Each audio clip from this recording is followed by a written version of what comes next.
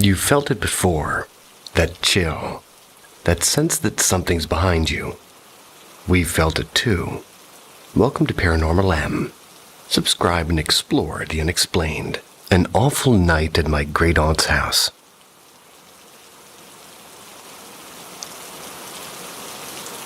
This happened in 1995. I was 8 years old, and I was staying the night at my great-aunt's house in Methuen, Massachusetts. I don't know if that's the right way to say that. Methuen? Methuen. Never heard of it. It was a 2-story house, but there was a 3rd floor with a pitched roof. It was basically an attic, but it was completely finished. Walled and heated and carpeted. It was accessible by an actual staircase. At first, they had me set up just to stay in the guest bedroom. I was only there for a few minutes when I asked my great-aunt and uncle if I could stay in another bedroom. There was a painting on the wall of what appeared to be baby Jesus, and it scared me. Throughout my childhood, I was scared of many, many paintings. A few years ago, I actually found the painting on Google. If anybody's interested, the painting is called The Light of the World by Charles Bosserin Chambers. They brought me to a different bedroom, and I was fine with it, and this room happened to be the last one in the hall before the staircase that led to the 3rd floor. When it was time to call it a night, I fell asleep without any issue, and I slept for a while. In the middle of the night, however, I was woken up by a strange sound. I don't remember what time it was, but I'm about to describe it. It's kind of very strange. What woke me up was the sound of what I assumed to be a Wild West movie playing. It sounded like a fight between Native Americans and cowboys. There was a constant barrage of yip yip yip yelps and a slew of random gunshots. And it gets even more bizarre. This sound seemed to be on repeat at about 10-second intervals. I could definitely tell that it was the exact same sounds repeating themselves over and over again. Got up from the bed and opened the door, and the sound was clearly coming from the 3rd floor. I went back to bed and assumed that my great-uncle had left a TV on or something. It was known that he sometimes slept up there. I tried to fall asleep, but I couldn't, and the sound was relentless. It kept on repeating itself for hours. I had the hardest time falling back asleep, but I eventually did. In the morning over breakfast, I told my great-aunt and uncle that I had a difficult time sleeping because of a loud TV being on. They both looked at each other pretty baffled. Told me they didn't have a TV on at any point during the night. When I told them that the sound had come from the 3rd floor, they once again looked surprised and told me that there was no TV on the 3rd floor. It was never brought up again.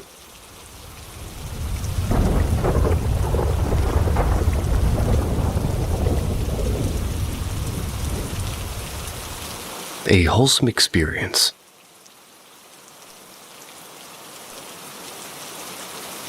I'm going to share my most wholesome experience. My great-aunt lived in a historic house on 80 acres of land in upstate New York.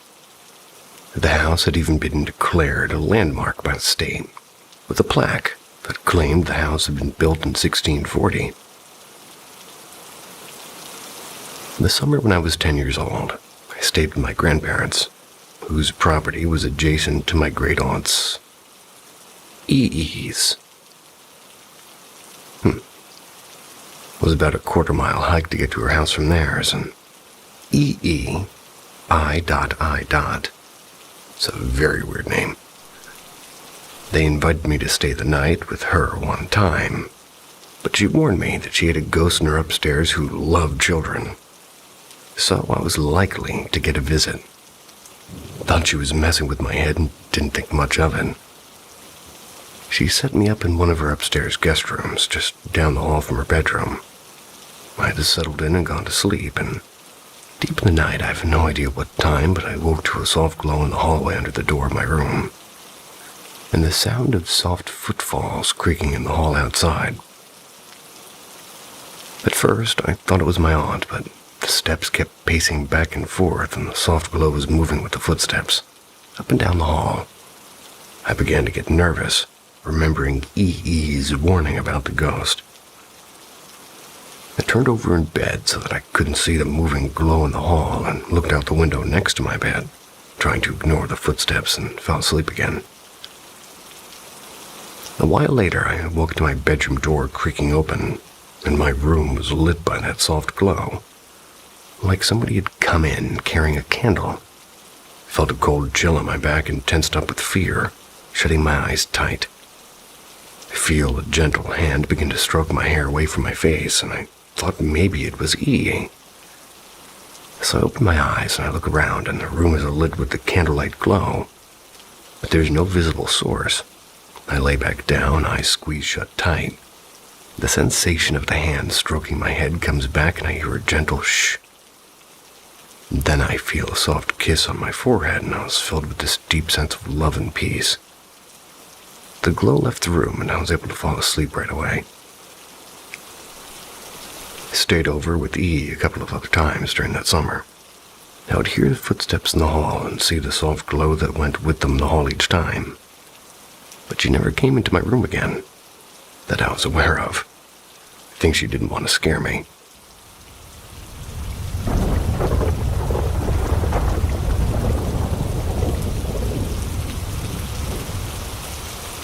I think I'm being followed by a ghost or a spirit.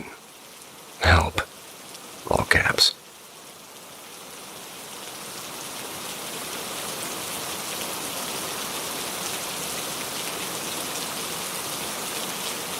My mother died when I was 9 in a car accident caused by a drunk driver.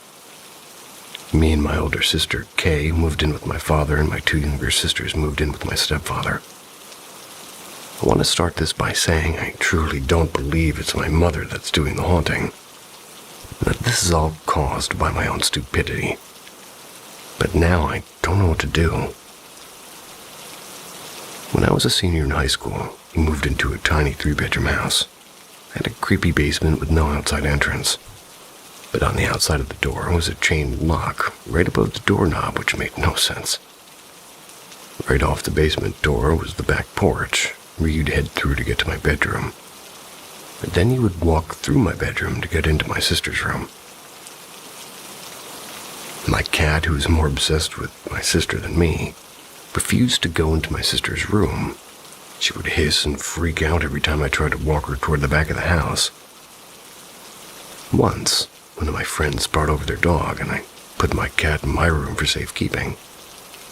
I went back in there 15 minutes later, and after they'd left, and the whole room was a mess from her running around, and there was piss and shit everywhere. She had never done anything like that before. There was another time when I was laying in my room and my sister was laying in hers, and the door between the rooms was slammed shut. She threw open the door and started yelling at me about shutting the room off. When she saw my face, she realized it wasn't me, and I slept on the couch, and she slept at her boyfriend's house. Basically moved in with him after that.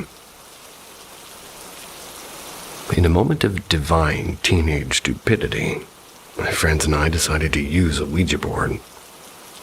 We only used it for a moment or two. We opened the board and started and got freaked out because we felt like we were being watched. We closed it off and put it away. It wasn't even a week later that the basement door chain was ripped off and there was gouge marks on the door. A week after that, I went to my sister's room to grab something to take to her, and the room was covered in gnats.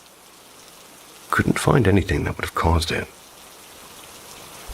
Family issues led to me moving in with my stepfather and my little sisters right after that. It was only a 2-bedroom house, so I slept in the basement in a little nook, and my sister P slept on the other side. I would often hear the sounds of footsteps stomping overhead, even if I was the only one home. And I saw a shadowy figure standing in my dresser, and it would disappear after I turned the light on. And one night after a bonfire, my friend stayed the night, and I sat up in bed because somebody was standing at the entrance to my little nook. They were dark, and I couldn't make out any features. I watched them for a few moments, but they didn't do anything, so I shook her awake.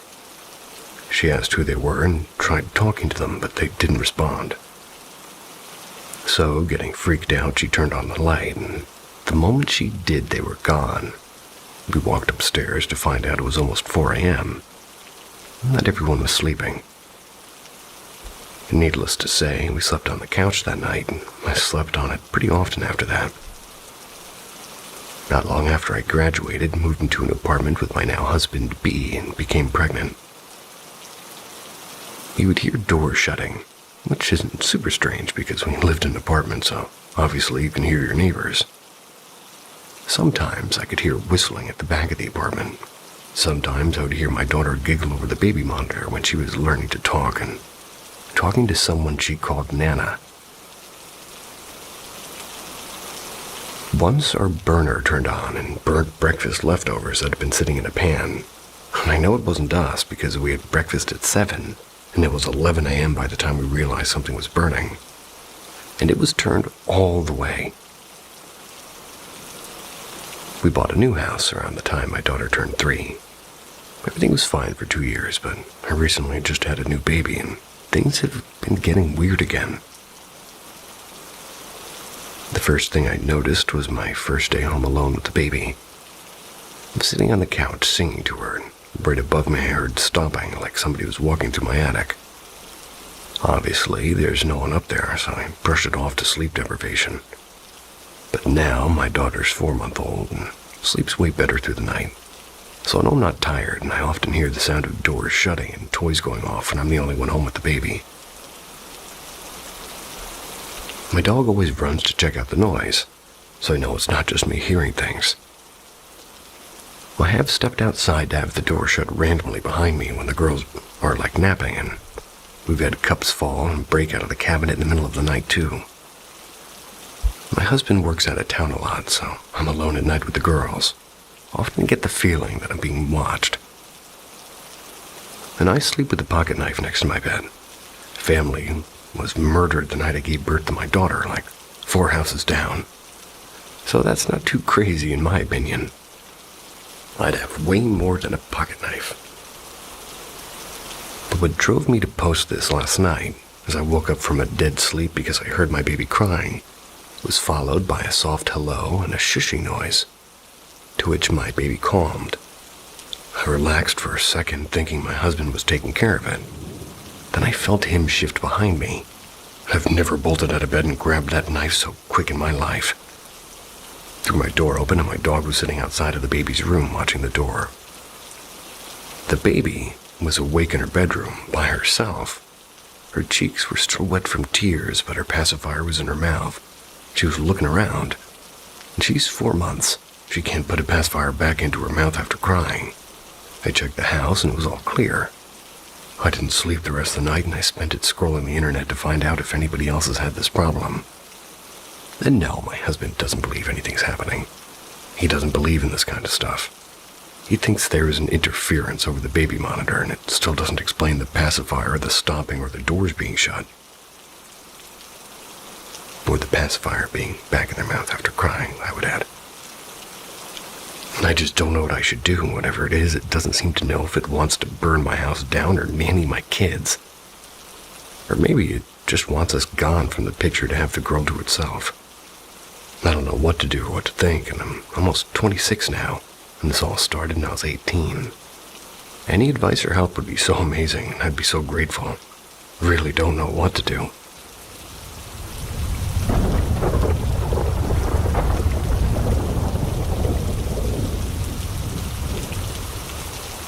My imaginary friend might not be so imaginary.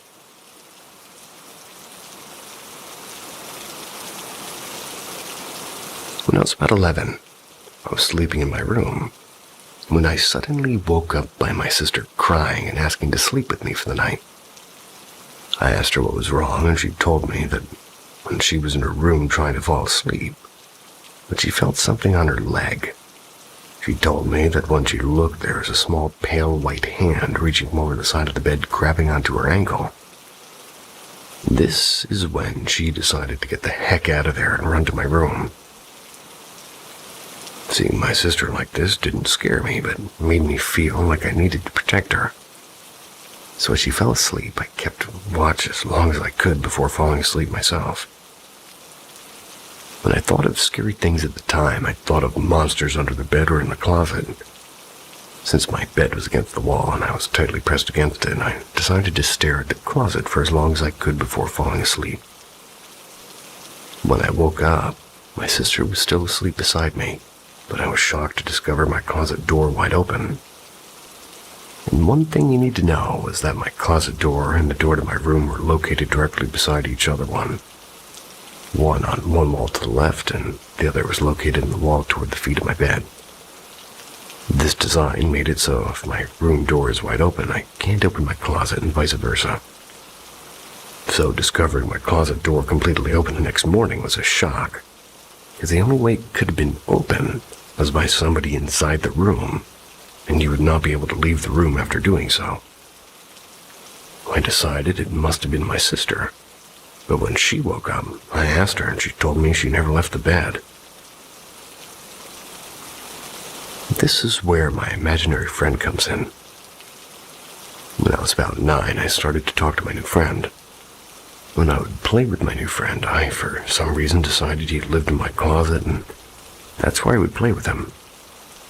When my family asked me for his name, I told them that he wouldn't tell me. I used to talk to him a lot before and after school, and pretty much every time I was in my room. And this continued till it was my 11th birthday, and I decided an imaginary friend was stupid, and my friends at school picked on me for it. So I told him I couldn't be his friend anymore. 2 weeks after this is when my sister came rushing into my room. Years later, I was about 17, and I was out to lunch with my mom and dad, and I asked my mom if she ever had a spooky encounter with a ghost or something. The thought came into my head because I was up watching scary movies with my friends. She told me that as a nurse, she's seen many creepy or crazy things while working. But she said she also had experienced stuff at home. She told me that when I was younger, she would hear what sounded like small feet running through the hall outside her rooms. She would assume that it was me getting up to use the washroom, but when she would go to check on me, I'd be dead asleep with the safety gate locked on the side of my bed. I moved a lot in my sleep and would sometimes fall out of bed. Me too. She told me that this would happen almost every night for a couple of years, and I told her that I thought that was crazy because I was afraid of the dark and I hated going to the hall at night. She also told me that something else that shocked me and, sent shivers up my spine. My house used to be an apartment building, and at some point a family lived on the top floor where our bedrooms are now. And a young boy had died there, in my room, in my closet. I just felt like I had to tell somebody the story. I'd love to hear about someone else's similar stories if they have any.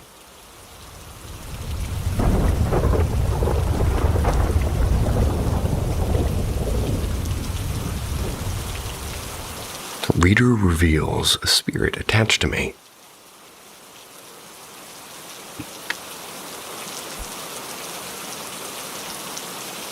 However, this is not my only experience, but a recent one that freaked me out. So I recently had my mother-in-law's friend come to the house to drop some stuff off, and I briefly met this woman twice. When I finally sat down and spoke to her, she decided to sit with my great-grandmother for a few moments to catch up quickly. She was in the hospital for a perforated bowel. I feel you there, ow. She mentions that she read people, so I looked at her, and me being a semi-skeptic due to a ton of false readers, I told her to have a go at me. Her response was, "Honey, I don't force readings. They'll come to me when they please. However, your grandmother said if you're getting that SUV, take her bracelet from the rearview mirror and put it on your left wrist." Mind you, I've never sat down with this woman until today, and she knows absolutely nothing about me. Only my mother, Ziadziu. Whoa. D-Z-I-A-D-Z-I-U. Ziadziu, Ziadzui? Whoa. Ziadzui. And fiancé. Know about the car I plan to get.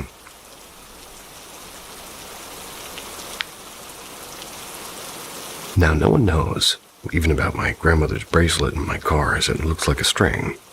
It has the pictures of Mary and Jesus, but I'm not religious. I took it because it was hers that she wore 24/7. Either way, she mentions a few things out of the blue during multiple different topics that nobody knows, not even my fiancé. Until I mentioned an experience with the spirit, and here's how it went. Me. I swear that something is attached to me. So many items go missing for 2 days, then appear back where I last put them. Friend. Honey, it's a little girl. She's been with you since you were a kid. She's mentioning something about an orange cat that was hiding under your bed that wasn't really there. Also, she loves to play, and she said something about her best friend, but she keeps calling you sister.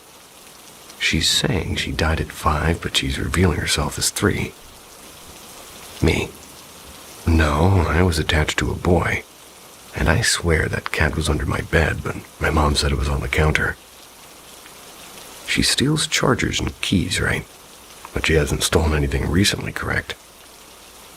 Yeah, I yelled at her a few weeks back because it caused an argument with me and my fiancé when I kept getting aggravated by my charger disappearing. Mind you, that shit was plugged into my car, and no one's allowed to use my car.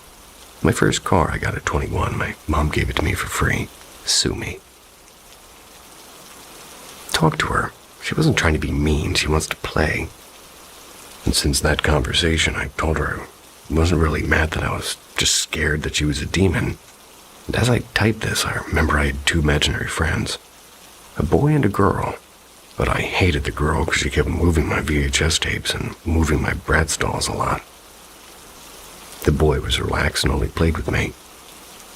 I feel as though I sound a bit crazy, but now that I said I'm not mad, I have a feeling she's going to get active again.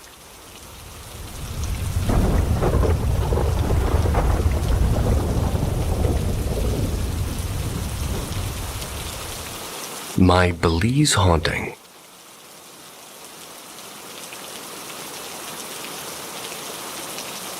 I never had a story to contribute, but that changed in May of 2019.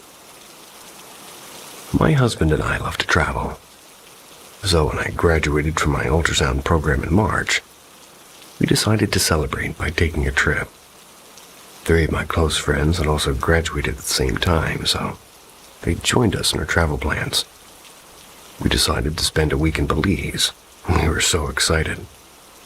We wanted to see as much of Belize as we could, so we stayed in 3 different areas. The place we stayed was in a town called Placencia. We got a room with these beautiful sort of cabanas right on the beach. We stayed there for a total of 3 nights. The first night was uneventful. The second night, unfortunately, didn't go as smoothly. After a super fun day of beach activities, we decided to head back to the room to get some much-needed rest.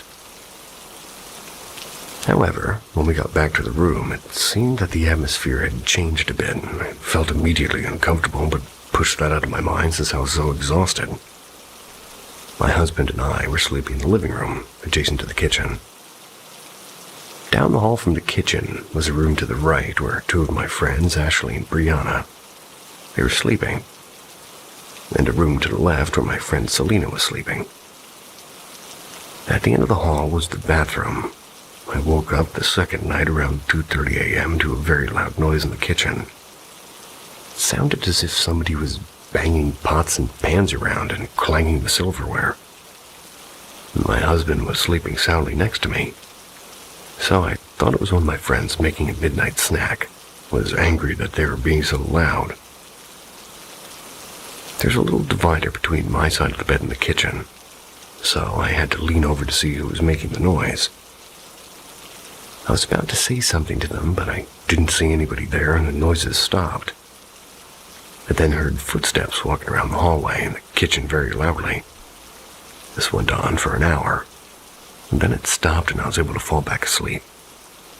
I woke up the next morning, a little bit nervous and a little bit annoyed, wanted to get to the bottom of it.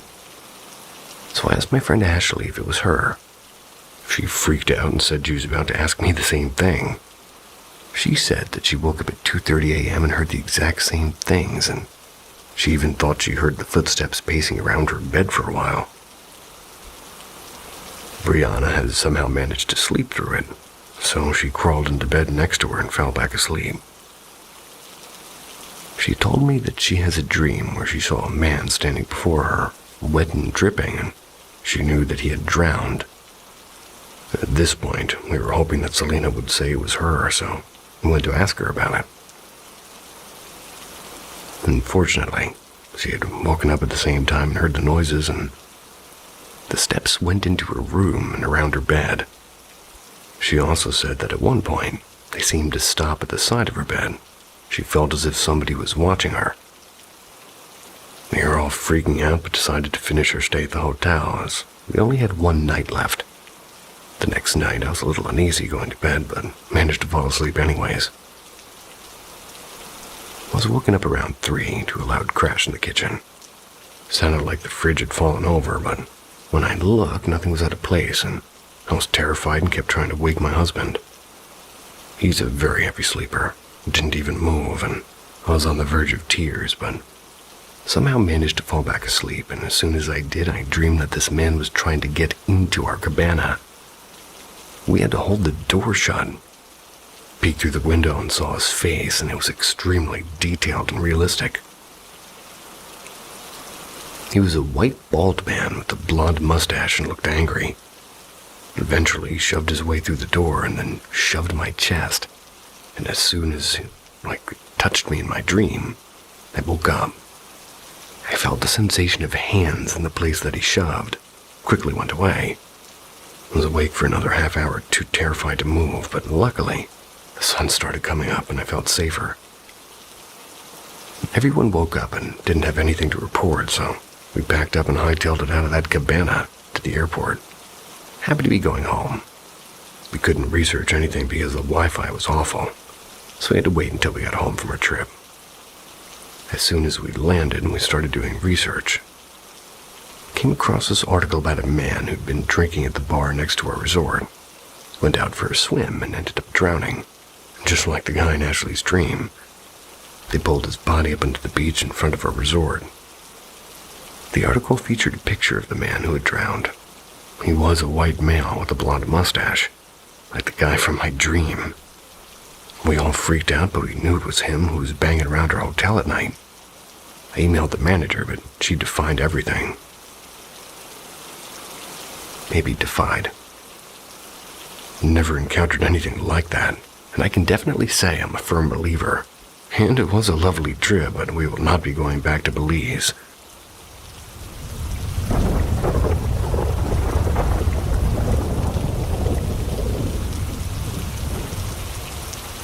What is going on? I'm 16 years old, and recently my parents split up. My dad rented a new house, and my mother kept the old house. For a little picture of the inside, there's a kitchen with a small dining area connected to the main room and living room. The living room has 2 doors. It all started off normal. Came over to his house for the first time to stay a couple of nights with him. Nothing was off whatsoever.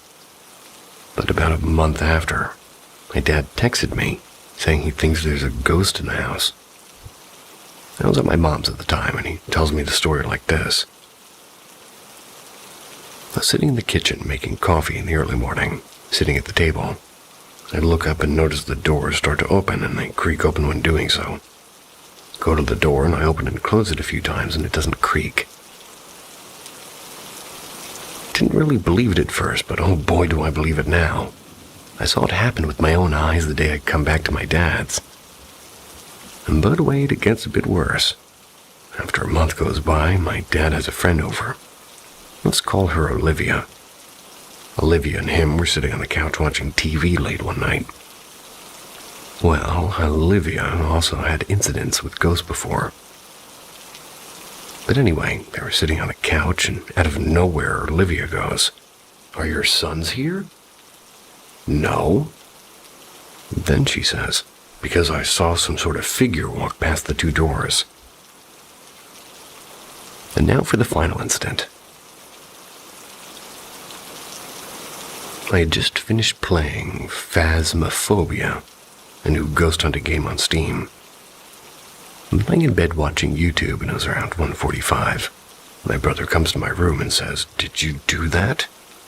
Clearly I didn't. He tells me to wait in my room, and he goes to check around the house because he heard something.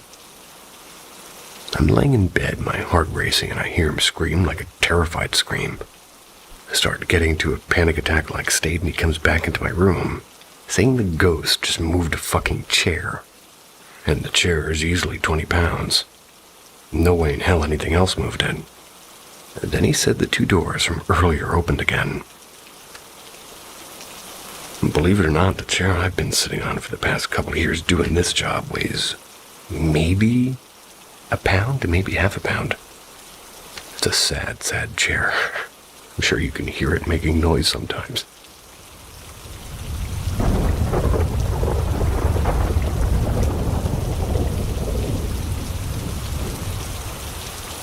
The lady in my kitchen and that pounding noise every night.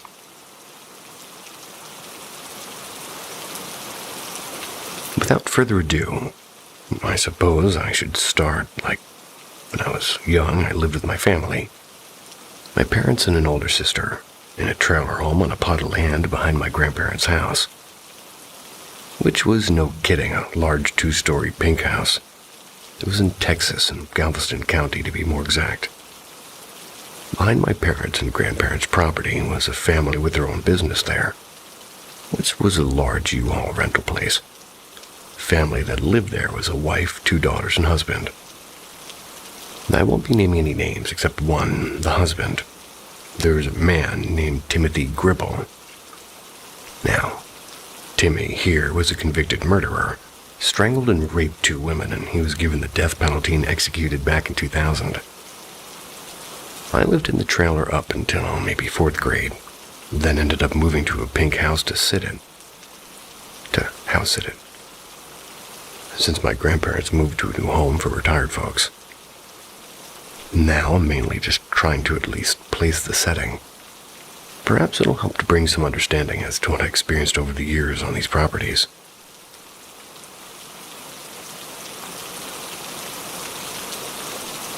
Even when I was a kid and moved into the pink house, or even visiting, I always felt off being there, like something just wasn't right. Nothing really happened though until I was in 6th or 7th grade. First it was a weird thing with the front door, and it would just open on its own. At first it would just open slowly and stay open, easily explainable, right?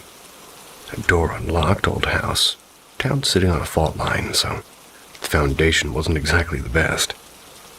It never really weirded me out, and what was weird was one night, around 8 or 9 p.m., I'm just watching TV in the living room. The door just opened and closed itself quickly twice. Didn't creep me out right away because I figured, oh, it's just my cousin, and he said he's coming by to pick up an inhaler for my mother. They both have asthma. He was known to be a little bit of a jokester toward me, so whatever, I'll just see if it was him.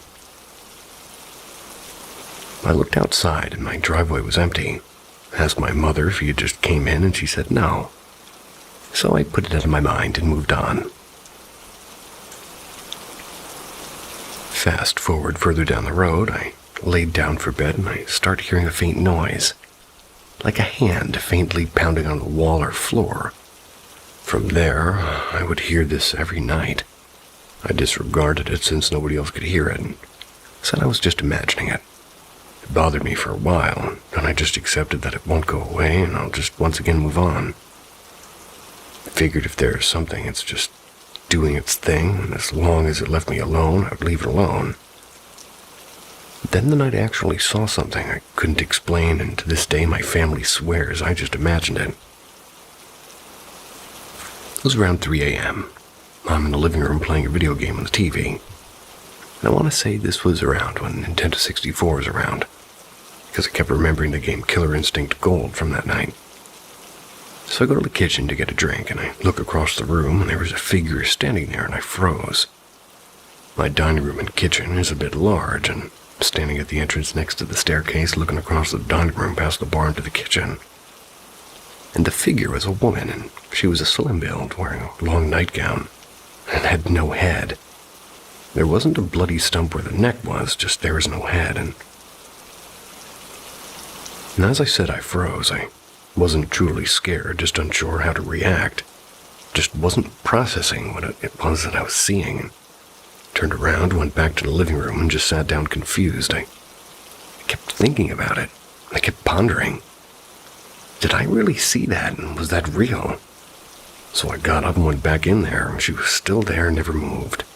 Just standing there. I went back in and out several times, and she didn't leave. And I finally said, "Okay, you stay there. I don't care what you do." And I'm going to my room and going to sleep. No response, not even a wave and nothing.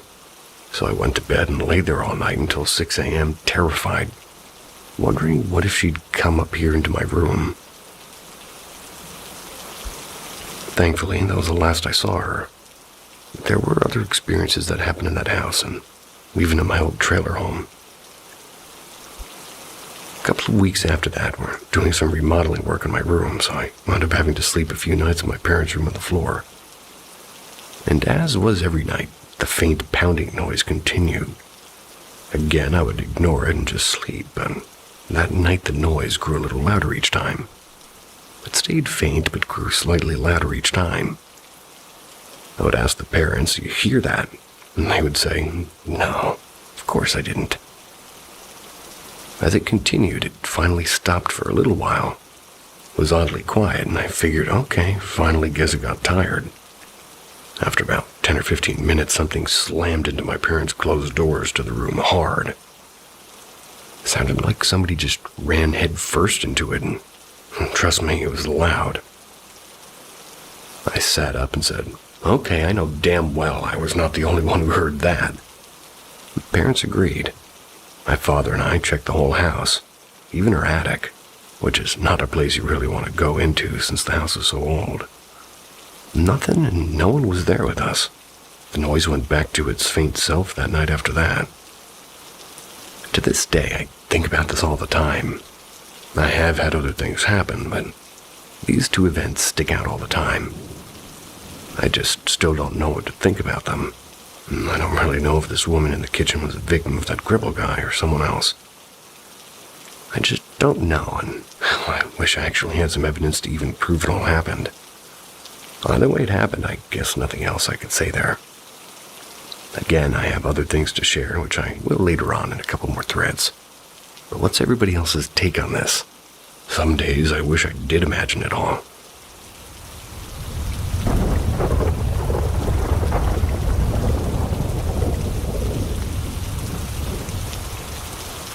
Evil spirit or demonic encounter a friend had.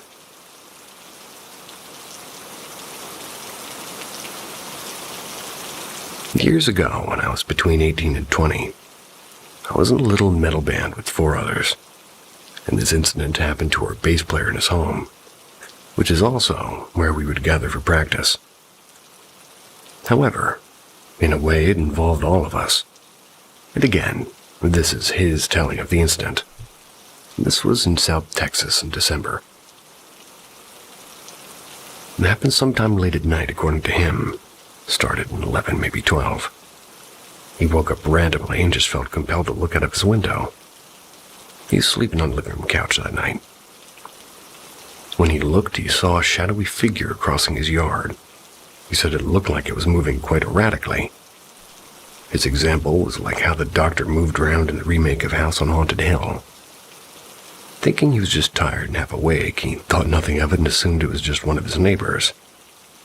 They were known to do that often, and he went back to sleep. His neighbor did that often, huh? Shortly after that, he woke up with this feeling like somebody was holding him down and making it hard for him to breathe. Which sure sounds like sleep paralysis, except, well, he claimed the whole time he could hear chanting and whispering around him, and no one was in the room with him. It eventually stopped abruptly after a minute or two. He sat up confused and terrified and got a drink of water and tried to go back to sleep, which happened eventually. And shortly after that, it all happened again, same feeling, same chanting and whispering. He always said he never knew and could understand exactly what was being chanted and whispered. Regardless, this episode ended, and he once again was scared and confused, and he chalked this up to maybe he had a bad dream and managed to go back to sleep. Then it all happened once more. He woke up like something was holding him down, making it hard to breathe. The chanting and whispering all around him again. Though this time, something new happened. He said he looked over next to him on the couch, and standing in front of the Christmas tree was a short, about 4-foot-tall, shadowy figure that appeared to be cackling at him. Wasn't making any other noise. This went on for what he said felt like forever this time, and when it stopped, he said forget sleeping, went to his bedroom and played his bass guitar the rest of the night. Good man. Also, for the remainder of the night, coming from the direction of his sister's room, he would hear 2 knocks every couple of minutes.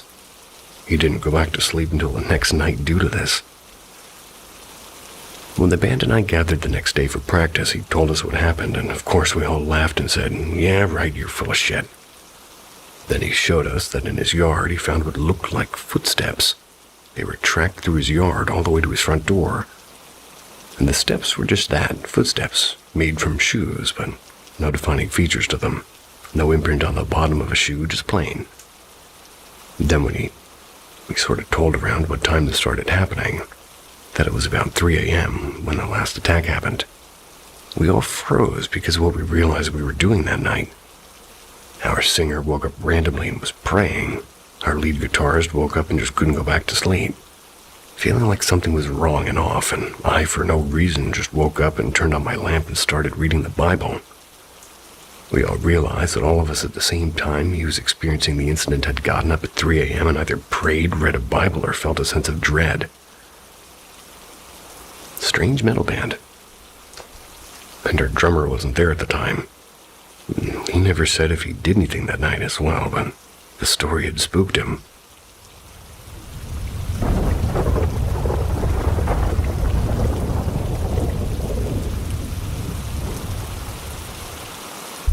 The little boy in my old house. When I left the military and secured a new job, I had to move from Norfolk, Virginia, much closer to Washington, D.C. I lived there alone for a year, until my wife had finished her military service and was able to move her and the kids out to where I was living. When the time came, we settled on renting a small 3-bedroom townhouse. We weren't expecting to be there long, as my goal was to leave Virginia and get a job somewhere else. And as always with life, nothing stays as planned. We ended up living in that house for 7 years until we settled on just buying a home. Those 7 years were filled with some strange occurrences in this house. It all started with a discussion my oldest son would have with his mother about his room at night. He had the second largest bedroom, and at the time he was 4 and our daughter was 3. Our son would go on to tell us how a little boy would come to him in his room at night and talk to him. He said he would talk about how he had to hide from the bad man because he would kill him if he found him. We were confused, but figured maybe he was just having some weird dreams. And this went on for a couple of years, though until he started to get closer to 12 when he ended up having to move rooms. We decided, because our youngest daughter is getting older, she needed a bigger room. So the wife and I moved our room into the basement, moved her son into an old room, and moved our daughter to his old room. Then it started again, except with her daughter. She started to tell us how she would see this boy, and unlike my son, it was scaring her. She would often sleep on the couch in the living room, and this is where her odd habit of needing to sleep with lights and TV on started as well. And this isn't where it ended, though. There was an occasion where I was taking a nap on the couch in the living room, and the wife, laying opposite of me on the couch, was just sitting and reading a book. That's when she saw something. She looks up with her skin pale and asks if I saw what she saw. I didn't, and I asked what did she see. She said she had seen what looked like a very short person walk by the couch right behind where I was laying. Whatever or whoever it was, they were gone. When I turned around at least, and, well, she even saw this thing disappear right in front of her. Needless to say, this terrified her a little, and my wife has always been a bit more sensitive to paranormal things, so she always did see more than I ever did. On another day, while I was at work, the kids were at school. She told me she was laying on the couch, could see right up the stairs to the first landing, and a little boy in very old clothing was actually sitting on the stairs. She explained that she had asked the boy what his name was, and how old he was, and even invited him to sit on the couch with her if he was lonely. She said there was not a single answer, and the boy just stayed where he was. Now, I never witnessed or really saw anything happen, but I have had my own experiences as well with this boy. Back before the rooms were moved around, there were many times when the wife and kids would go see her mother, and I'd be home alone for weeks at a time. No matter what I did, you always felt like somebody was sitting with you or watching you. I had a problem with having to sleep in the dark in the home when everyone was gone. I used to sleep in her bedroom and it was upstairs, but I couldn't anymore, as every time I did, there just always seemed to be somebody in the room with me or standing in the hallway. Now, shortly before we ended up moving, there was a series of the same incident that got me to the point where I could never even sleep in the upstairs room anymore, ever. My wife and I don't sleep in the same rooms. It's due to our habits. She needs lights and a TV on, and I need darkness and silence. So we just sleep in other rooms. Well, I opted to just stay on the couch every night. But for a few nights, I had to sleep in my son's room because we had to get rid of our couch, wait for a new one to arrive. My son had a trundle bed, so I slept on it for a few nights. And every night I slept on this thing, I'd be falling asleep, and then I would just feel like someone or something would lay down right next to me. I wouldn't see an indentation, but as soon as I would look, there'd be no one there. At first, I thought, well, maybe it's one of the cats we owned, but they were never in the room with us up there. To be honest, there was really never anyone up there in general. This would happen every night, and when I brought it up one day, my son, who is now 11, told me, "Yeah, it happens all the time. I used to be afraid, but now I'm used to it." I did research on the house. However, there was no listed history of a boy living there, or ever dying on the property. The only history of the area was that it used to be mostly trees where we lived many years ago. And the area was also where a Civil War battle happened before everything else. Still no mention of the deaths of young children anywhere. To this day, in an odd way, I feel horrible about moving out of that house, because being a parent has made me feel as if we left a child there to be lonely. And perhaps that's all it was. This child's spirit was just happy there were people there. Now he didn't have to feel lonely anymore. Who was this little boy?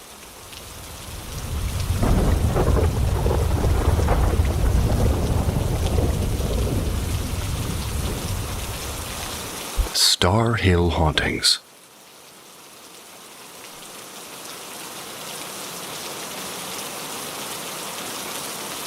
In a small town in upstate New York, about 15 minutes north of Utica, there's a place called Remsen. It's home to quite the hot spot for unexplained activity. Star Hill, as it's known locally. It's a point on Star Hill Road in Remsen, New York, where the Penn Mountain State Forest meets the road. On the road are two parking areas, both with impressive views of the Mohawk Valley.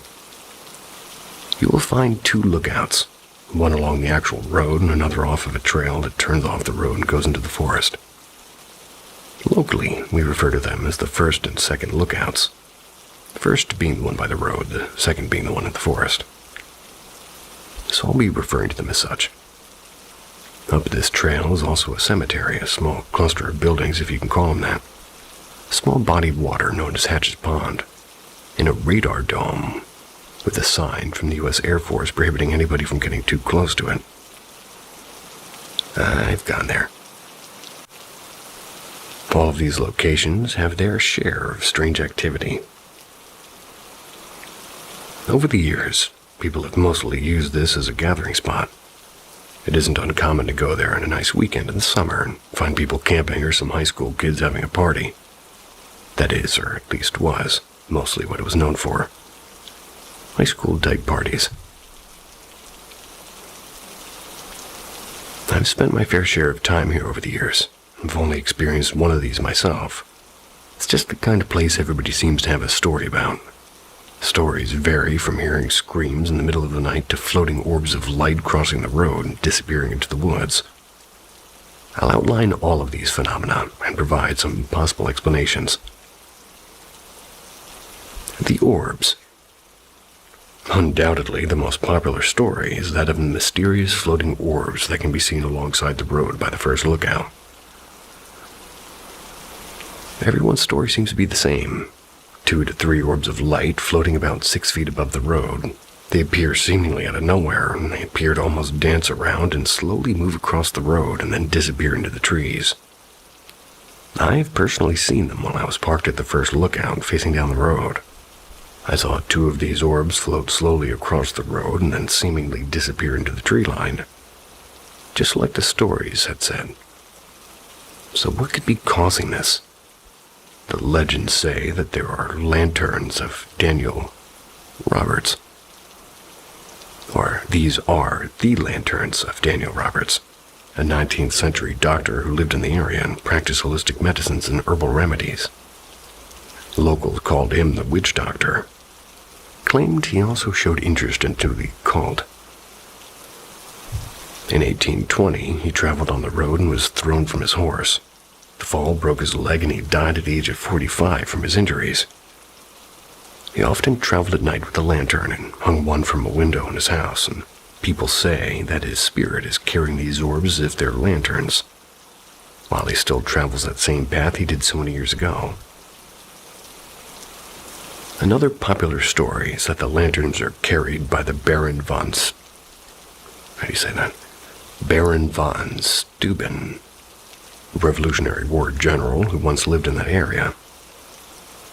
Sometime after his death in the early 1900s, they moved his body from its original resting place to a memorial that had been constructed in his honor.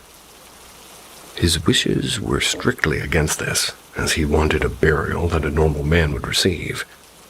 Legend states that these lanterns are carried by the Baron, searching for his body. One thing is certain, these lights cannot be coming from a vehicle. They're too far apart to be headlights and have a distinct flicker to them like candlelight. It's also been speculated that they're being produced by a car driving through the area. However, they do not produce light in the same way that a vehicle's headlights would. There's no other roads in the direction that you'd be able to see them. The screams. Another popular occurrence people often report is hearing blood-curdling screams all throughout Penn Mountain Forest, centered mostly around the cemetery. People say that the screams of a woman can be heard at random hours of the night. They've been reported in other areas, but mostly near the cemetery. The theory explaining this is, back in the 60s and 70s, a man by the name of Bernard Barney Hatch, who lived nearby, would kidnap women from the surrounding areas of New Hartford and Utica. He'd bring them into the woods and kill and torture and bury them there. They were only ever to pin one crime on him, and that was the murder of Mary Rose Turner, April 26, 1973. Hatch killed and dragged the dead body of Turner up the nearby Potato Hill Road with his car. He then buried her body in the woods alongside the road at an intersection. He is currently serving a life sentence in state prison, but many believe he's responsible for other unsolved murders of women and children in the area during that time. The screams are said to be that of his many victims, who never got the justice they deserved. The rocking chair. Drive up the rocky dirt path, and you'll stumble upon a cemetery. This cemetery dates back to the late 1800s, has a ton of graves from this time period. There was once a rocking chair here, and it's been said that anybody who sat in it would die within the next 24 hours. Today, it's no longer there. The story goes that a young lady had gone there with a group of friends. Some of them had dared her to sit in the chair. Knowing the legend and dismissing it, she sat in it anyways. The next day, that girl was killed in a car accident. The father, after talking with one of the grief-stricken friends, had learned about the dare and a legend. He went up to the cemetery and destroyed the chair, so no other parents would lose their children to this chair. Evidence of this is scarce and almost non-existent. However, many do report that there was in fact a rocking chair there at one point, and it had simply gone missing. No one seems to know what happened to it. There's also signs posted around the cemetery saying that there are security cameras in use, 2 of which can be seen mounted on trees.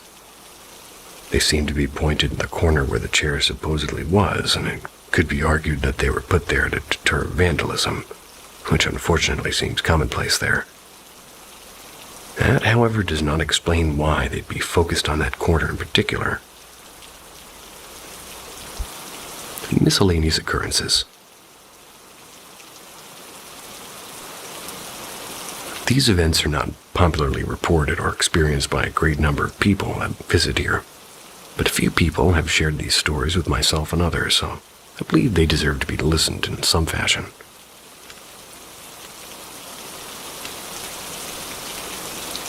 Hatch's Pond, nicknamed after Barney Hatch, has had numerous legends surrounding it. Stories of it being used at some point by the Mafia, which had a large presence in Utica for years. The alleged body dumpings are plentiful. However, no evidence to support this has ever come up. According to some, the whole force was used at one point or another by the Mafia for various reasons, since it was remote and far away from the city. Not only a story of a local tow truck company pulling a car to a pond could possibly have a connection to this, but no evidence of human remains were found in it, and it was deemed most likely that somebody had stolen the car from a dealership and dumped it here. This is somewhat supported by the fact that it was a relatively expensive vehicle at the time, and reportedly had extremely low miles. No evidence of it being used for a body dump ever surfaced. There is a small collection of structures near the pond, dubbed the Hermit's Village. Many people have claimed that a hermit had once lived in these small structures and would be aggressive toward people traveling by. There's no recent evidence of a person living there, and it most likely was used as a sort of hunting area back in the day. Basements of long-forgotten structures can also be found in the surrounding area. Reports of lights following you up the trail, also pop up from time to time. A friend told me that lights appear behind you, only for no vehicle to pass by. And there's only a few places to turn off, most towards the beginning of it, so a vehicle turning onto another offshoot of the trail is unlikely. People have also reported speaking to a man in a military uniform, thought to be the ghost of the Baron who was buried in his. I've also been told of a man in an old white pickup truck offering to give you a ride to a party that's happening further up the trail.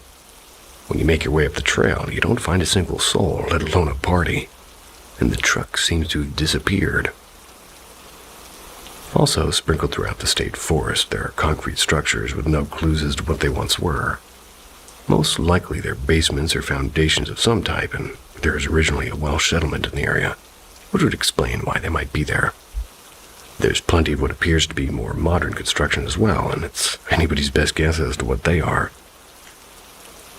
These are just a small collection of some of the things that sort of happen up here, and if you're from the area and have your own stories, please feel free to share them. If you've never been before and are willing to take a drive there, you won't be disappointed if ghost hunting is your type of thing.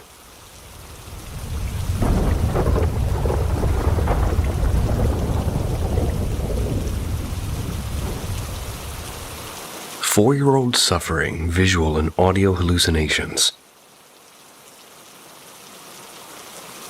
There's a very real chance my 4-year-old is a schizophrenic, but doctors tell me this is rare.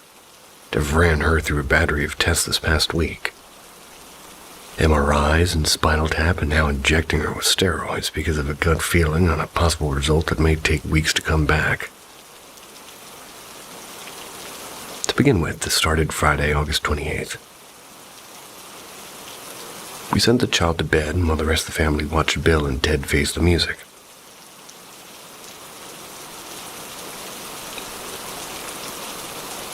In the middle of this, she began to bang on the door that she couldn't all of a sudden open. Happens to her sometimes.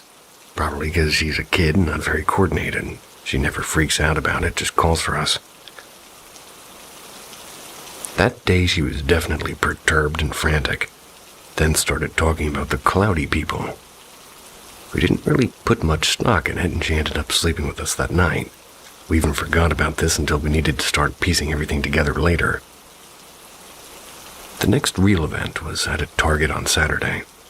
My son and I had been hunting action figures, and the wife and the 4-year-old tagged along with us. Everything was fine until she saw a Spider-Man toy. Marvel Spider-Man Far From Home web-shot spider bolt that has some rubbery webbing on it, and she started freaking out about the spiders being on her. Thought she was just being a silly kid and thought the webbing equals spiders, and after we pretended to brush the spiders off and started to become clingy. But things worked out, and we ended up at Walmart and bought her a Blue's Clues stuffed you. Stuffed you? Stuffed animal, maybe? I mention this because I remember her calmly and rationally making a decision between blue and magenta, and she chose magenta. The next day, I was out of the house mostly until the evening. Made a run to Home Depot for some soil for the wife's garden, and brought her along. I had time to interact with her in the car because I didn't feel like driving, and I tried to get her to say please when she asked for a snack. She was being stubborn and was going to say please, but then decided against it. We ended up at a different Walmart, and she saw this Trolls microphone that plays the same song over and over again. For 20 minutes, she incessantly played it and only gave it up at the register. I never put it back in her hands, and I gave her some candy that we bought her to make her kind of forget about it on the ride home.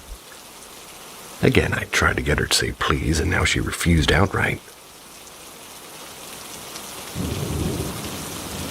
Back at home within an hour, the hallucinations started. She started giving them names of cartoon characters. Tyrone and Lady Tasha from Backyardigans.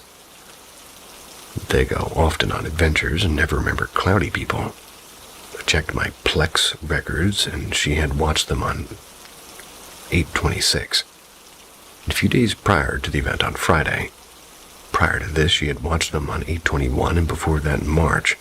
The cloudy people were everywhere, and she began to talk to gibberish and nonsense. A lot of verbal diarrhea. Imagine a very hyper child on speed. Her heart rate increased, and she began to walk back and forth and open and closing doors. We tried to get her to sleep, and she would just not relax. Even when we had her in the bed, we were just definitely concerned. Thought maybe she had too much candy. Although this is not normal behavior for her, even when she has had too much sugar in the past. I finally got up and took her to another room and held her close to me and asked her to relax and close her eyes. I started to hear the rhythmic breathing of sleep, but the eyes never closed. They were wide open and doing, but blinking rapidly, like an REM sleep. The next morning, she slept until past 12, but ended up waking her, just wanting to make sure she was okay. She got herself up and seemed pleasant, but then the incessant verbal chatter started again. Then we noticed she was having a conversation for the first time. Not like a child, having like a make-believe one, where they're talking to themselves and maybe answering the questions too. She seemed like she was being interviewed or interrogated. She would give answers to non-existent questions, and I sent her on a neighborhood walk with my oldest daughter. Along with the way she discussed moving and finding a new house, but not with my daughter, with the voices she was hearing. Upon their return, we set up a virtual meeting with the pediatrician while we waited for our appointment with the real pediatrician. I also learned during this meeting that my daughter had bought her ice cream from a Quick Stop. But immediately after arriving, the child had forgotten that she had eaten it. The virtual pediatrician was the first to point out this behavior seemed typical for a 4-year-old, and yeah, I've seen hyper 4-year-olds and agreed, but not for her. I still thought maybe a sugar reaction. We started to see her talk with a changed, higher-pitched baby voice. The doctor noticed it as well, and then noticed her talking to herself and then answering the cloudy people. She told them that that's who she was talking to. He recommended we take her to a child psychiatrist, but told us to visit the pediatrician so we can make the recommendation. Soon after, she's bouncing off the walls and with hyper fears and anxiety. Spikes on the floor said by the cloudy people, among other things. Started to be filled with dread as a parent, but still thinking it was sugar, I decided to take her on a walk to tire her out. Or stop giving her sugar completely for a minute. So we went to Target, and she found that microphone we bought, and she proceeded to use it over an hour straight, on the drive and at Target until we saw the same toy again. Once she saw the webbing, she threw herself on the floor that spiders are all over her, and on my hand, and that she wouldn't let me touch her. And on the microphone, which I had to wash for her to touch again. That night was even worse than the previous night. Only now I had a 4-year-old who's regressing into herself, becoming more immature and smushing her food. That was a long night, hard to get her to sleep, and us looking at every theory in the book from PANDAS to ADHD to autism. Monday at the pediatrician. The first pediatrician only saw what she believed to be normal. The normal babbling of a 4-year-old. We assured her this was not normal for her, and when she stepped away, the conversations in trance-like answering and robotic voice began. She returned with the second pediatrician, and they observed the behavior. He remanded us to the ER immediately. He said we can do nothing for her. We wanted them to swab for strep throat to rule out PANDAS. My wife has issues with strep throat over the years, with swollen tonsils and lymph nodes. I currently had swollen lymph nodes myself. They wouldn't, and we suspect they thought our daughter had fallen into household or recreational drugs. Leave everything like cough syrup on a high shelf in the kitchen locked up, and don't do illegal drugs or prescribed medications. So we went to the hospital, where till today she's been through a litany of tests. She has baffled and scared quite a few doctors, and today left what seemed to be a very sure of her psychologist with the case of the I don't knows. She also started with this thing that, she started with the she seems normal talk. Then we mentioned the cloudy people, saw the terror in my daughter's eyes, and then began to just lose her shit from that moment. We think it's stress-related, but they won't let her out of the hospital, and the neurologist gave us the hard sell on steroids. She'd seen her child in trance-like states and assured the psychologist that there was a real problem. I hated agreeing to the steroids, but I just wanted her home to rest, and the hospital had been traumatic. She's been referred to the nursing staff as killers, and her hospital gown is jail clothes, and described a jail area somewhat in the hospital. But here's the punchline. I decided to talk to her to get through to her, ask her about the cloudy people and who they were and what they were doing. And she said the name George. I said, what does George do? George and Harold make comic books, she said. Captain Underpants is a favorite of my son. It just so happened she watched it at the hospital, and I'm getting nowhere. So frustrated, I said, George and Harold are on the TV. It's Captain Underpants. Tyrone and Lady Tasha are backyardigans. And they're on TV too. They aren't real. She gets quiet and whispers, they have the same name. The same name as who? George and Harold? No, as the George at home and Georgie, the fucking dog, who's a rescue off the streets, whom we named Georgie because our child, who was still crawling at the time, just said the name out of thin air. We thought it was cute and assumed it was from a cartoon and thought nothing of it. She stopped talking soon after that. We feared autism and we took her to speech therapy. Eventually started talking again. But if that wasn't enough, my wife's sister watched her today at the hospital. When the sister was leaving, she told my wife that she also talked to ghosts as a child. My wife realizes that, she had repressed those memories. Now I've been home without my wife for 5 nights, still a skeptic and jumping at every strange noise I hear in the night.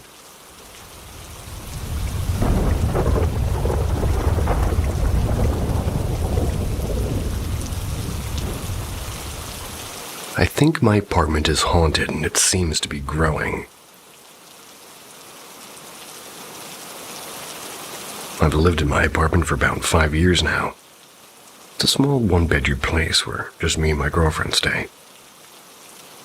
It has a kitchen, a living room, bathroom, a bedroom, and a boiler room kind of thing. Has the water heaters and heating for the top 2 floors as we live in the basement. The boiler room is near the bathroom. It starts off the hallway to our back door. It always had a type of weird vibe coming from it, but we just kind of played it off. We have noticed over the past 3 years we're starting to get more and more creeped out by the room. Around 1 a.m. every night you feel a presence just kind of lingering near in the room. Can't really explain it other than you're being watched. I used to love sleeping out of the living room. Our couch is very comfortable for me, but now anytime I'm in the living room alone after 1 p.m. I honestly get too scared to be in there. I feel like somebody's just standing over me watching me. I also started to notice in the past few years, maybe 2, that at any time I try and ignore this feeling, I start to have really dark thoughts. I'll close my eyes while ignoring it and try to sleep, and I'll just start seeing pretty graphic images of just scenes from, like, horror movies that play randomly in my head. Even though 5 seconds ago I was on YouTube watching a very calming video or something funny. I don't understand how. I was just so calm, and I close my eyes to sleep, and my brain is overrun by these dark images and thoughts. So I usually pick up my blanket and run back to the bedroom where my girlfriend is sound asleep, hop in bed, and thoughts go back to normal. I thought, honestly, I'm just a bit goofy and over-scaring myself. But about 2 years ago, I had a friend who was homeless for a while. He stayed with us, and he would sleep on the couch. I noticed he always slept on his side, facing the inside of the couch. One night, we had some people over and were drinking, and I asked him for some odd reason why he's always slept like that, and he told me, I feel like somebody's watching me when I try to sleep. Kinda confirmed what I was feeling. So me and my girlfriend went and got sage from Spencer's and saged the house, but nothing changed. In April of this year, we had a small get-together in my backyard with people from my job. And we're all in our early 20s, and this girl from my work asked my girlfriend to go with her to the bathroom. My girlfriend was busy doing something outside, so she explained to the girl where the bathroom was. I know where it is, I just get a creepy vibe from the room next door. So later that night, we're playing drinking games and talking, and I asked what she meant, and she told us that when she went to get ice cream earlier, and it felt like she was being watched by something or someone in the boiler room. She kind of feels spirits since her grandma had passed away the previous year. We all kind of started discussing it, and a few people also mentioned what's the same thing about the room. See ya.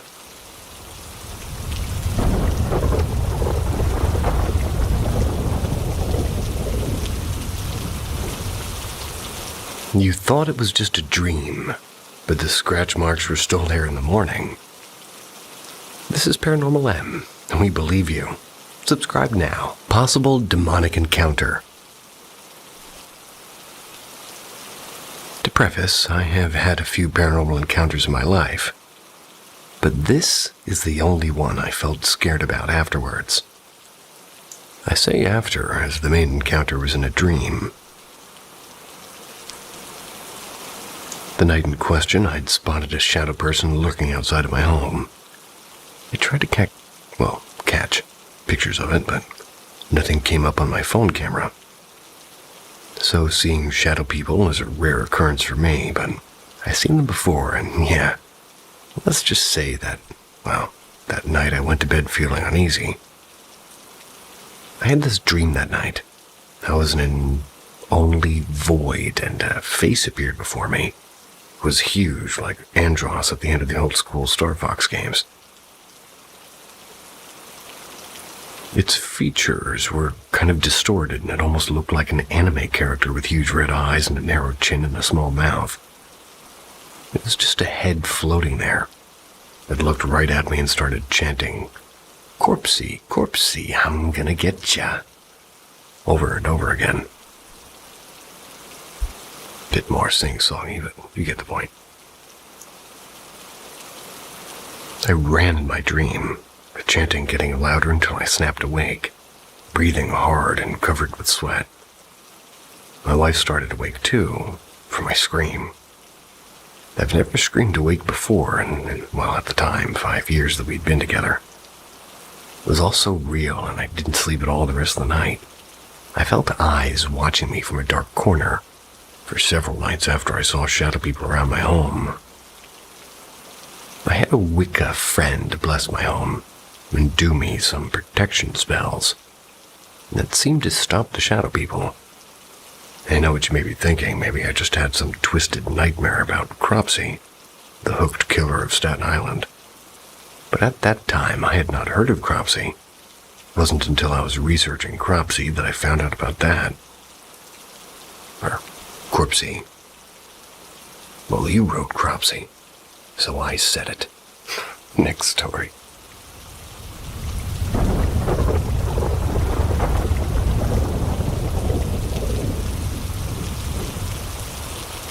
I think my dad is haunting me. Advice. So lately, my wife and I have been going through a hard time with COVID such. I've been very stressed, and my wife and I have noticed a couple of strange things happening around her apartment. These include phantom smells and cold spots and objects moving without us remembering to move them, or without us remember moving them. Excuse me. Now, here's some backstory. My dad passed away in 2007 from cancer. We were always very close, and I had to relearn how to live without his guidance and friendship. I keep a small vial of his ashes along with a photo of him, so he'll always be near me. This is placed on a shelf in my living room, along with some family photos. My apartment is right next to a large power substation. We've always had an inkling that there might be a lot of paranormal energy around.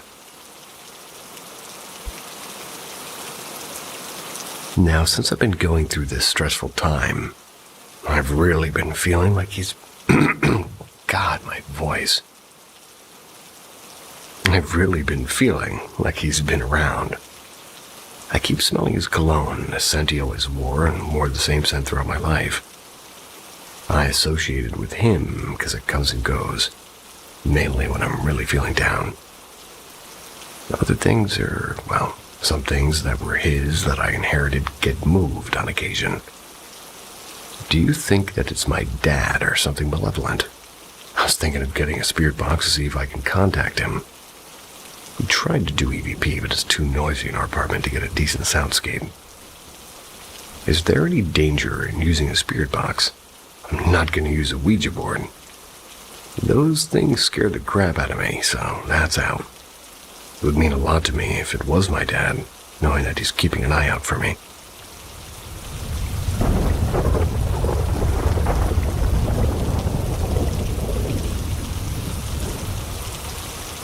Paranormal encounter 10 years ago. My parents' house is a very, very, very, very old house in Europe. It was a farm in its early years.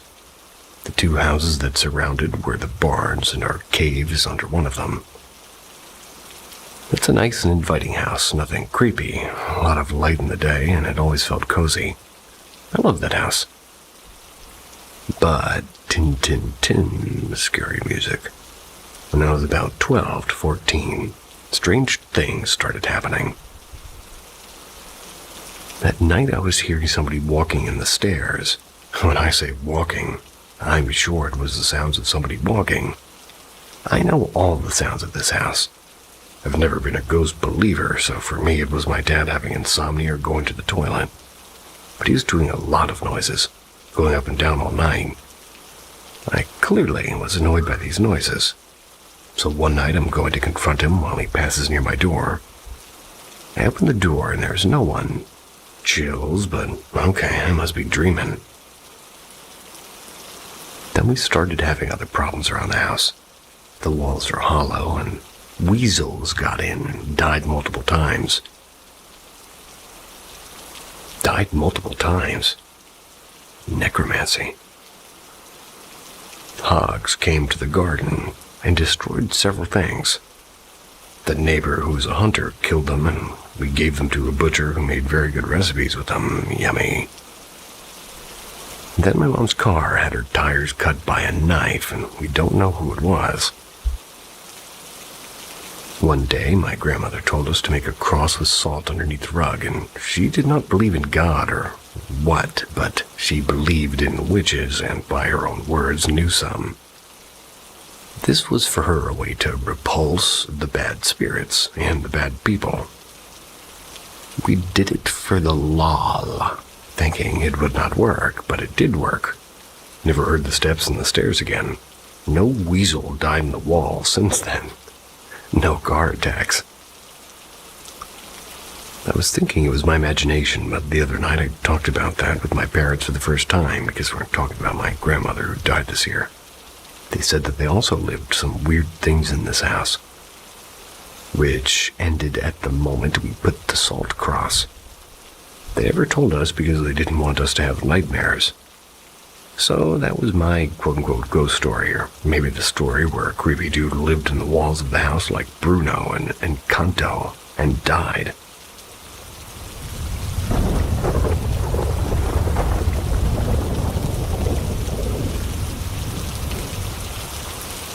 I met my doppelganger.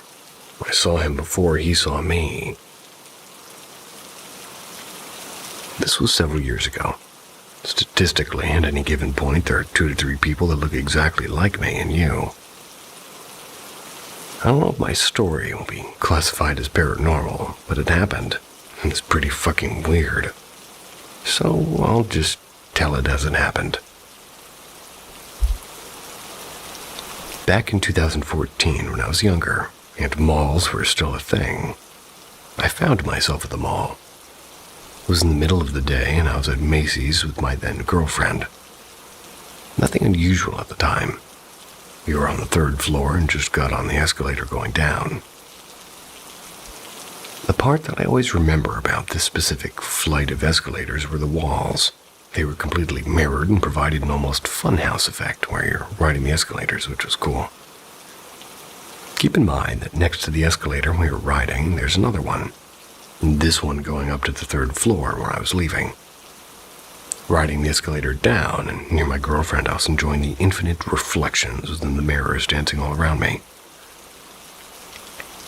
In the mirror, I found what I believed to be my own reflection, only I felt this reflected image of mine was somehow not me. Keep in mind, the escalator's going down, so trying to find the source of my not-quite-me reflection, I naturally look downward, coming toward me.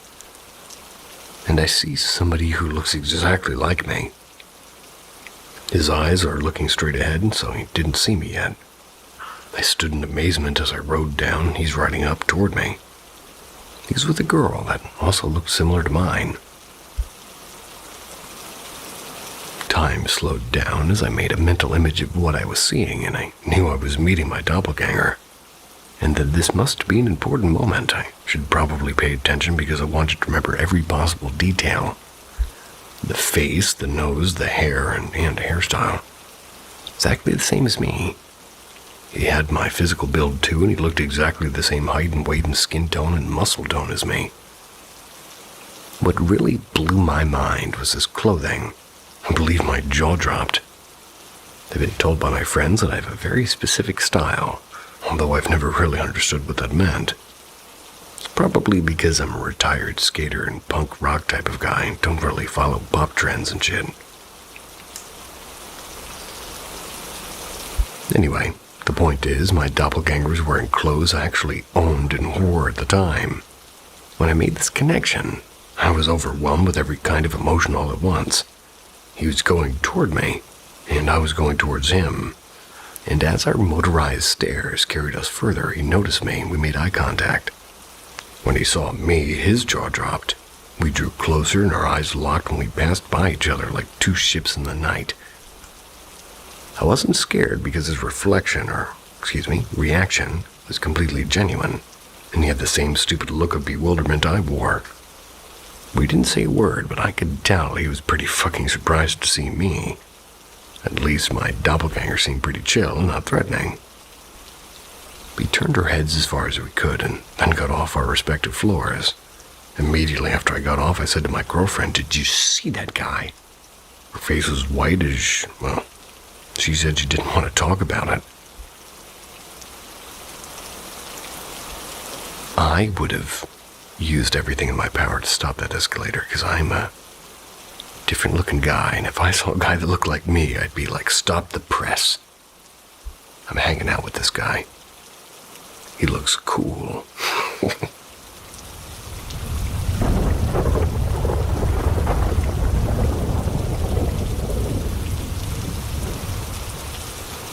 Did my older sister have sleep paralysis, or did she witness something more sinister?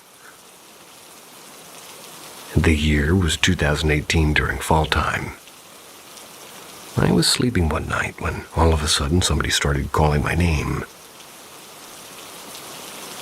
The person kept saying my name a few times until I woke up, and once I was awake I realized it was my older sister's voice calling for me.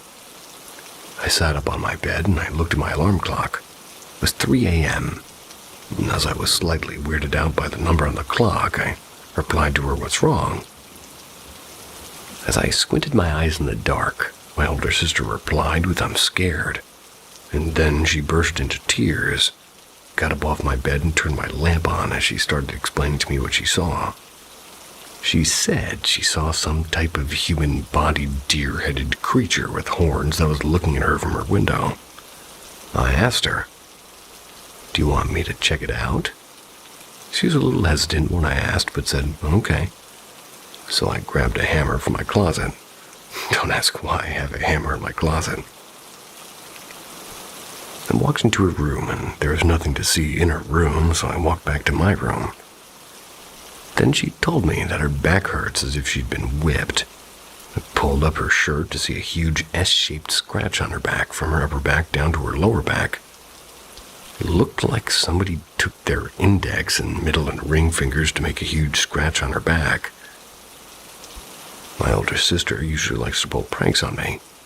There's no way she could have made that perfect S-shaped scratch on her back. Her emotions felt real to me, not faked or forced, and she sat in my room for 10 minutes, distraught and debating whether she wanted to stay in my room for the night, or she wanted to call her then boyfriend so she could stay at his place. I told her to do what feels best for her, and she called him. Her boyfriend at the time had a job where he could work from home or in an office. When he worked at home, he usually would hang out with friends all day and then work late into the night, but chances of him picking up his phone were high. He answered the phone and they began talking, and she finally decided she wanted to stay the night at his place. As he's driving to her parents' house, I sat with her for another 10 minutes until he was there. We all met in the garage and talked a little bit about the situation. I was told by my sister and her boyfriend to make up an excuse for when her parents realize she isn't in her bed in the morning. I nodded my head up and down as I reassured them not to worry, and once they left, I walked back upstairs in the hallway and I saw my sister's room with the door wide open. I closed it, feeling a little bit uncomfortable, then went back to my room to sleep. That whole story whizzed right by me.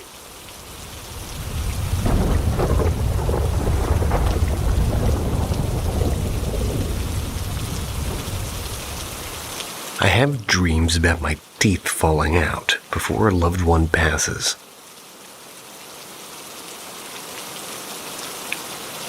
This has happened a few times within the last 5 years. Unfortunately, my fiance's family has been the one to have lost their loved ones more often than I have. But each time 3 of his family members have died, I've had the same dream occur each time. My fiance's family had a string of bad luck in their family when it comes to losing their loved ones. We had 3 family losses within 4 years and haven't fully recovered. The first time his uncle passed. We just started dating and I did what I could as a new girlfriend and supported him in every way I could while respecting his family members. His uncle was in the hospital, and it was very up and down for a few weeks. When they had left the hospital, they had a good amount of hope that he would recover. He passed away very late at night. The same night he passed, I had a nightmare that my teeth fell out of my mouth while I was eating a bowl of cereal. It was simple and nothing crazy, but each tooth consistently kept falling out. The dream was so real and vivid, and I screamed myself awake and woke him up. That very morning, we got news his uncle passed from hospital staff. The second time, his other uncle passed in San Francisco. We're about 1 to 2 years into our relationship, and I'd never met this uncle. So I tried to be as supportive as I could from afar as he traveled back and forth with his family between our hometown and San Francisco. He stayed for a week and spent time with his uncle, who was in hospice. So I was no question that he was going to die, or rather it was no question that he was going to die, but rather when. I went to bed and did my nightly call with him and asked how everything was going. He told me that he had just got home from seeing his uncle. He seemed okay and happy everyone was there to see him. He mentioned that the next day they were all going to visit him again when they woke up. We said our goodbyes and I went to bed. That night I had another dream that my teeth fell out. But this was scarier because I had braces and they were hanging by a thread in my mouth and clinging to each other because they were literally attached to each other. I woke up screaming and sobbing because I was scared that his uncle had died. I didn't say anything to him, but I got a call from him crying in the morning. Didn't tell him about this dream until a few months later. The third and last time I had this dream was when his grandma died in Sacramento. She was a little bit older and fell and then went into a sort of medically induced coma. It was terrible, hardest death that he had dealt with. And this time we were forced together for about 3 or 4 years. I stayed by his side as often as I could, and we spent every weekend in Sacramento for a month before the doctor said it wasn't likely she'd wake up on her own and she couldn't breathe outside of the ventilator. So the family chose to take her off the ventilator and let nature take its course. That night, the doctor said she was breathing fine, but unsure of when she'll pass. Had my dream again, woke up crying. He woke up and cried for hours because he knew what it meant. When the rest of the family woke up, we got the official news.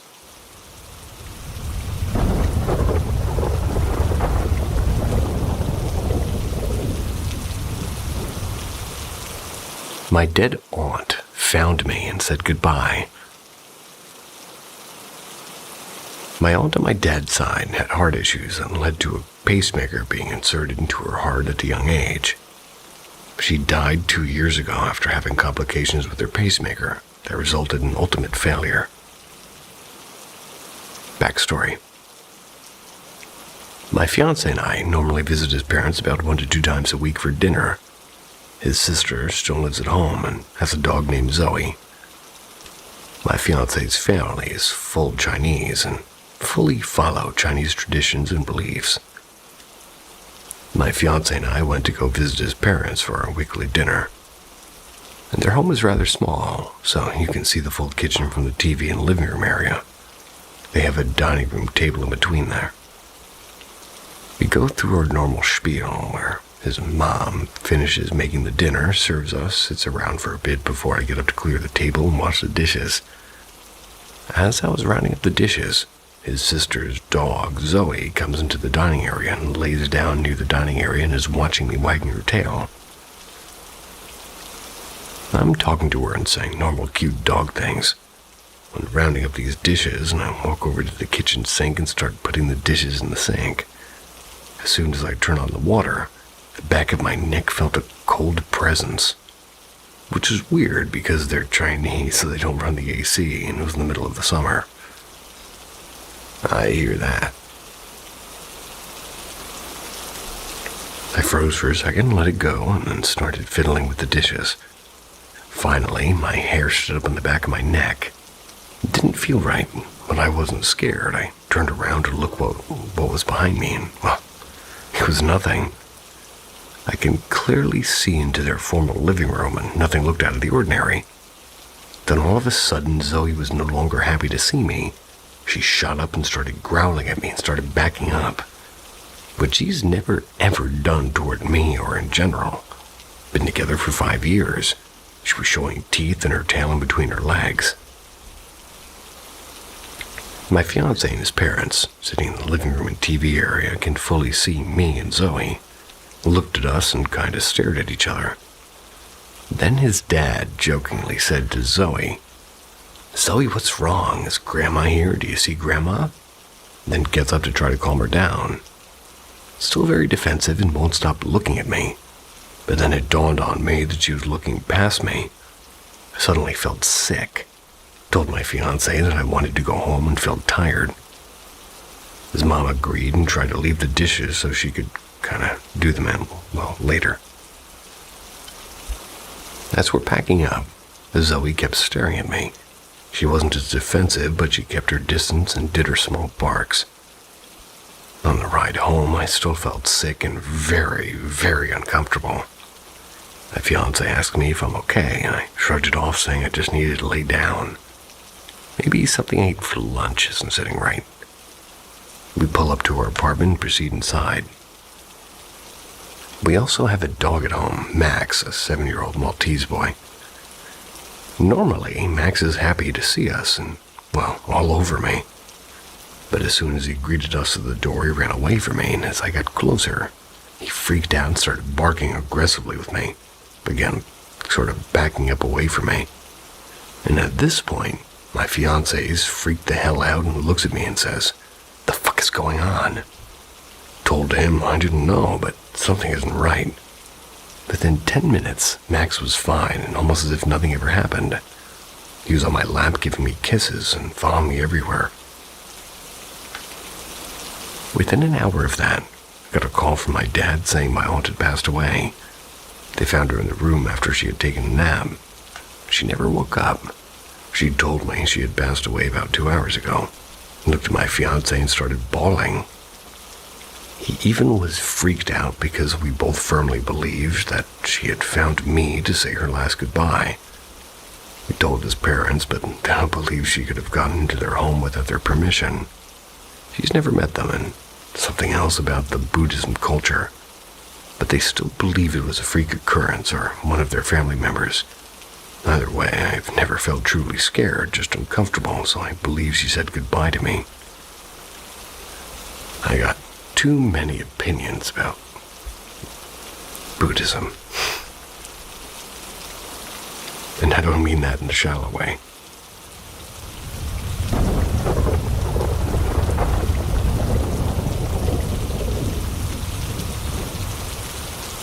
My second story, The Man in the ICU. This is another experience I wanted to share with everyone. I've had several encounters throughout my life, but this one just hit differently. In 2017, my wife had to have a surgery in order to remove a large tumor on her kidney. After the operation, she was moved into the surgical intensive care unit, the SICU. Since we were 56 miles from home and short on cash, I slept in the room with her. And those nights were difficult. The hospital was quiet, and some of the halls were dark, and... Oh, no. Shoot. Didn't mean to jump scare anybody, but my room was very moldy. And those nights were difficult. The hospital was quiet, and some of the halls were dark, and there were hardly any people around, aside from the few staff members working the overnight shift. Early one morning at around 2 o'clock, the patient in the room next to us started having complications. The silence was broken by the sound of staff members and equipment. They were panicking and trying to keep him alive, despite the condition my wife was in, and she knew what was happening, and her heart rate started to climb, and she began crying. I did my best to help her relax, but after a few minutes, everything went quiet. I looked out the door to see if everything was good. Unfortunately, they were unable to save his life. I don't know if it was the right thing to do, but I told my wife that he was fine, and I sat back down and just stared at the wall. The entire situation was unsettling, and I can't imagine being in the position of one of those staff members. I was able to sleep for about 2 hours, and As I walked to the door preparing my stretch, I saw a patient in the man's room. I could tell that he was a patient because he was in the hospital gown himself. He turned and exited his room and then walked down the hall. After he left his room, when I could see his face, I recognized him as the man who had died. A staff member came in later to check my wife's vitals. I asked her if anybody was in the next room, and she proceeded to tell me that the patient had passed earlier in the morning. I told her everything, and she believed me. In fact, according to her, it's just part of the job in that section of the hospital. Things like that happen, but you have to keep your head in the right place.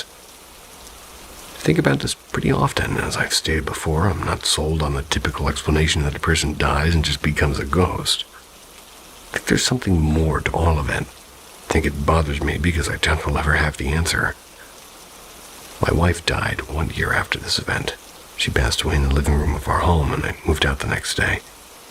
As badly as I wanted to see her again, I didn't want to possibly see her like that.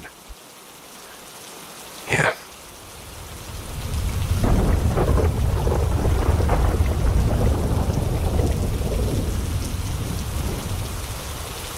My possible abduction experience.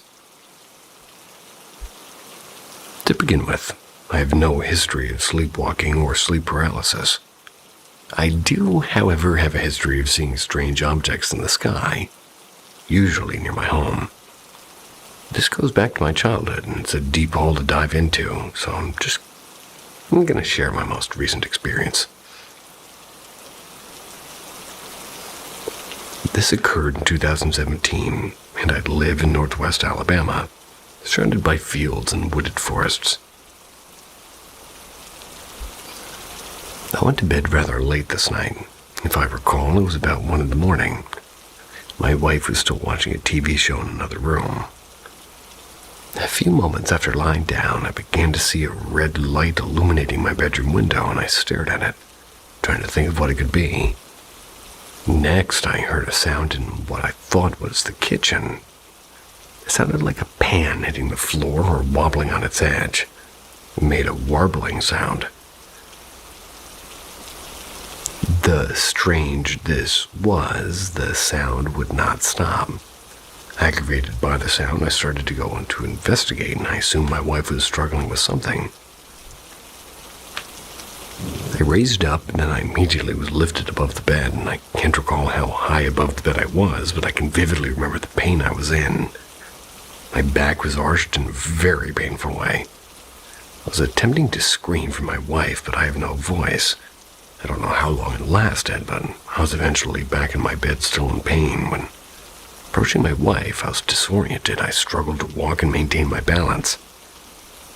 Given my childhood, I immediately thought, well, they found me. It had been years since anything had happened. But obviously, I'm scared it'll happen again. And that was 5 years ago, so I'm terrified that it's coming soon. If anybody can help, it'll be greatly appreciated.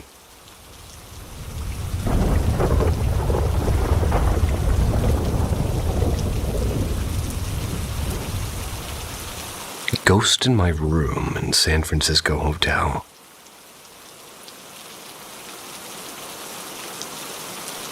This happened 4 years ago, and to this day it still gives me the creeps because of how intense it was. I'm from Southern California, and I just got married and was moving to Northern California. Before I moved, my friend and I decided we'd take a trip to San Francisco and check out the Bay Area. Since I'd be calling that home soon, she had never been. She booked the room with 2 full beds, and she told me she got the room for a really good price, because it was during the week and the hotel was pretty old. We drove up to San Francisco in separate cars. Met at the hotel. It was a complete 180 from the pictures I saw online. Well, that's normal. It was a Victorian-era hotel, and the inside where the front desk was completely dark and ominous looking. No windows except for the glass front doors and mirrors everywhere. After checking in, we took the elevators to the 5th floor, and as soon as the elevator doors opened, we were surprised at how dead silent it was, given the fact that San Francisco is extremely noisy. Our room was the very last door on the left, very end of the hallway. The carpet was a deep red with gold triangles. Gold-framed mirrors covered the walls. Anywhere you turned your head, well, you're guaranteed to see your reflection.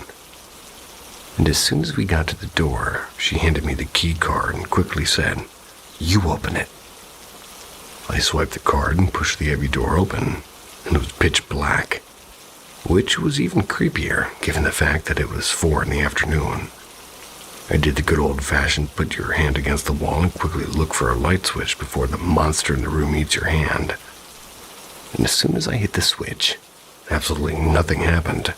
No light whatsoever. We looked at each other and I said, "You're going in there with me." We held hands and walked into the pitch-black room and felt for light switches and lamps.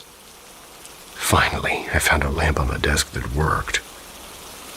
Well, she and I thought nothing of it, and we figured it's an old building, so some of the light switches aren't going to work.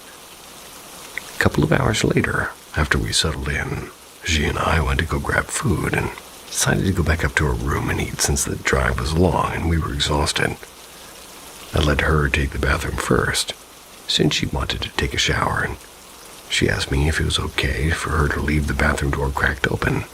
It made her nervous closing it. As soon as she stepped into the shower, I heard the door close and I was looking at my phone, not paying attention. And all of a sudden I hear her yelling and I hear banging on the door. Hopped up out of the bed and quickly opened the door and asked her why she closed it. She said she didn't close it and that the lights in the bathroom were shut off as soon as the door closed. We again explained it away. Heavy door and faulty lights. I had to sit in the bathroom and make sure the door stayed open just so she could finish her shower. Upside down smiley face.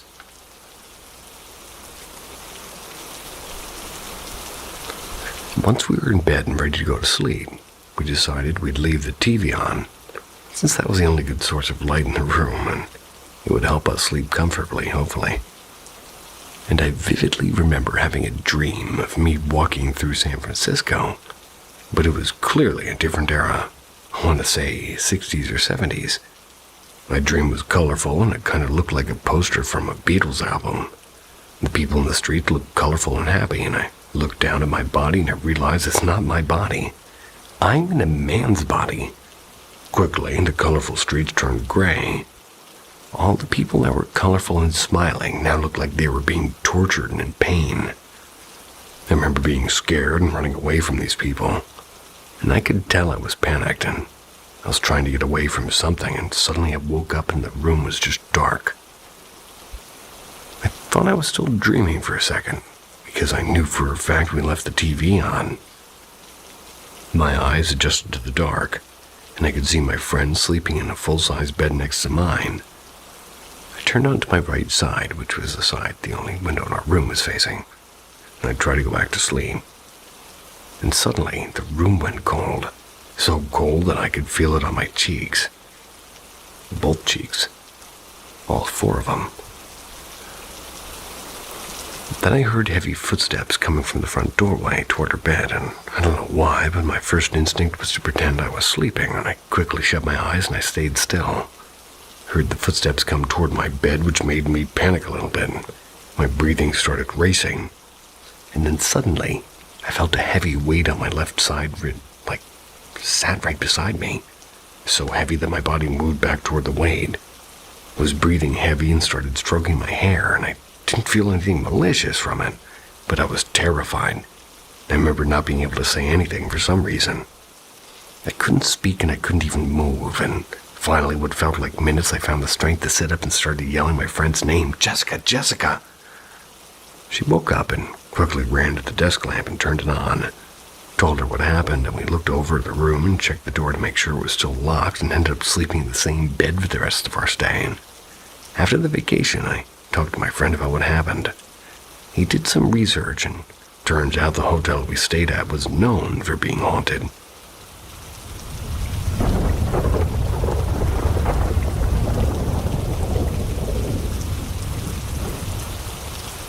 Am I crazy? The few people that I've told have called me crazy. I don't know, maybe I am. Maybe this was a dream. But if it was the realest dream I've ever had. I grew up in a house that had been passed down through the generations since it had been built, and was around 11 or 12 years old, and I knew nothing of the paranormal or even aliens. My cousin who was living with us at the time had just moved out and just left me their bed. Their bed was a queen size, so I figured jackpot. I just upgraded my bed and my room. Because I surely wasn't moving that bed to my parents. Surely didn't have time. No, I'd been in that room for a couple of months, and everything was great until this particular night. Nothing out of the ordinary happened that day. It was business as usual. Did my homework, ate dinner, showered in bed, and as I lay there sleeping, I suddenly wake up and I notice I'm on my back. And I'm a side sleeper. I never sleep on my back. I sit up onto my elbows and I look at the time. And that's when I notice it. This big, but I can only describe as a hump in the middle of my mattress down by the foot of the bed. It's as if somebody was standing up under my bed. Well, I know that can't be possible. The height of the bed and the box spring would make that impossible. No, I don't need to tell you that. At this point, I'm shitting myself. But finally, I get the balls to say something. I don't remember what I said, because in the middle of what I was saying, my bed rose up a little bit more. Whatever it was ran down the middle of my bed so fast I didn't have the time to react. I jumped out of the bed so fast and flicked the light on and started looking underneath the bed only to find nothing there. How? Well, I know for 100% fact I felt a solid head or something pass under my ass and up my back. Needless to say, I didn't go back to sleep, nor did I turn the lights out. And remember, I said the house had, been in my family since its construction. Well, about 15 years ago, my father sold the house to non-family. And 6 months after he moved out of the house, it burned down. And the fire originated in his old bedroom. Coincidence? Well, I've only told a couple other people this story. They called me crazy, so that's why I don't tell the story. I have other stories, but those are for another day.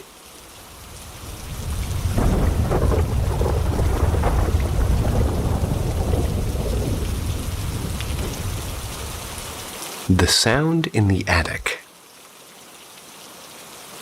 It was probably 12 or 13, and, I was probably 12 or 13. My buddy was spending the night at my house. Like typical kids, we were up late horsing around and drinking soda. I had curtains up in my room, and I used the old curtain rods that came apart and looked like swords. And being typical kids, we looked at each other and yelled, "On guard!" at 2 a.m. As we're in the middle of our sword fight, right above our heads, we start to hear creaking, as if somebody was rocking in a rocking chair. And my house was an old house, but it was built in the 40s or 50s, and I forget exactly, but it was old, and chalked it up to the house being old and settling. A few minutes later, we heard it again right above our heads. A slow rocking back and forth type of creaking. We both lowered our swords and looked at each other with a "what the fuck was that" look on our face. I asked, "You heard that, right?" To which he replied, "No shit, I heard it. What the fuck was it?" "Well, I don't know," I said. Being young and fearless, I say, "Let's have a look." We go to the attic door and slowly open it. I go up first, being that it's my house and I knew the layout. I get to the top of the steps and I look down where the sound came from, and there's nothing of the rocking sort, just stacks of dusty boxes. We go down to that end of the attic just to make sure there wasn't a rocking horse or anything there behind the boxes. There was nothing that rocks, and we stood there with that sort of spooked and confused look. I said, "I don't know, dude, but let's get the hell out of here. I'm getting a creepy feeling." And as we started to walk away, we heard the wood floor creak behind us. But this time, it wasn't a rocking sound. It was like somebody had just stepped out from behind the boxes. And this time, my buddy now in front of me got spooked and bolted down the steps. I, on the other hand, was frozen in fear, and I could feel somebody standing behind me, and the back of me was chilled from head to toe. I don't want to turn around, but I had to really see if something was there. Slowly turned, and there was about 4 feet away, and there was a shadowy figure standing about the same height as me with a human-like shape, and darker than the dark itself. I yelled out, "Oh shit!" Proceeded to run from the door, only to slip into the second, and I slid down the rest of the steps on my ass, and I don't know if the shadow did that or my hysterics. And the next day, my parents, well, I tell them, and, well, they replied with laughter and said maybe it was Granny. Apparently, one of my parents' grandparents passed in the house and never fully left. How true, I don't know, but I just know that it scared me so bad I never stepped foot in that attic after that, like, at all, completely.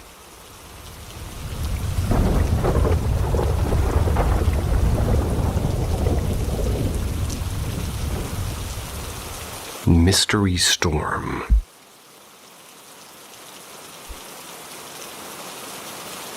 It all started about a week ago. It was a bright sunny day, and eventually night fell. I went to bed and awoke to a sudden hunger. I grabbed my phone. 1:13 a.m. I get up and open my bedroom door. Creak. That's weird. Usually it doesn't creak. But I shrugged it off and continued down the stairs. It was storming and heavy thunder and everything. Open the kitchen window to hear the rain, and I hear a strange buzzing sound, similar to a siren. I shut the window and I see a bag of 5 brat buns at the counter. And I eat one, and yeah, I know I'm weird. I went back toward the stairs and saw what looked like a silhouette standing at the property line through the window. I ignore it, I go back to bed, and I wake that morning only to see our yard is dry. The pool cover was closed, but it had no water on it. Found this weird, but I figured I was dreaming. This continues 3 more nights. Then on the 5th night, I wake up at 1:13 a.m. storming. Only this time it was storming all day, so it made sense. I go down, same routine, but I notice something. The rain had stopped. With the buzzing, I eat the 5th bun. I go back, no more silhouette, but a very strong uneasy feeling. But like normal, I shrugged it off, went to bed, and tonight, the 6th night, I wake up, same time, same storm, same buzzing. But on my way down, I noticed the family room had one set of lights, which is odd since I made sure to shut them off. I started feeling uneasy, but I needed to eat something. And to my surprise, there was a bag of 5 brat buns on the counter. I looked around and I saw the basement stair lights were on. I went for a split second, but no creak of the creaky stairs as if somebody was there. No shadows from feet. So I told myself the power must have cut out, and one problem, the clocks hadn't changed. The family room lights didn't go off. I started to worry. I looked out of the window toward the pool, and I saw what looked like a person standing next to the slide. I turned to the stairs, and somebody was in the corner. I ignored it and went upstairs, but took one last glance outside, and the silhouette had moved to the property line. Ran up, and, well, now here I am writing this. So if I'm dreaming, this wouldn't be the internet when I'm awake, right? Right.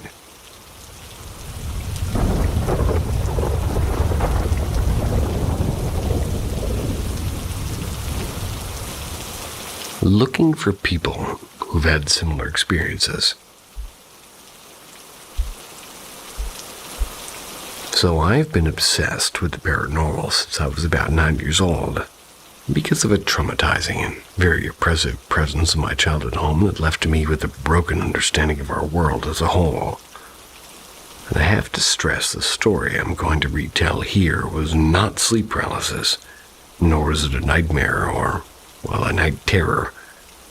Never had SP or NTs, nor have I had any kind of psychotic breaks in my life, and I'm not schizophrenic, or any of the sorts of normal excuses that one might generally see entities like the one I'm describing here. Anyways, here's a copy and pasted version of my experience. I was about 9-ish, and my mom used to let me sleep in her room from time to time, because I was a mama's boy and nobody liked their own rooms in that house for whatever reason. Sleeping anywhere but in a room felt like I was doing something wrong, like there was an unknown, unspoken rule I was breaking. So here I am about 9 or 10 p.m. I'm sent upstairs and I'm told to get ready for bed. So I'm sitting on the top of the sheets, moving them and trying to get it all settled and, made, so I could lay under them, and the lights off in the bedroom, but the bathroom that also works as the entrance to the bedroom has its lights on. It was never really dark in the room to the point of poor visibility.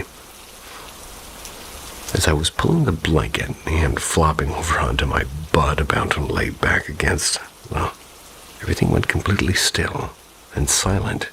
No electrical hum from the bathroom light. No birds outside. No talking from downstairs, and nothing. No sound at all as I became aware of this. Look at the bathroom. A black mass vaguely in the shape of a human, but a little bit distorted. Covered in a mist thick enough to not show any feet or anything below the waist, began gliding. Not walking, but essentially hovering at ground level into the room. I would say 5 feet or taller. My vantage point was about equal to where this thing's waist would be, and as it strolls in, it moves slowly with intent. But I felt as if it never broke its focus from my own gaze, as if we were staring at each other eye to eye, and as it moved through the room. In the corner of the bedroom was a lazy boy chair that faced the bed. The smoky black being floated through the chair and into the corner and stopped for a moment. Maybe a few seconds, then moved forward through the chair again and slightly closer to me. Still several feet away, but close enough that my mind told me to hide. So under the blankets I go with just my head poking out enough that I still had this undisturbed view of the intruder. I knew hiding was pointless, but I had no idea what to do. I was petrified in terror at this point, stuck in disbelief that this was really happening. What felt like forever passed with our gazes locked. Although it had no eyes that I could make out, it was essentially a silhouette and I knew it saw me. Then it spoke, and when it spoke, it wasn't as though I was hearing a voice from across the room. It was as if I was hearing it inside my ears. Like if somebody were to talk directly into your ear, but there was no pressure or air or any feeling that somebody was beside me. So it was almost felt like what you'd imagine telepathic power would work like if you've ever seen movies or somebody who has that ability. Anyway, what it said was completely unknown to me.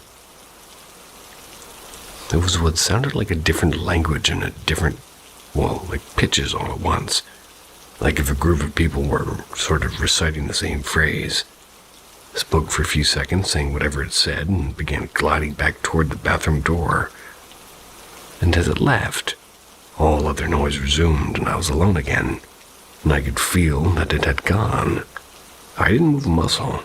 I stayed there crying myself to sleep over the next several hours of being alone in that room.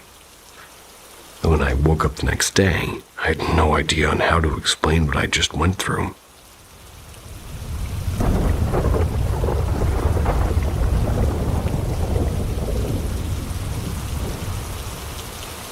Otherworldly experience.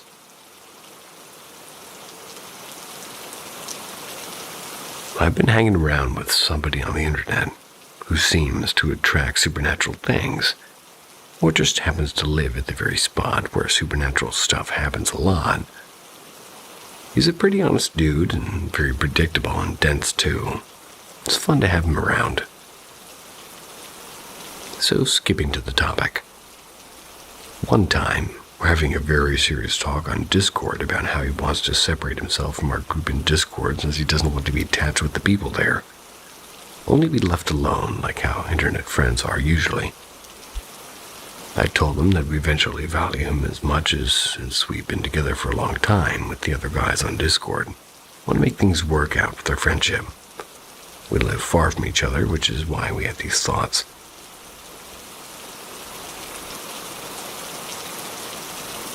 He was contemplating it and sharing his thoughts that he'll do his best at least. But strangely, while he was speaking, I heard a child giggle very close as if it was speaking through the mic. I didn't mind it at first, but the second time around he was still talking and I had to cut him off. Got him confused, slightly pissed because he was also getting emotional with the speech. I had to apologize and I asked him if there was a kid nearby. He told me that his room was small and that he was sure that his doors were locked. I told him that I heard a kid's voice giggling at his mic, and it was twice. He thought I was teasing him, but I was very serious, and, well, that scared the both of us. The emotional atmosphere got destroyed, and we both decided to stop there to calm ourselves and forget about the incident. But we didn't end the call.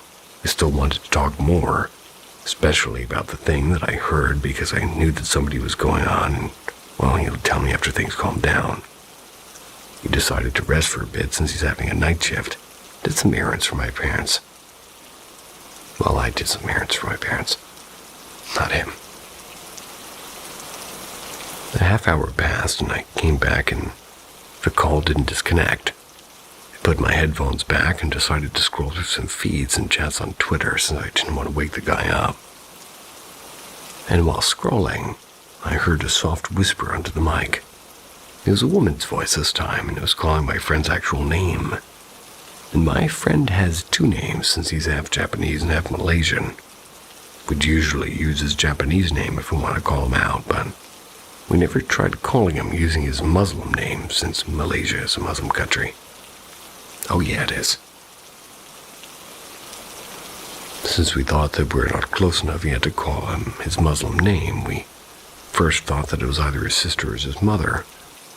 So I really wasn't bothered by it. The woman called his name twice, and I just remained silent on the other side of the call. Thought he was trying to wake him up for dinner, but he didn't respond. And what's weird is that I didn't hear any door open. It was completely silent when the woman came in. His mic was sensitive enough to catch up any small noise in the small room. And the whisper was awfully loud, which means, well, it was close to the mic. A few minutes had passed after the whisper, and I decided to call him on his Discord name because I'm used to calling him that. I heard shuffling in the background, which means he had his headset on and woke up, and I told him that somebody was trying to wake him up in a soft voice. I assumed that it was either his mom or his sister. He, once again, well, he assumed that it was either, like, the room being locked, and anybody who wants to wake him up, they have to knock on the door aggressively. Of course, I already knew somehow and expected that it was the same thing that happened earlier that day. He soon told me about why things like that happened a lot, because according to the shaman that came to visit their home from Indonesia, they said that their home is a portal to the other world, and it gives off a very high energy caused by spirits or what they call jinns. Made sense to him, and he said because there's a lot more intense experience he had when he was young, and his whole family knows that as well. Something like this is very common for them nowadays, but that doesn't mean they keep adapting to it. Some of the family, including him, got a whiff of high energy, especially him, which is why things like that happen often around him. Knowing all of the experiences I have with him so far is very interesting and creepy, but I still think it's pretty neat hanging around with him, knowing all these. He's still fun to be with, and I'm sure he's been keeping that side of him from others to avoid scaring them. But I'm glad he's comfortable around me and a few other friends he trusts.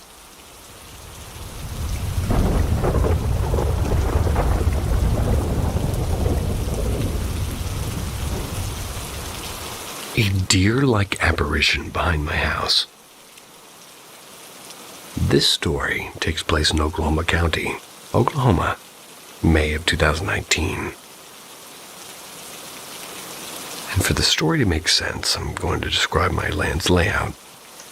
Our house is on 5 acres, and I have neighbors on the left and right with the same acreage. Our street goes in a half circle connecting the 2 main roads. Sorry, my phone's gonna die. Oh my god.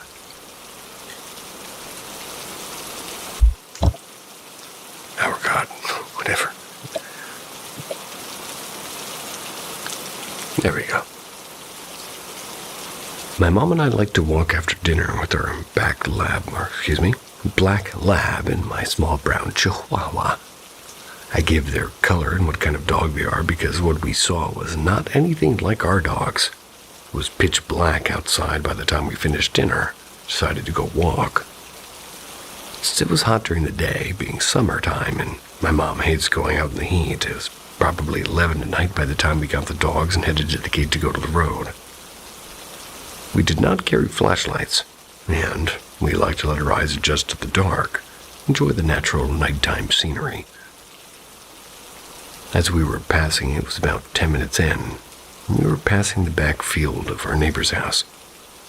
We saw something walking across the field to our right, then cross the road we were on, go into the tree line to the left. What ran past us was almost a translucent white figure that was walking on 2 legs. The 7-foot-tall figure could only be described to be a deer, but running on only its back legs. Me and my mom just both paused in our tracks, looking at this deer-like apparition with huge antlers walking across the road in front of us. It did not seem to acknowledge us, though as it walked away from us, disappearing into thin air at the tree line. Our black lab just stopped and stood next to us, seemingly on guard, just watching the figure cross the road in front of us. Once it disappeared, we stood for a good 6 minutes, just watching where it disappeared, making sure it was gone before we booked it back to our field and house. When we got home, I asked my mom what she saw. We both drew it, drawing the exact same white deer standing on its feet with the large antlers. It did not seem to want to harm us, but we were extremely quiet, so I wondered what would happen if we made noise. Now, what we saw, I could only describe it away as being a deer. Though in Oklahoma, white deer is extremely rare. Literally 1 in 30,000 are born white, and they're a walking target to predators, so they don't live long. I say that because for one white deer is exceedingly rare, and seeing one that's 7 feet walking on their back 2 feet is just not possible. We no longer walk the backland, after 9 at least, and we instead drive to the local park and walk that instead. It was so insane to see such a large creature just behind our home. And I don't know much about apparitions and what they mean, so if you know anything about a large deer-like creature that stands on its hind legs, then please give me information.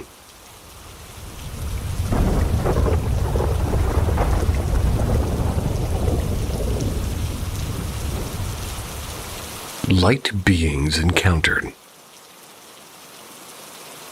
As we're all locked down, have a lot of time in our hands, I decided I would try and share some of my personal experiences with the paranormal. I also have decided to share them simply because no matter how good my memory is, some of these events were 5 or 10 years ago. I'd like to have these written down so I don't forget them. I have had various encounters with the paranormal throughout my life. I thought that I'd start with a dream that was more akin to an out-of-body experience. This experience took place in my mid-20s, and I'm 32 now. It had been a thoroughly unremarkable day.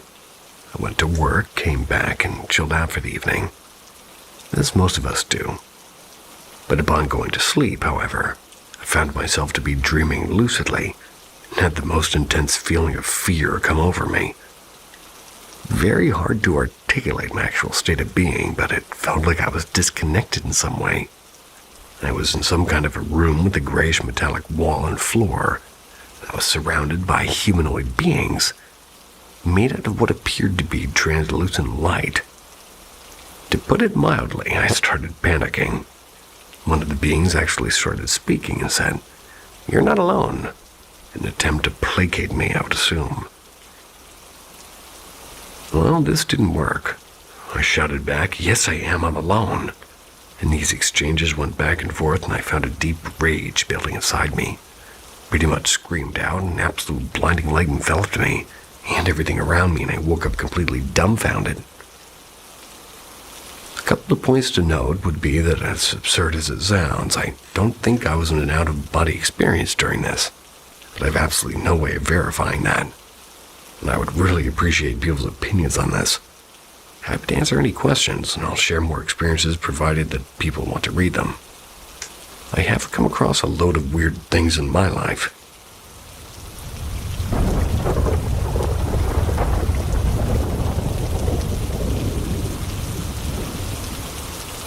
Watching me sleep. I was house/dog sitting for some friends, and whenever I house sit for them, I never sleep well. I figure it's because of the type of bed, and it's a new environment, and because I'm not used to sleeping with a dog on the bed. About a month ago, when I house sat for them, by the second day I was running on maybe 3 cumulative hours of sleep.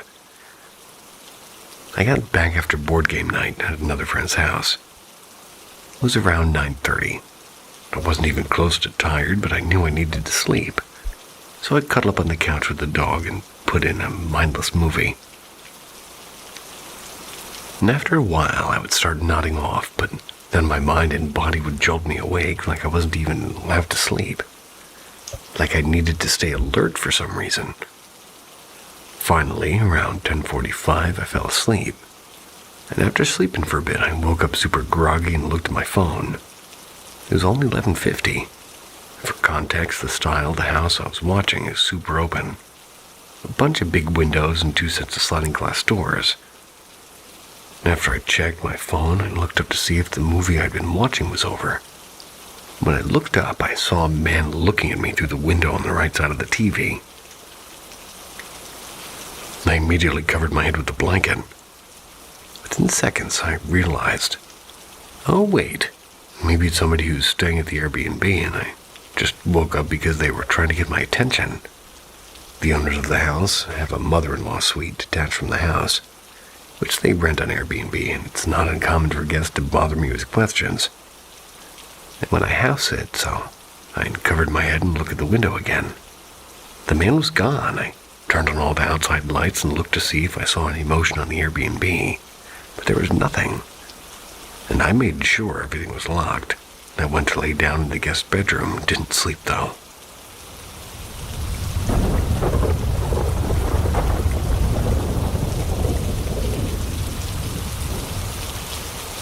My experience in a haunted apartment.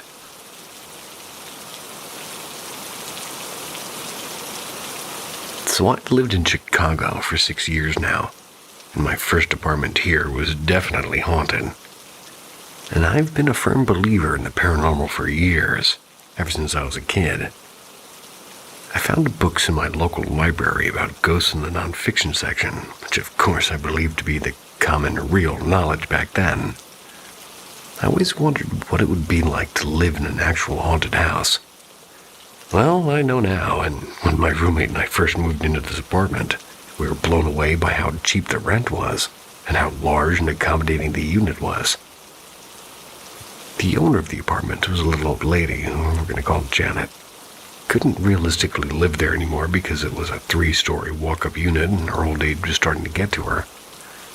She had saved up enough to get a retirement condo by the lake. Didn't want to give up her old apartment entirely, so she decided to rent it out. Nothing crazy happened at first. It was slowly over time that my roommate and I started to notice more and more bizarre things. Like most experiences people have in similar situations, it started out as unexplainable bumps and thuds.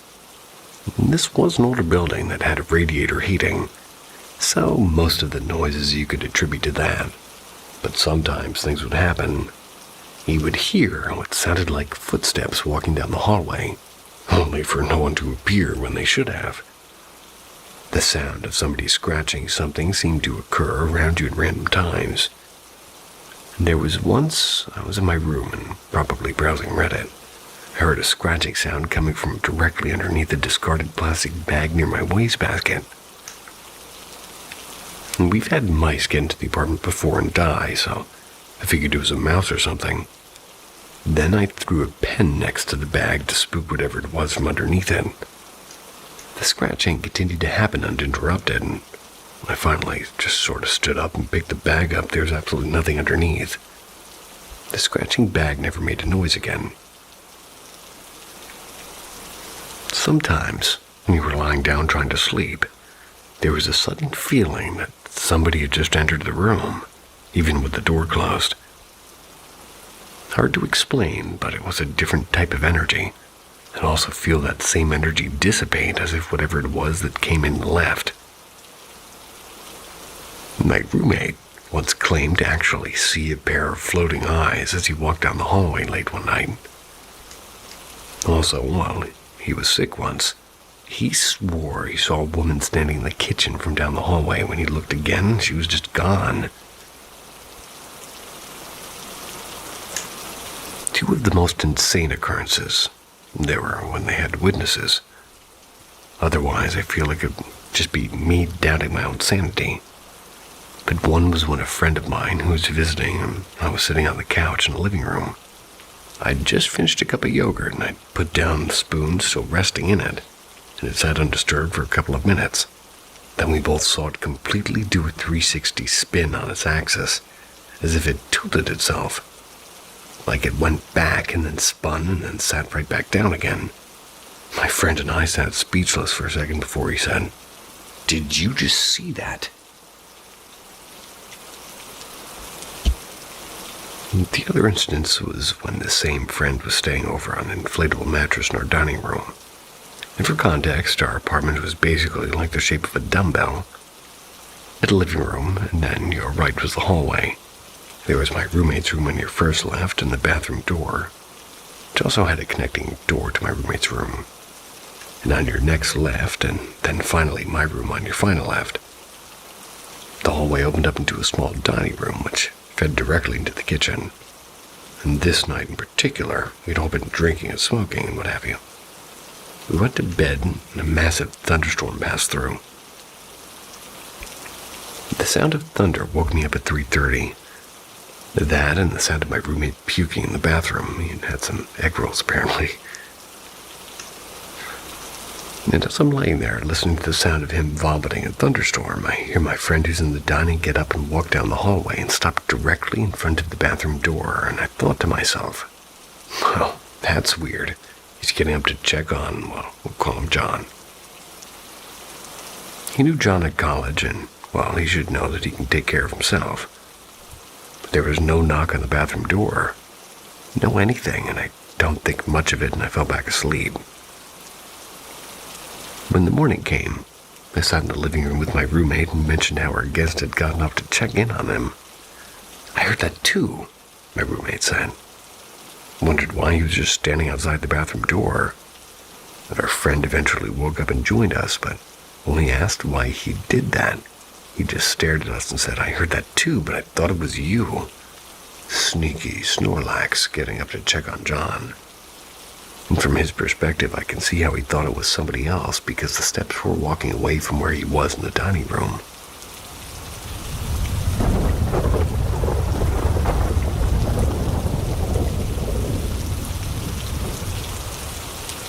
Every haunted location has a history.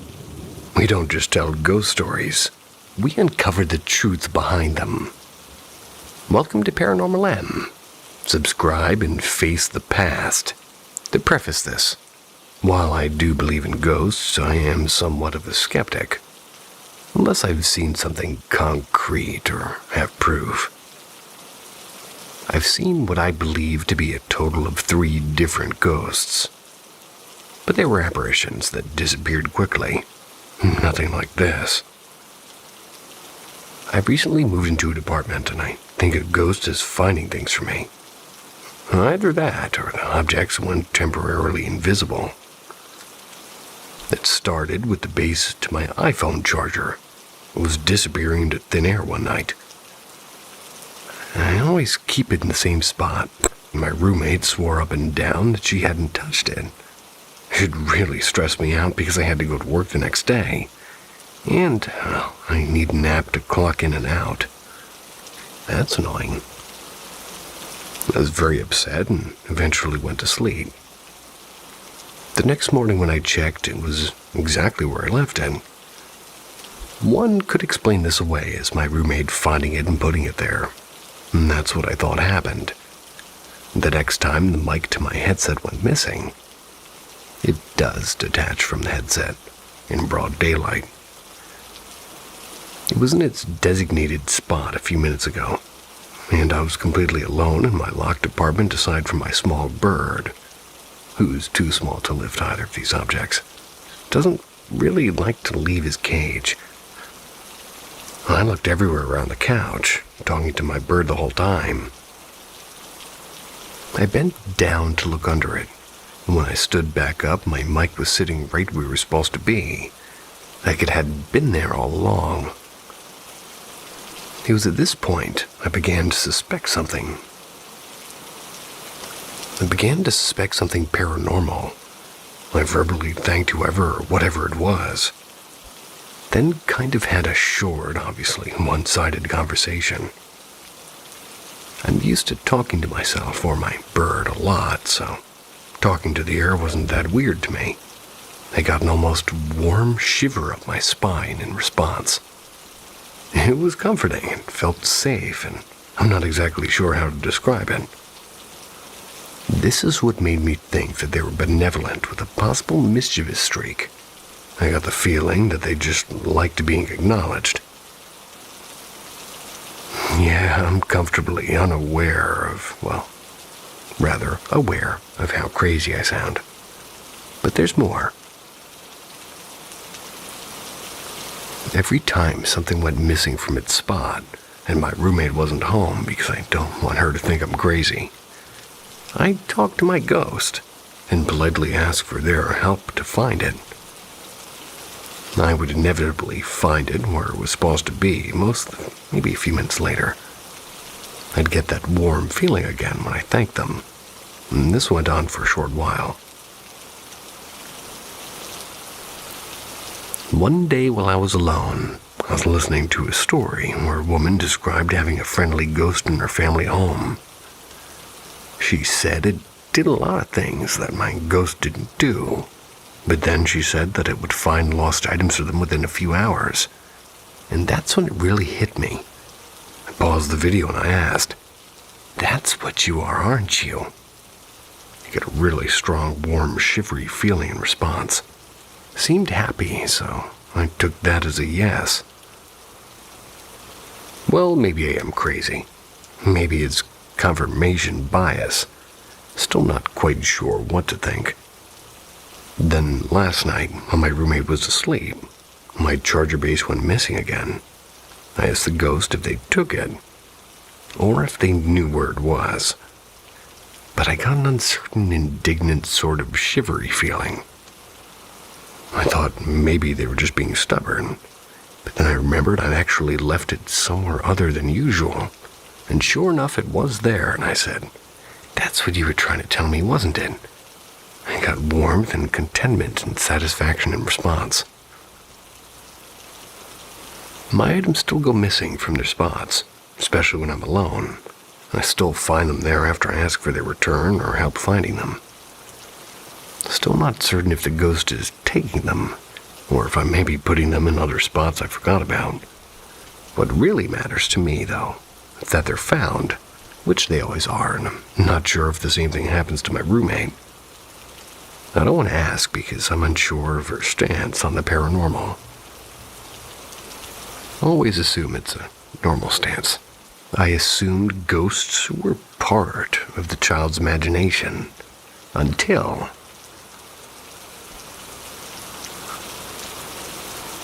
I've always believed in ghosts, spirits, presences, whatever you want to call them. But growing up, I was led to think it was a childish belief, and thought I would grow out of it. And that all changed when I heard a story from a family friend of ours. This woman, who we're going to call Anne, a very respectful lady, works for an important company, and is overall well-rounded. She has her head screwed in right. Righty-tighty, lefty-loosey. She told us about her childhood back in the old country, and how as a 5-year-old, she loved climbing up to the attic to go through a roof window and enjoy the view. Aged 5, she didn't quite realize the dangers of doing so. She could easily slip, fall to her death. But one day she got up to the attic. The old woman appeared in front of her, sat at a spinning wheel wearing outdated clothing, and with her gray hair pinned back into a bun. Anne got so scared that she ran out of the attic and never dared to try to climb back out of the roof window. Years go by with Anne keeping this story to herself, no longer sure if it actually happened or if it was all due to the fantastical imagination of a 5-year-old. Until one day, she's at her sister's house for dinner, and her adult niece starts telling a story. A story about how as a kid, around 5 years old, she loved going to her grandparents' house, run to the attic, climb out the window, and admire the view, never considering the potential danger. This continued until one day an old woman appeared in front of her.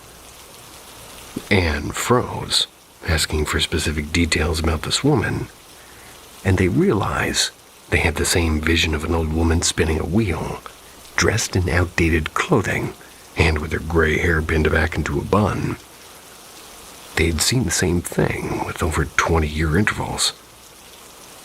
And I remember hearing the story as a kid and being absolutely shook, and so, yeah, I still believe.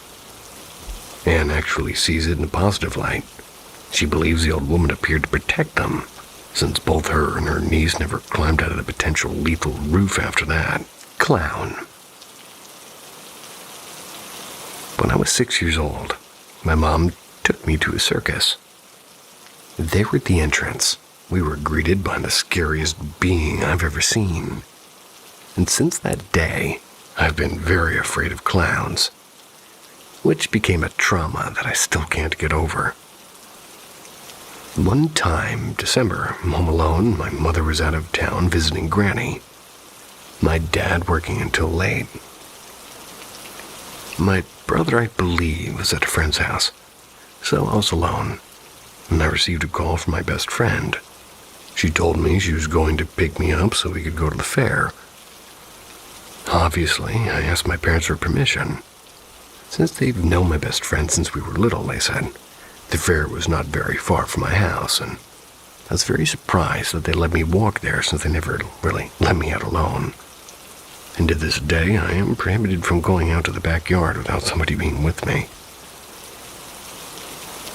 The fair was located in an empty lot. It was installed every year there. We played a lot of games, and winning stuffed animals or sweets, and we ate a lot of sweets. When we were taking a break, we met a clown. I froze for a moment, and he didn't speak. He just smiled and walked around the place while making gestures with his hands and weird faces.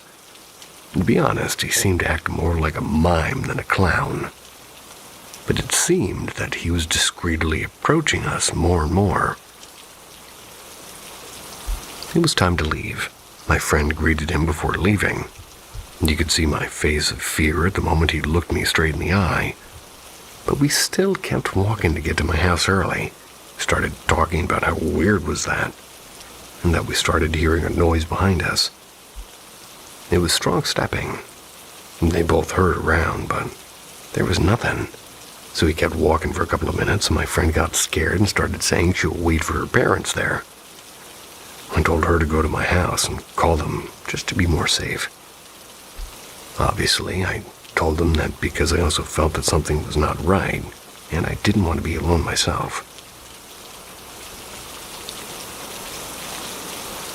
We both knew that we were being followed, and that it was not good. But at the same time, we were relieved because we were at the entrance to my house. Started looking for my keys, of course, and I always have the habit of losing them, so it was going to take a while to find them. Didn't take me too much to find, but at the moment my friend whispered to me to turn back, and there was a clown watching at us, hidden in some trees of the neighbors. When the clown noticed we noticed him, he went out of the trees, started walking to us. My hands were shaking a lot. My friend grabbed the key and I dragged myself with her inside my house, locking everything with a key. The truth is that we feel a little relieved since, as my family cares a lot about security. The inside door had 3 padlocks, and the back door 4, so it's hard to get in, and before you ask how my friend opened 3 padlocks, the door was open, and I have 2 doors. The first one only has a key, and the second, which was open because I leave it like that, so they think there's people in the house or something like that. Immediately, I called my parents to tell them what had happened. My father said that he would leave work as soon as possible, but his work is 2 hours from my house. So when he said that we should go hide in his room, and he told me I know what to do if somebody gets in. Brief explanation. My father is very obsessive about security, and, well, I enrolled in self-defense courses and handling weapons, things like that. My father had a gun in his room, which could only be used if something very bad happened. So already in the room, I looked out the window, and there we could see the clown standing in the middle of the street, watching my house, looking straight at the window, looking at us. It was like as if he was watching us or waiting for us. I rapidly closed the windows. We went hiding. My father arrived at a light speed, and when driving is a very kinda carefree When driving is very carefree. C-A-F-R-E. Carefree, perhaps? Well, I skip red lights and everything. I think driving with my dad scares me more than a clown. But when my dad arrived, the clown wasn't there anymore. Or at least that's what we really think, since he could go back into hiding. I'm even terrified of the idea that maybe he was hiding in the trees all night watching us sleep. Mom arrived hours later, and my brother stayed at his friend's house for security. The next morning, my grandfather, being head of the ministry, took me to the police station to make a report of what had happened. Later, we went to the fair to solve things. But when my grandfather asked about the clown with the black and white makeup that carried a giant mallet in his hands, those at the fair could only answer that no clown with those characteristics worked there at the fair. As much as the officers searched the place, they could never find it. I'm grateful to have made it home before the clown approached us. We moved to a new house near my grandparents. People could say, but if you see dead people and paranormal things, why are you afraid of a simple clown? Let me tell you something. In this world, well, you should be afraid of the living people more than the dead. Sometimes. The thing in my grandma's house. For some context, my grandparents, we lived very close to each other, my grandparents and I. Our houses are literally connected. My house is in the backyard, but it's a few meters away from her house. We have some space between the houses where a dog normally passes his time playing. But this time, he was inside. It was at 2:40, and I remember waking up because I heard him growling. It was incredibly loud. He even woke my dad from his dream too, and I called for my dad and he answered. We both knew that there was something wrong in the other house. And I was a bit scared because I thought that somebody had broken in, so I grabbed a metal bat that we had in the backyard and accompanied my dad as he locked the gate outside. When he walked to lock it in the lights in the backyard, suddenly it started flickering. It felt weird, and I mentioned to my dad, but he just got annoyed and said that I shouldn't mind it. We were now outside my grandparents' house. I was going to open the door in the back when my dad stopped me in my tracks. When I looked at him to ask why he just said call the dog, so I just did, and he came in bolting, just opening the door quickly and jumped on me. He seemed happy to see us. My dad pointed at the little house that he had on the backyard. dog went there to sleep in there. A doghouse, I'm assuming. I was going to enter my grandparents' house now that the door was open, but my dad again stopped me and he just told me to close the door and to go back to our house. I obliged, but even after we went inside our home, I could still hear something moving on the other side. It felt kind of like a dog, and it was stretching and knocking some stuff. Couldn't really see it, but I heard all of it. And my room is in the connection between my grandparents' house and ours. So if there was someone there doing something, I could hear all of it. And even so, I still managed to get some sleep. When I woke up my dad, he mentioned that he went to see what was inside, and there was nothing. So I'm glad that there wasn't nobody trying to rob us yet. Still feel like there was someone, or more like something inside. People told me to post it here. Anybody can help. Backstory. A couple of years back, my grandma, who died in 2015 or 16, they were a person that I used to love more than anyone. She used to bake cookies and make pies every time we visited her. Always was there for us emotionally and physically. Fortunately, she got really sick. We rented a house in the building I live, so we could take care of her. I used to go there after school and play the guitar for her and drink coffee together and do stupid stuff just to make her smile. Good on you. The last night I saw her, she grabbed my hand and told me, looking straight into my eyes, "Remember me, and light a candle once in a while for me." I was terrified. I always told her that when I got a car, I would drive her around the city and have fun. That she would look amazing in my sports car. And remember this. Now to the quote-unquote creepy part. I went to her grave for the first time after the burial. And since it's in a village a few minutes' drive away, I went to see my other grandparents. I was with my girlfriend. I drove my sports car, a 2000 Toyota Celica, went past the cemetery and got a weird urge to go into it. So I went. I went to her grave and I cleaned it. I sat there for a while. I found myself talking to her grave. I was feeling like I was talking to her.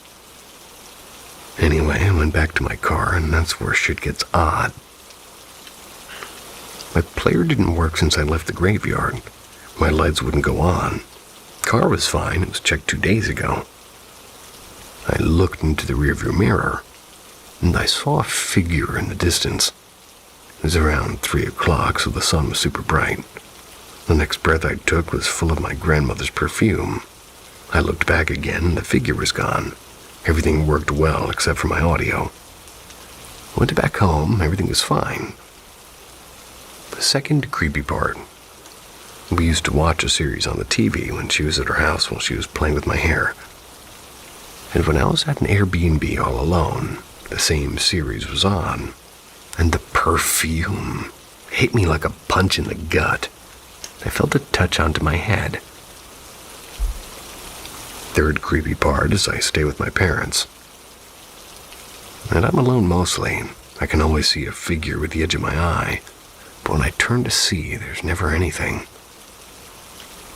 The fourth creepy part is I heard her voice when I lit a candle last night. I prayed for her soul to be at rest, and I heard her voice, just saying thank you. Is this a memory glitch, and is this supposed to happen when traumatizing events occur? I'm in shock, and she used to always say that she won't leave me alone, that she would show me that she was with me. 20 minutes ago, I found an old picture of her, like when she was in her 30s. Found it in the middle of my desk on my laptop. My mother, father, and brother, they swear they never put it there. My mother's been looking for this picture for the past 3 years.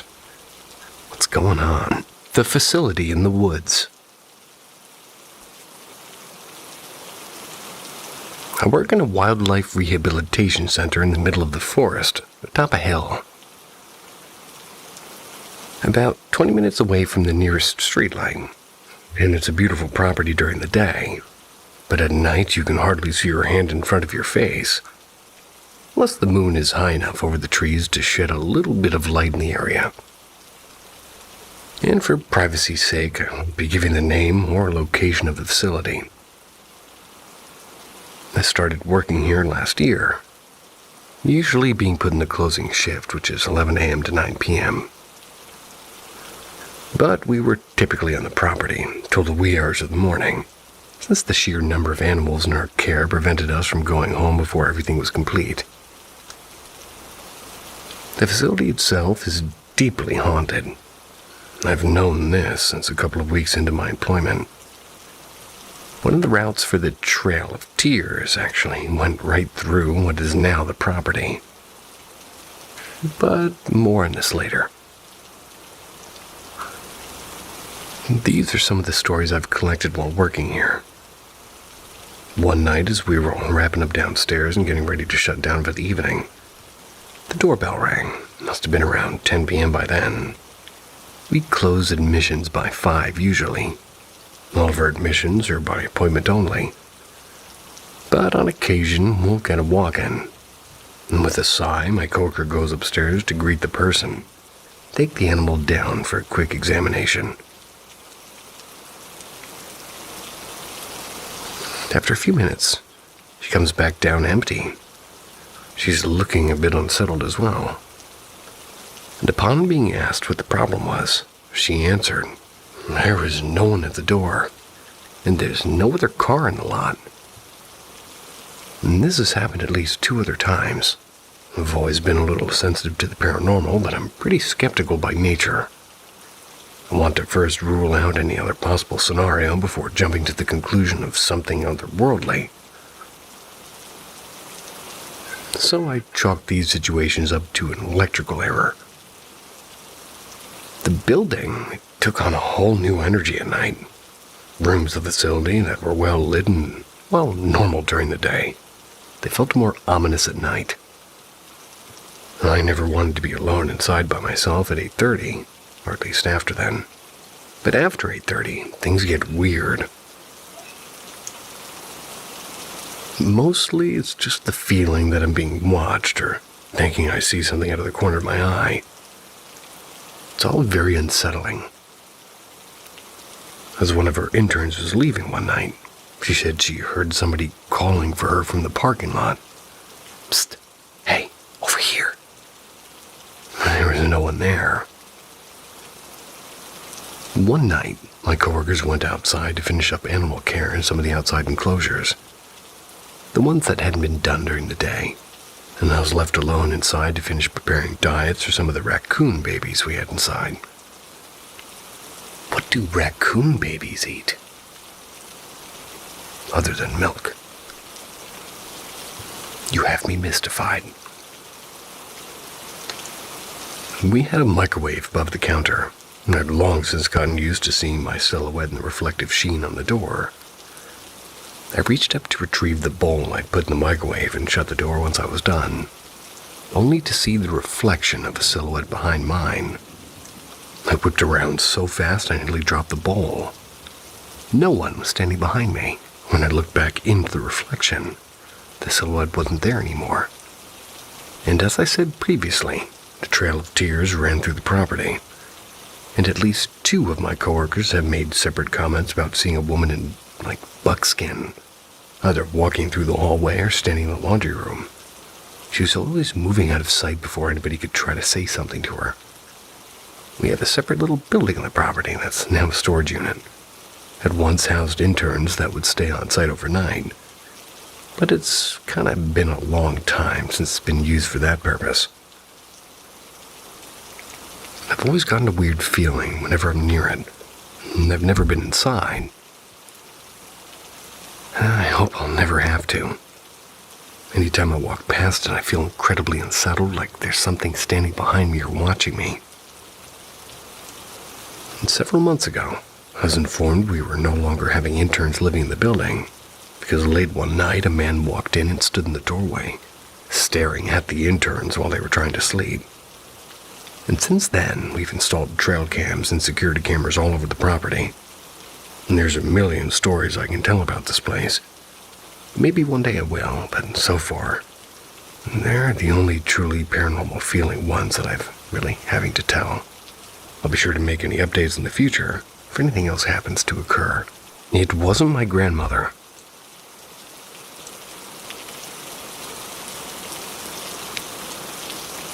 I live in a small one-story home in the country surrounded by acres of pasture and woodland. Although we have neighbors, we aren't close with them, and we hardly have visitors of any kind. To say I haven't experienced anything odd or interesting during my time living here would be a lie. I could write a book with the amount of stories I have involving bizarre creatures I've seen roaming the grassy fields around the pond behind our house late at night. And I've been sensitive to the paranormal ever since I was a baby. The experiences run in my family on my mother's side. And with this being said, I scare easily, and I'm a huge baby when it comes to anything out of the ordinary. So I've had to teach myself how to turn it on and off, so to speak. This particular story, however, takes place long before I learned how to do it. Around 10 years ago, my grandmother who lived with us passed away. It's very close to her, so I took the hit hard. And around this time, the paranormal activity in my household began to ramp up. Toys would turn on and off without anybody or anything near them, and we'd occasionally feel something tap on our shoulders.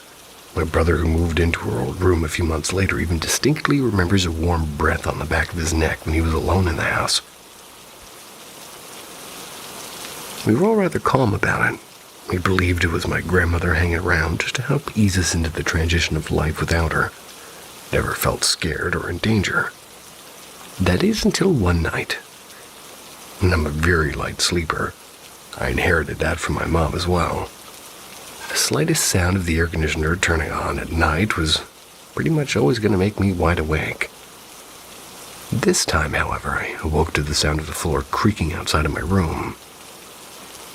The way the house is laid out, my room, my aunt's room, and my brother's, formerly grandmother's room, they're all at the far end of the house. One has to walk the entirety of the house from my room through the dining room and the kitchen and the living room to get to my parents' bedroom at the opposite end of the house. I looked at the clock and I realized it was a little bit past midnight. No one would be awake at this time. The creaking wasn't uncommon, but we had a few weak spots in the dining room and kitchen that would creak occasionally, even if no one was stepping there. And just as I was about to fall asleep again, I heard a second creak further into the dining room. Again odd, but not entirely unbelievable. It wasn't until the third creak came just outside the kitchen that I realized it sounded like very slow sort of footsteps, deliberately stepping on every weak place in the floor. I sat up to listen closer, and as I did so, I heard 3 more very distinct creaks coming back to the door in my room. They stopped directly outside of my door, and then began to pace back in the direction of the kitchen once again. I listened to this repetition for 15 minutes or so, memorizing each of the steps until I was able to predict when and where the next one would sound. It was so bizarre, but even my little 10-year-old brain tried to reason that it was just the house settling, or maybe an issue with the air conditioning or something like that. But I said earlier, I scared easily, especially in the dark of the night. So I quietly slid out of the bed, and I was planning to make a run for my parents' room. The only problem was that I had to run through the kitchen in order to get there. The creaking was currently coming from. I nerves and opened my bedroom door and quietly stepped onto the rest of the house. The lights were off, but there was no one in the dining room, and just as I was about to start my wild run to my parents' room, I realized the next predicted step didn't come. Instead, I became aware of a much more terrifying sound. Running. Something was running at me from the kitchen, through the dining room, and there was no one there, but I could hear it so distinctly. I panicked, ran back into my room, and the footsteps were right behind me. Jumped into the bed, covered myself with a blanket, and the fast footsteps came all the way into my room and right to my bedside where they stopped. Then they stopped, and I didn't hear them again the rest of the night, or the following night. And in fact, to this day, it's the only night anything in my house ever made that kind of sound. I still have no explanation for it, and all I know is whatever chased me through the home that night wasn't the spirit of my kind grandmother. They knew my name.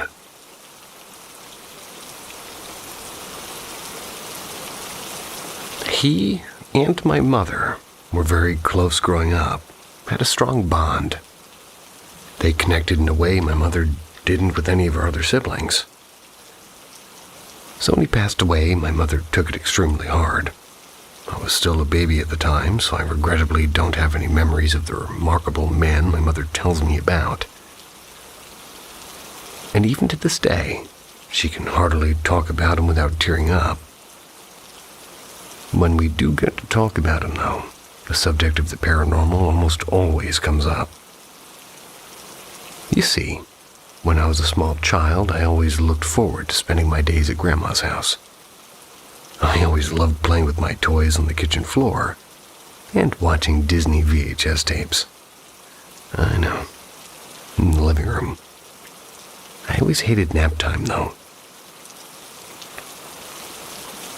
The house was a small, older two-story home in a hilltop area of a relatively well-known city.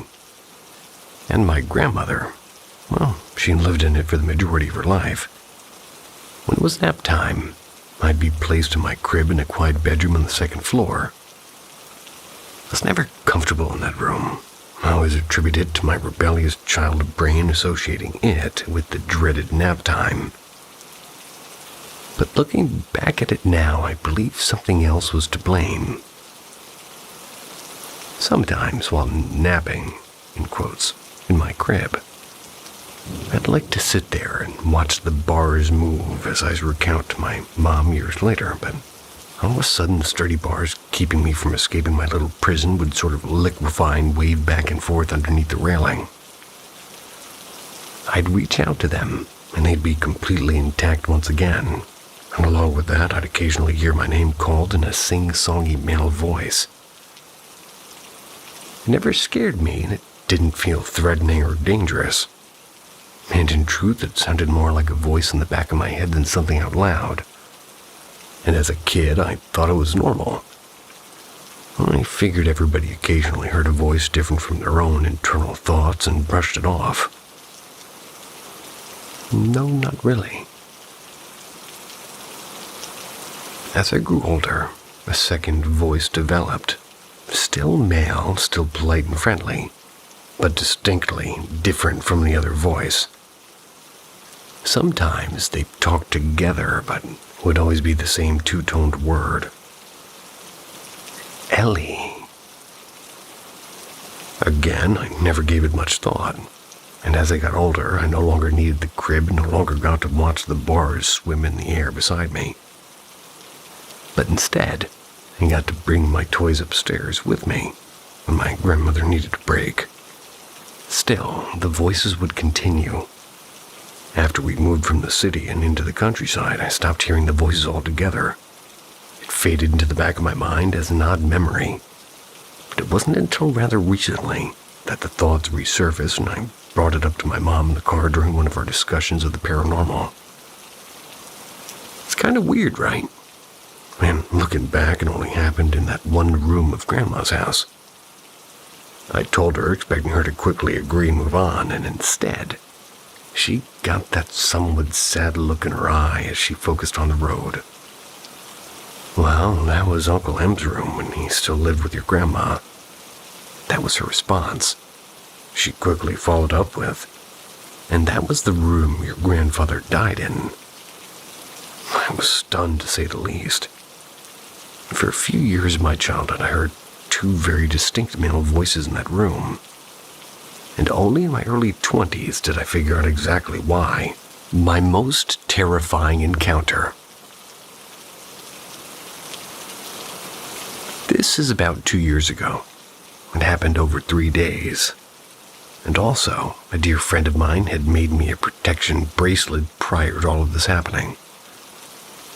Even though I don't seek them out, spirits have always seemed to kind of draw to me. And during this time, I was struggling with my purpose, and I had been spending a lot of time in prayer. I would ask God what I should do with my gifts and talents. Day 1. One night while I was saying my evening prayers, I heard a deep, rough-sounding voice say in my ear, "I can give you power." I ran down, and while my spine and all my hair stood on end, I continued to pray, though, the same prayer, but also for protection. The room felt very heavy and cold, and the voice said it again and much louder. I immediately responded with, "No, you're not welcome here." And it laughed, but backed away. The feeling in the room lifted a bit, but it wasn't done. Day 2, the next day, I put on the bracelet that my friend had made for me. I kept seeing shadows moving in the corner of my eye, and that night I couldn't sleep and I felt very uneasy. And as I was laying in bed, I saw a huge shadow move across the ceiling right in front of my eyes. I felt something prick my skin. My protection bracelet had snapped. Beads went everywhere, and the metal looked like it had been burned. I started to pray again. And as I prayed, I heard other voices telling me to keep praying. They would say their names, and then tell to keep praying. I stayed up the rest of the night.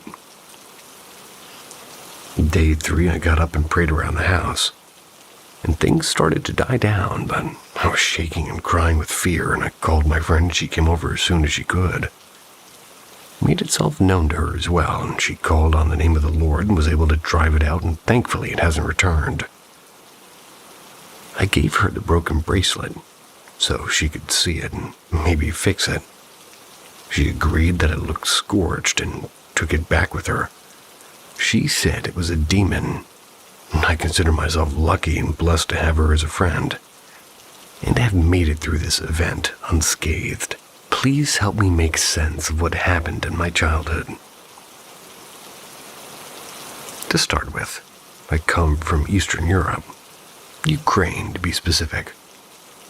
Ukraine is a fascinating country because while being an advanced society, Ukrainians hold old beliefs and follow traditions established centuries ago.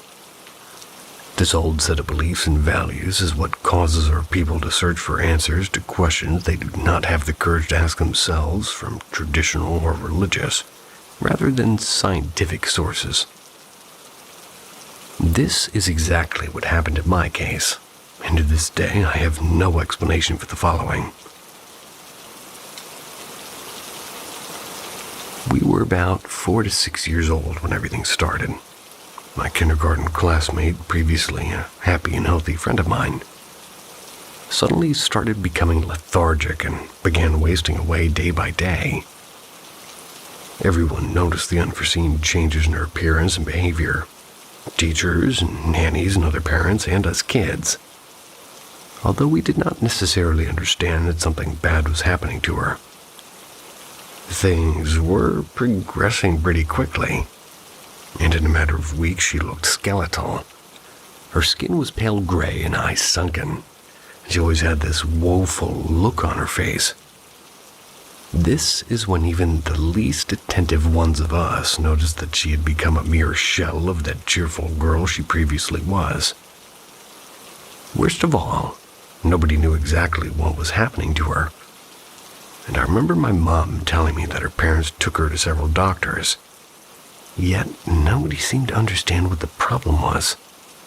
This is what her parents stopped trying to seek out doctors to examine her. Instead, they opted for a traditional healer.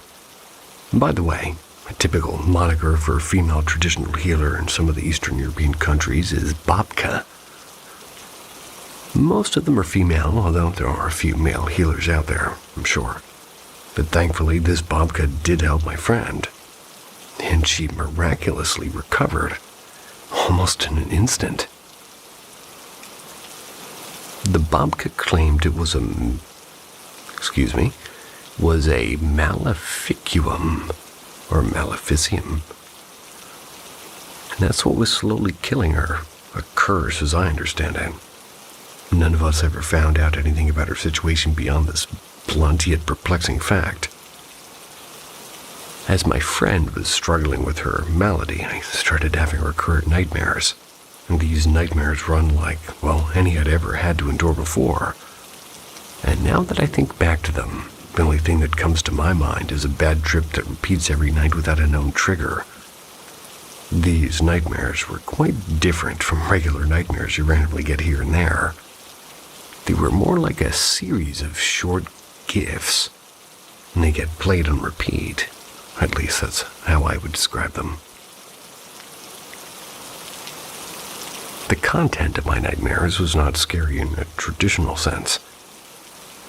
Yet, they would shock me and wake me up every night sobbing.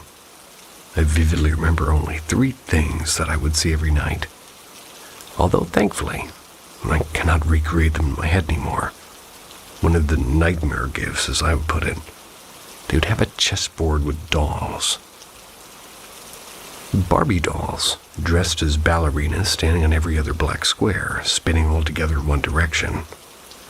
And another just consisted of me looking at the street in the summertime through the eyes of somebody behind a wire mesh fence.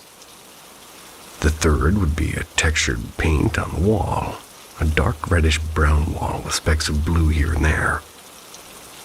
I would see it from afar, and again through somebody else's eyes or very close, like a macro lens. These things sound like they do not belong in a nightmare, but please believe me when I tell you that nothing else terrified me more than coming back to these dreams. The dreams where I got to look through somebody else's eyes were the worst for me. This is when I felt the most unexplainable raw fear, but not as the person who was watching. That person was nothing but curious and eager to see more of what they were looking at. The fear I felt was something that someone who is being watched would feel. Every night I'd go back to sleep, and I'd see these same things over and over until I wake up screaming, over and over on repeat. My poor mother could no longer watch me suffer. So, just like a normal Eastern European mother would, she decided to take me to Babka. Here's where it's get kind of blurry. I don't remember if it was that same Babka that helped my friend, but this woman was recommended to my mother by someone else, and sadly I don't remember much about my visit to this woman's house. I only remember that it was kind of a gloomy winter day and that she lived on the other side of her town. I cannot quite picture her house anymore, but I do remember her, and she was a woman in her 70s and had white hair and icy gray eyes, and she was missing a hand, and we had an interesting first encounter. She scared me shitless, and she told my mother that I, a child, had the eyes of an old soul who lived 1,000 lifetimes. But needless to say, she made a great first impression. What followed was a traditional ritual of egg cleansing. She sat me down on a chair in one of the rooms, started rolling an egg all over my head and face with her stump. Excuse me. What? Anyway, so this lady is rolling an egg all over her head with her stump, and I don't remember what the outcome of the ritual was, but I did learn from my mother later on in my life that the yolk should not have any black spikes in it when you crack the egg after the ritual. Or any egg, but okay. She never told me if I had any black in my egg then, but I hope I didn't. Black particles in a post-ritual egg means there is a curse or bad energy in the egg removed from the receiver of this procedure.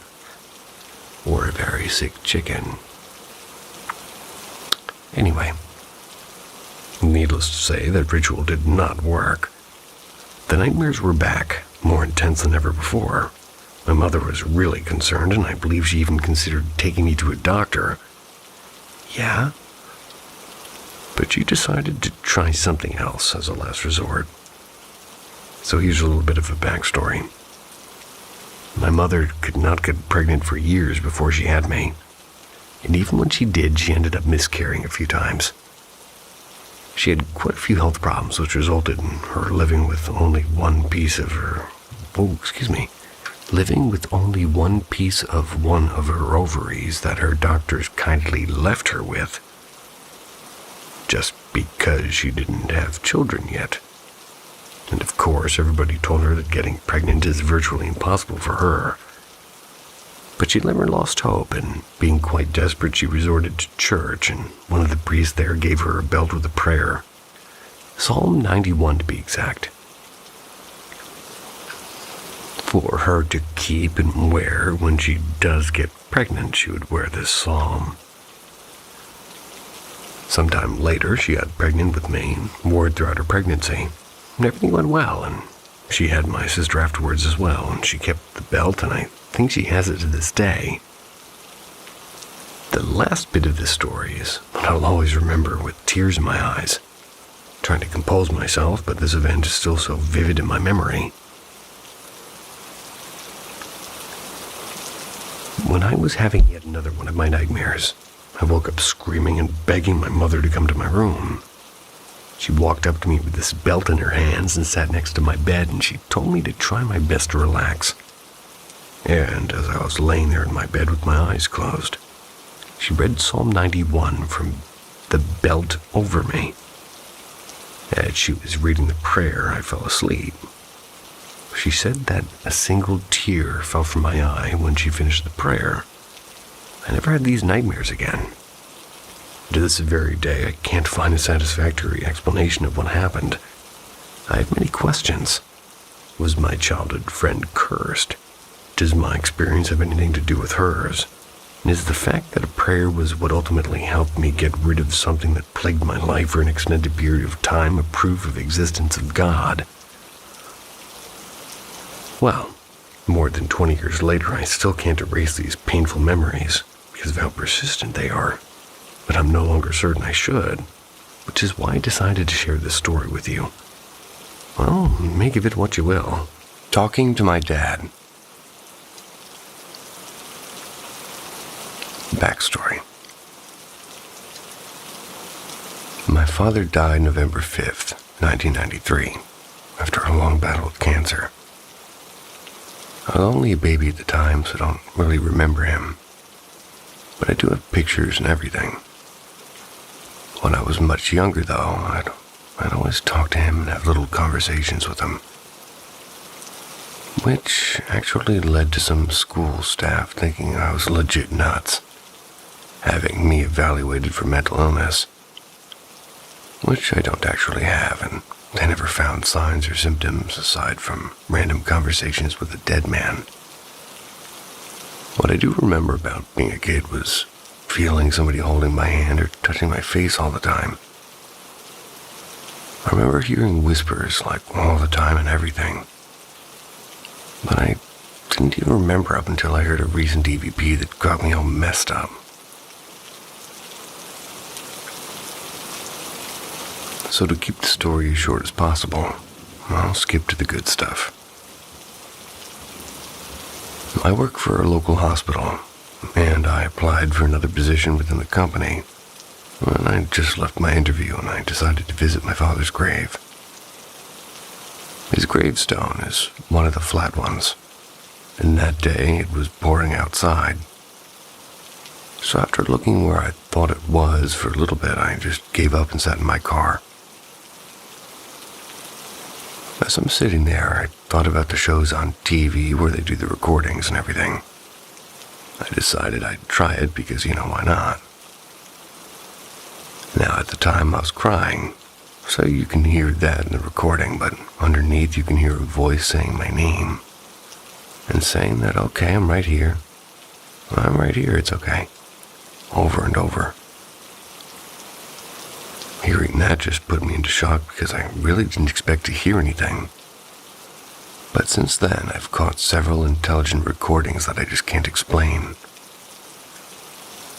Then, a few days ago, things intensified. I was watching TV in my living room when all of a sudden I heard what sounded like somebody getting up out of the dining room chair. Except I'm the only one there. I can hear somebody push the lid to my garbage can like they're putting something in it.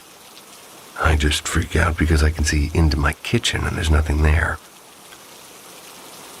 So I walk into the room and I walk up to the kitchen table and kind of push down on the chair to see if it made the same sound. And all of a sudden, the trash lid flips again. I look at it for a second and just take off back into the living room because at this point I'm basically over it. And it happens again 2 more times. At that point, I'm just like, fuck this, and decide to take a shower to relax. But later on, I start recording again and ask who's there and why, and all I get is, I'm just here to make sure you're okay. So I tell it that I'm scared and I don't want to be bothered. And after that, you hear, alright, okay. And that was it. Don't even know what to think of that, and I don't even know who it is. I have the recordings, but I don't know how to put them here. So if anybody could give me some advice, that would be great. My experience with a Ouija board.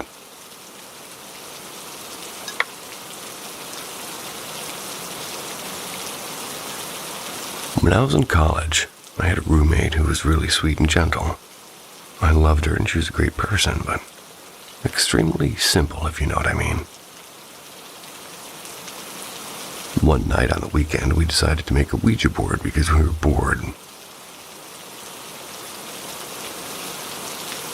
Small pun. It started out pretty much not doing anything.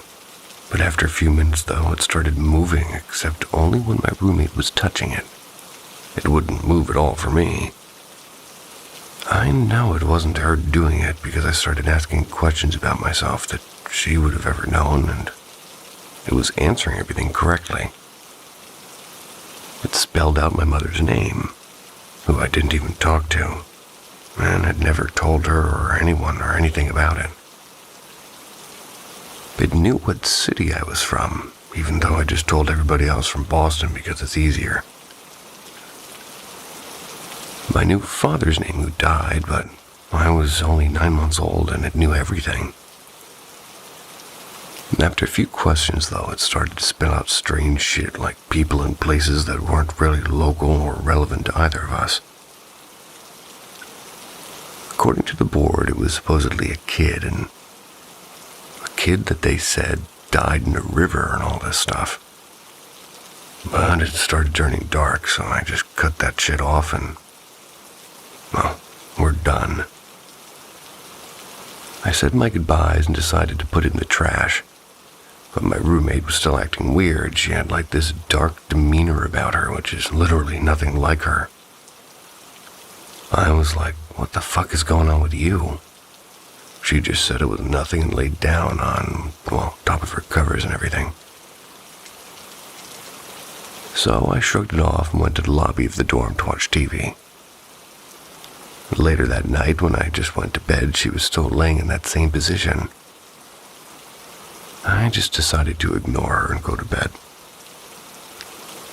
That night, I couldn't sleep for shit, and I kept seeing a black figure pop up out of the bathroom doorway.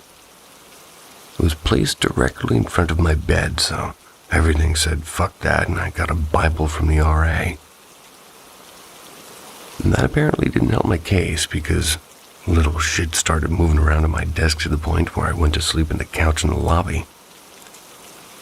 My RA really didn't want to let me, but I told her I'm not going back in there until either God himself shows up or sunrise. Well, we fucked up and something isn't right.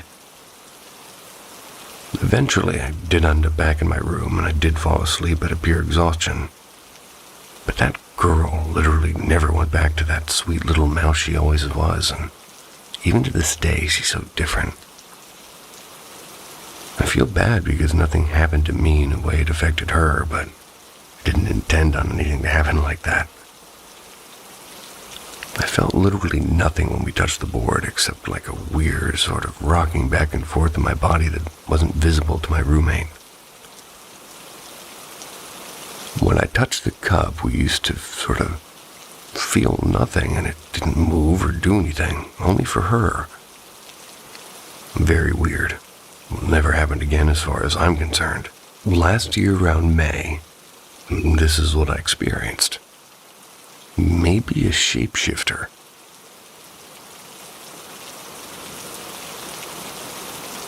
I wish I could have recorded it, but even so, I think that would be pretty creepy to see. And to start, I believe in spirits, aliens, and everything, but with explanations and findings. I've seen my fair share of spirits, and, well, I guess you could call them interesting things. But this event was strange. What happened was late at night around 12 a.m. Me and my friend were at a park. And this park is gated, keep in mind. It has lampposts also. And this park generally is nice to relax at and feel the summer air. At the gate, small shrubs outline the whole park fence. It's not boarded, it's just bars. We were about to leave when I stopped right before we exited and I saw a rabbit or a hare in the center. Then it hops left. I really didn't think nothing of it. And just before there were brown bunnies running around, but this one was white. Right when it passes the small shrub, it morphs into a cat, like it's some Harry Potter movie. The white fur just turning and morphing. I can't even describe it. And at this point, I thought I was hallucinating and I was stunned and I was trying to ignore it. And maybe it was my brain, but maybe I'm just experiencing something else. I've seen spirits. This was different. Although my friend next says to me, "What the fuck?" So she saw what I saw. I asked if she saw a rabbit morph into a cat and she said yeah. And with that, I almost jogged forward to see if the cat was there. There it was staring back at us, but it ran out of sight quickly. There was no bunny around, and for it to be white was strange in itself. The shrubs that outlined were way too thin and small for a cat to hide in. I made sure I checked. So what the hell did we see? This is not the first time I encountered a white shapeshifter. A few years back, I did a meditation and met a white stag, but I felt his form was fake. I believed its form was like a facade to appeal to me. Never met the stag again, but they showed me space, so I respected that. Swedish gnome and ghost story.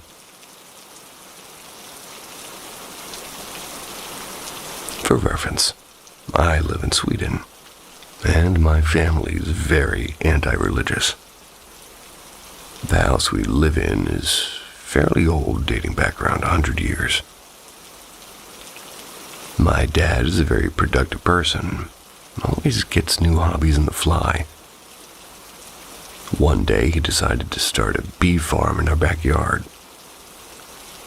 When you take care of bees, you need a room that's very clean to keep out bacteria from the honey. He decided to use our shed in the backyard, which is, well, extremely small. The room can fit about 2 people. And in the room we have one desk which has a couple of drawers in it. In those drawers we keep all the necessary equipment when making the jars of honey. So my dad had to put labels on each jar of honey, which is a very tedious process. The labels are on a huge scroll, about the size of an average old small arm in diameter. Me and my dad were putting labels in the jars for about 30 minutes before he goes outside for about 10 seconds to grab some air. And I can see him the entire time. When he goes out, he puts the scroll on top of the desk. And during this time I was watching, I took out my phone. When he comes back in, we proceed to start again. But from nowhere, he asks me where I put the scroll. I tell him that he put the scroll on the top of the desk, but it's not there. Without the scroll of labels, we couldn't continue working. We start looking all over the room, but nothing, and as I described earlier, the room was tiny, which is why it's so odd for it to disappear. We searched everywhere behind the desk, in each drawer and outside, but still nothing. And this happened about a year ago. still freaking me out. Usually when me and my family experience something paranormal, we blame it on something logical and ignore it afterwards. But this incident cannot be explained. There's seriously nowhere for it to have disappeared to, and that's why I'm freaking out. Even in the unlikely event of it rolling outside, me and my dad would have easily spotted it or just heard the scroll. Moral of the story, gnomes might still exist in Sweden. And if needed, I can show a picture of the shed in the yard. The abandoned hospital. I'm 21. When the events that I will tell you here happened, it was when I was 15 or 16. I was fascinated by abandoned buildings at that time. And the first one that I found close to my house was an abandoned hospital. This hospital was firstly built in the early 1900s as a sanatorium. Then it was bought in the late 1980s by the regional hospital to become a palliative care center. My first visit was the one that started all the curiosity that I had about this place. In the beginning of the summer, I came to this 3-floor hospital. Our first goal was to take pictures of this beautiful decayed place. Everything was fine until we arrived to the 3rd floor. My friend suddenly started to panic and being a bit aggressive, yelling to me to let me out.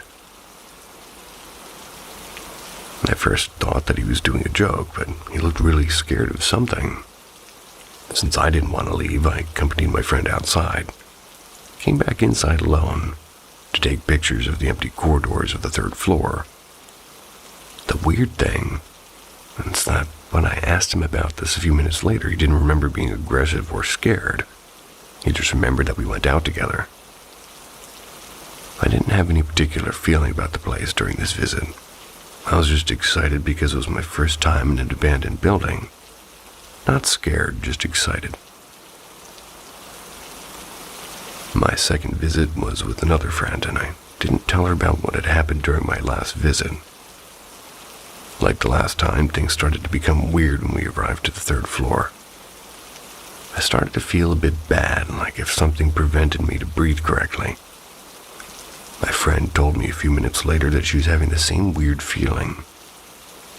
I felt scared and didn't want to continue with this oppression sensation, so we left. The 3rd time, I went to the hospital with a camcorder. I've probably done the worst thing ever to this day.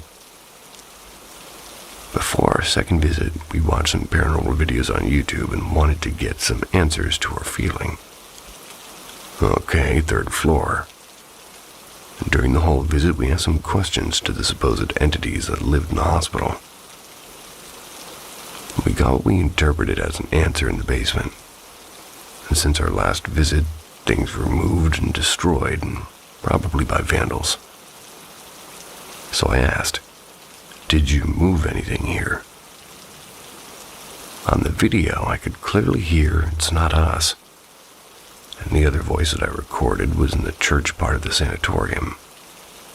It happened just at the moment we were leaving it, a voice whispering, "It's the death." The last thing we did this day was to go to one room at the 3rd floor and ask multiple questions, waiting for answers while recording everything with a voice recorder, trying to get EVPs. After a few minutes, we saw a shadow moving really fast. We heard what sounded like heavy steps running on broken glass just behind us. It was in a dead end in this corridor, and I immediately ran in the direction of the noise. Me and my friend looked everywhere in the hospital, but no one was here. We ran out and left the area, promising that we'll try not to get any contact with these entities. The following night, I had sleep paralysis. I don't even experience that often. It was with this black silhouette, and it was staring at me in front of my bed. And this might have been a coincidence, but it was quite weird that it happened just after the scary episode. After all those experiences, I returned to the hospital alone sometime again. Some days I didn't have any bad feelings in any part of the hospital. I was able to capture every picture that I wanted. Some others, I had the feeling that I was not welcome and was oppressed and didn't have the courage to take the pictures I initially had planned.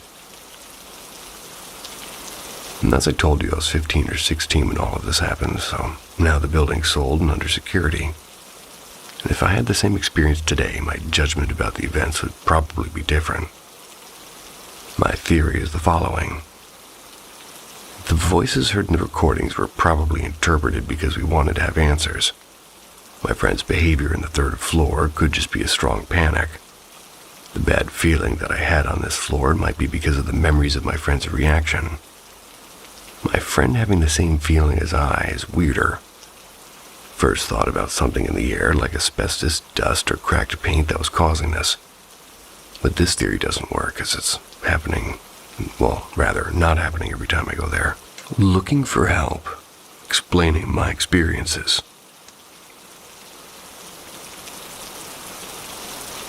When I was in high school, I began to go out for walks frequently when I couldn't sleep. They helped tire me out and get thoughts out of my head. One night, I'm walking with my friend who I will refer to as M. M shared my little pastime for similar reasons, because her home wasn't very inviting for her. On this night, we wandered around for a while until she wanted to go home. Since we're in the middle of a conversation, I decided to walk with her at least to the expressway so we could finish up the conversation. When we neared the area, however, she stopped and stared to the left into a patch of trees behind a parking lot. When questioned, she told me she saw somebody step toward us from the trees, but they disappeared when she did a double take. Being a teenager full of bravado, I drew a knife from my belt and walked out to investigate. I found out that the trees hit a sharp decline in land. I didn't see anything besides a creek, so I went back to Em and asked her exactly what she saw. Apparently, she saw what looked like a hooded figure step out of the trees toward us. That simply wasn't possible with the dip in the landscape. She said it stepped straight out. And while she was explaining, I saw movement in the tops of the trees. Saw some unshapen blob floating in the air. Kind of looked like active camo from the Halo games. When I noticed it, it shot out over the expressway and disappeared, and when a man walked by and startled her, we laughed it off and we went our separate ways. Though I'd never really heard of shadow people before, but I swear to the gods I started seeing them when I was out on walks. Figure here, another there. One was even walking toward me from the front at one point before it disappeared into thin air. Never bothered me much, just was off-putting. The experience that stopped these walks, however, was the scariest thing I've ever experienced. I'd gone to the gas station nearby to get some snacks and a drink. And while I was walking down a side street to get mine, felt my headphones get tugged off one side, snapped back into my head. Expected to see M standing there, but I wasn't so lucky. Instead, I saw a face. I don't know if there is a body, though, because I didn't have enough time to look. It had greenish, mottled skin that looked soaking wet and rotting. Its hair was also soaking wet, matted and tangled. It had no eyes, just two black shadows, and its nose looked like it was rotted away down to the bone. The part that freaked me out the most was the mouth. It was hanging agape and dirty, and it had way too many teeth to be a normal human mouth. I hightailed it home and refused to go out that night again. I did some light research and I found no records of it drowning at the time. So for the life of me, I can't explain it. At some point later, I don't remember exactly how long, but I heard a growl in my room before an electrical buzzing noise that resulted in a light bulb exploding. That night's hard to remember past that point. My ex guided me through some rituals per her faith. The final experience I had was recent, about a year ago. I'd returned from a visit to my girlfriend at the time and decided to go for a walk to clear my head of the negativity. While walking, I felt like I was being stalked, and at one point I noticed a white mass of energy dart across a lawn to my right. And as strange as it sounds, I don't think I saw it so much as I felt it was there. I could see it, but I also couldn't, and I suppose I just don't have the knowledge to describe it. I hurried around a bend in the street and began to text my ex before my phone shut off and wouldn't turn back on. This turned into a sprint. As I got home, I tried my phone again. Turned it back on, no problem. And I'm moving out of the area anyways, but this was the last straw, and I don't think nightly walks are ever going to happen again. With all of this said, can anybody help me understand what in the hell was happening to me? I had only one experience in my home. The rest were all in the surrounding neighborhoods and plazas. Sweet dreams. There's a knock at your door. It's past midnight. No one should be there. This is Paranormal M, where we tell the stories of those who opened that door. Subscribe and find out what they saw. My great-grandmother opened a portal to hell and cursed all the women in my family.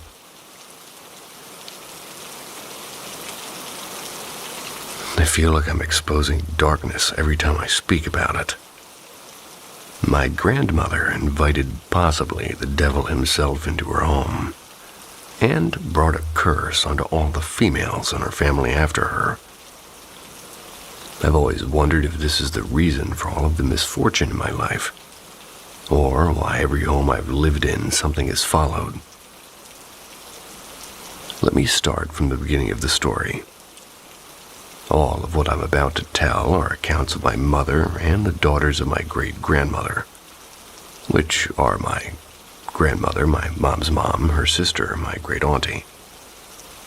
For as long as my grandma and aunt could remember, my great-grandma had a crystal ball, a Ouija board, and a pendulum all on her den table. She was a bruja, which is a witch in Spanish.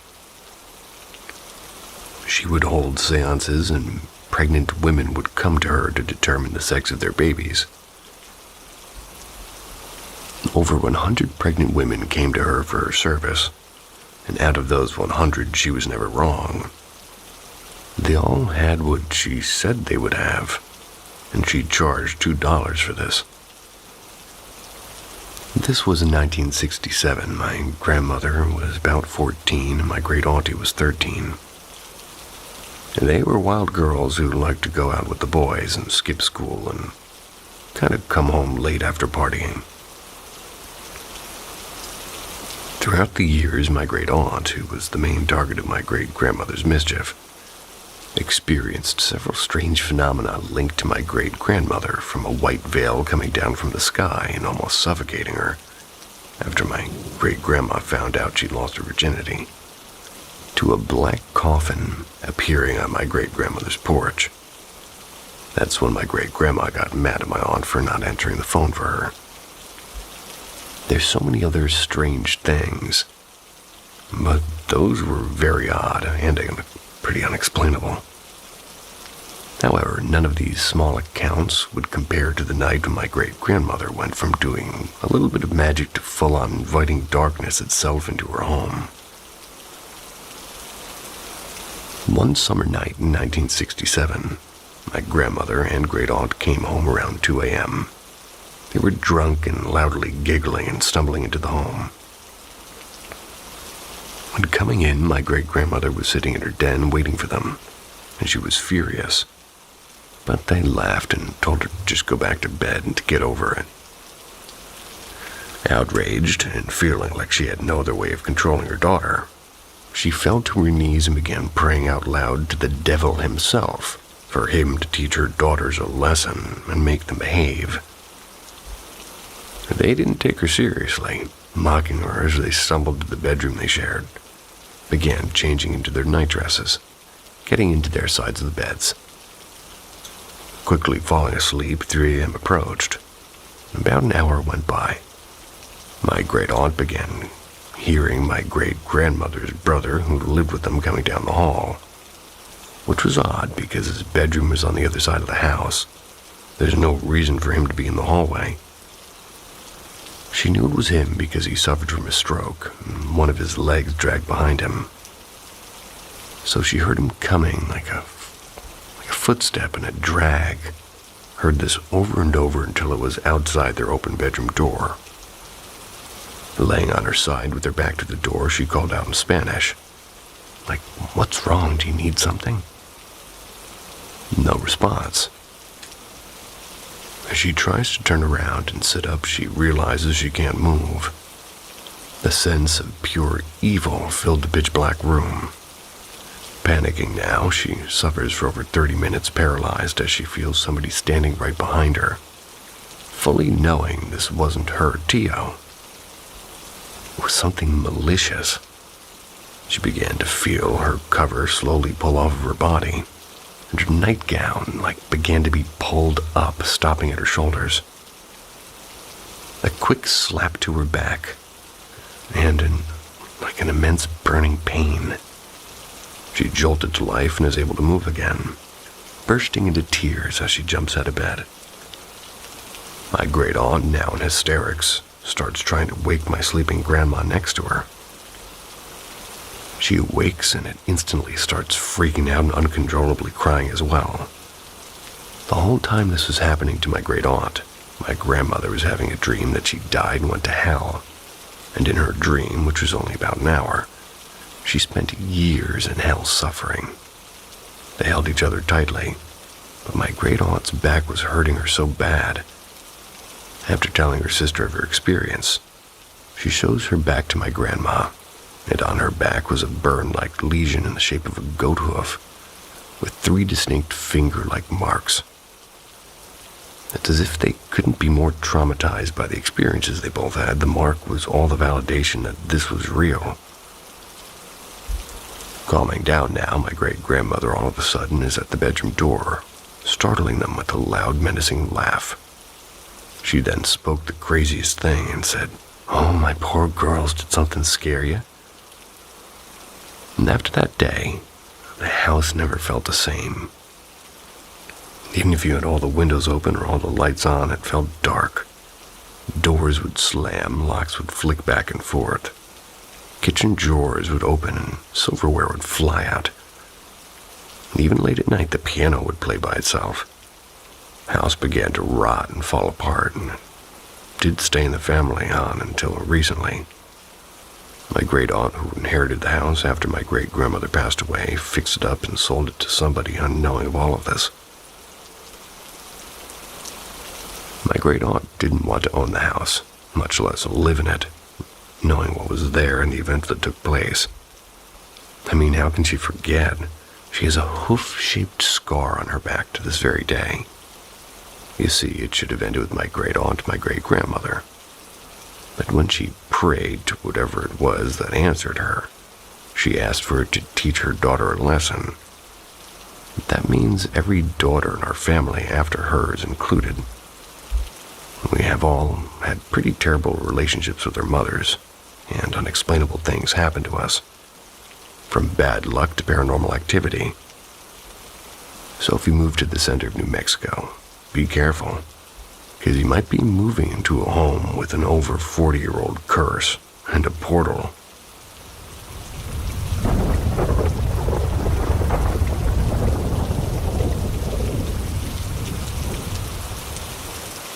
The trees with holes that have no bottom in Devil's Grove, Santa Fe, New Mexico.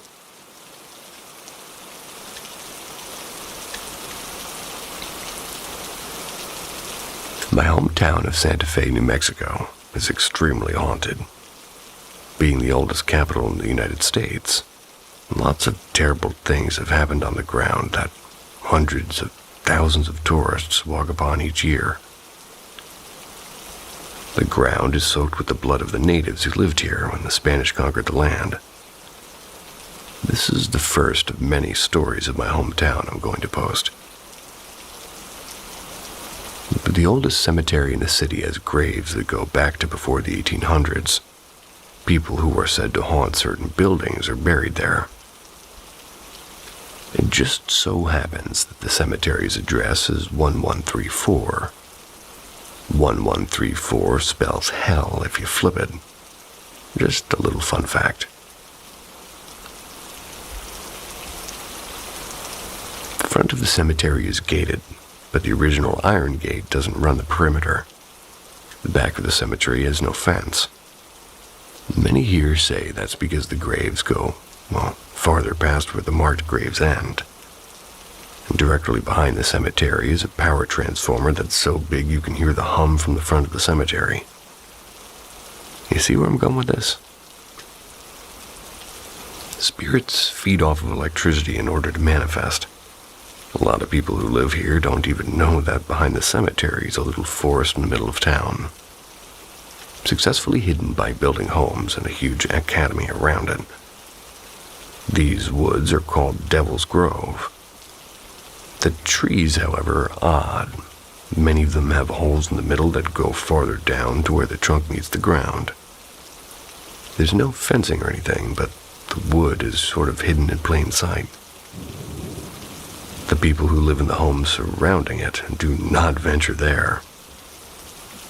I've tried finding the article on Google, but I had no luck, so I have to go to the library to look through archives. However, in the late 80s, a boy who lived in the area went missing.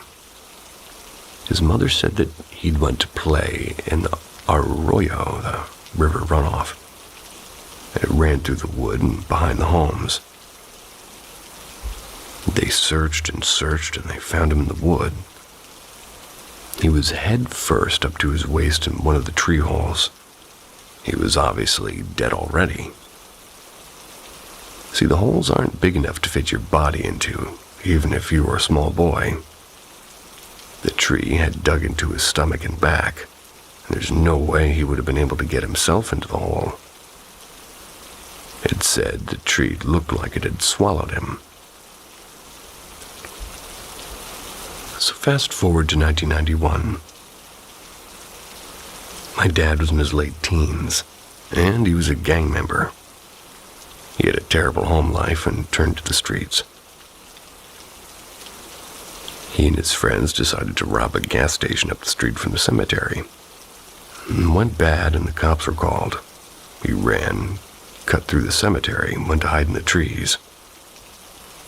Of course, he'd heard the stories of Devil's Grove, but my daddy was a superstitious man his whole life, so he didn't think anything as he laid down among the trees to hide from the cops. They came through and passed him going farther, eventually making their way out back to the street. When it went silent about an hour later, he got up to pee.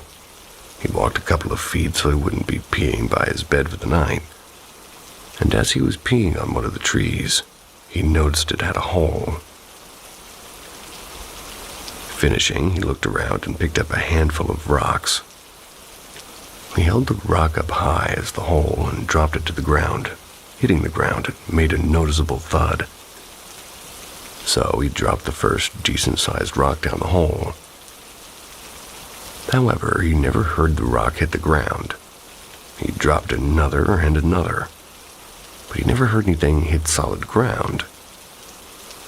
Unnerved, he went back to his spot and laid back down. And the later it got, the more the area came to life. He heard footsteps several times, along with leaves cracking and twigs snapping. When there was no one there, the cops had flashlights and talked amongst themselves with their radios blaring static earlier in the night. So he knew the lone footsteps were not them. He stayed in the woods almost all night until he finally started to get scared. Looking up from the ground at the trees surrounding him, he felt unsafe. Almost 15 years later, after I was already a kid, we moved into the neighborhood behind the trees. The arroyo ran right outside my bedroom window, so we're very close to these trees. And I tell you what, I was never allowed to go even close to it or the trees. I did eventually explore the trees and the cemetery as a teen, and I saw figures. I've heard many unexplainable noises, and the activity was definitely more intense near the transformer. Hopefully, I can go to search the archives to see if I can find the news articles of that boy. But anyways, that's the story of Devil's Grove. Can't wait to tell you guys more, because I have a lot of stories about just how haunted Santa Fe, New Mexico is.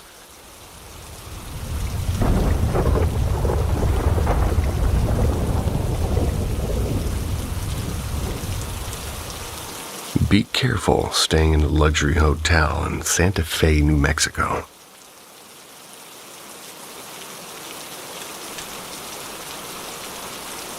I've been pondering which story to tell you guys about the historical and extremely haunted town of Santa Fe.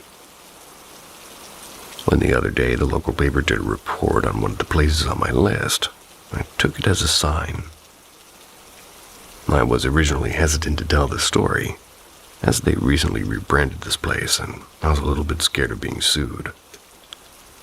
I don't know if this hotel was trying to keep the past hidden, but since they've recently spoken up about the history themselves, I figured it's fair game.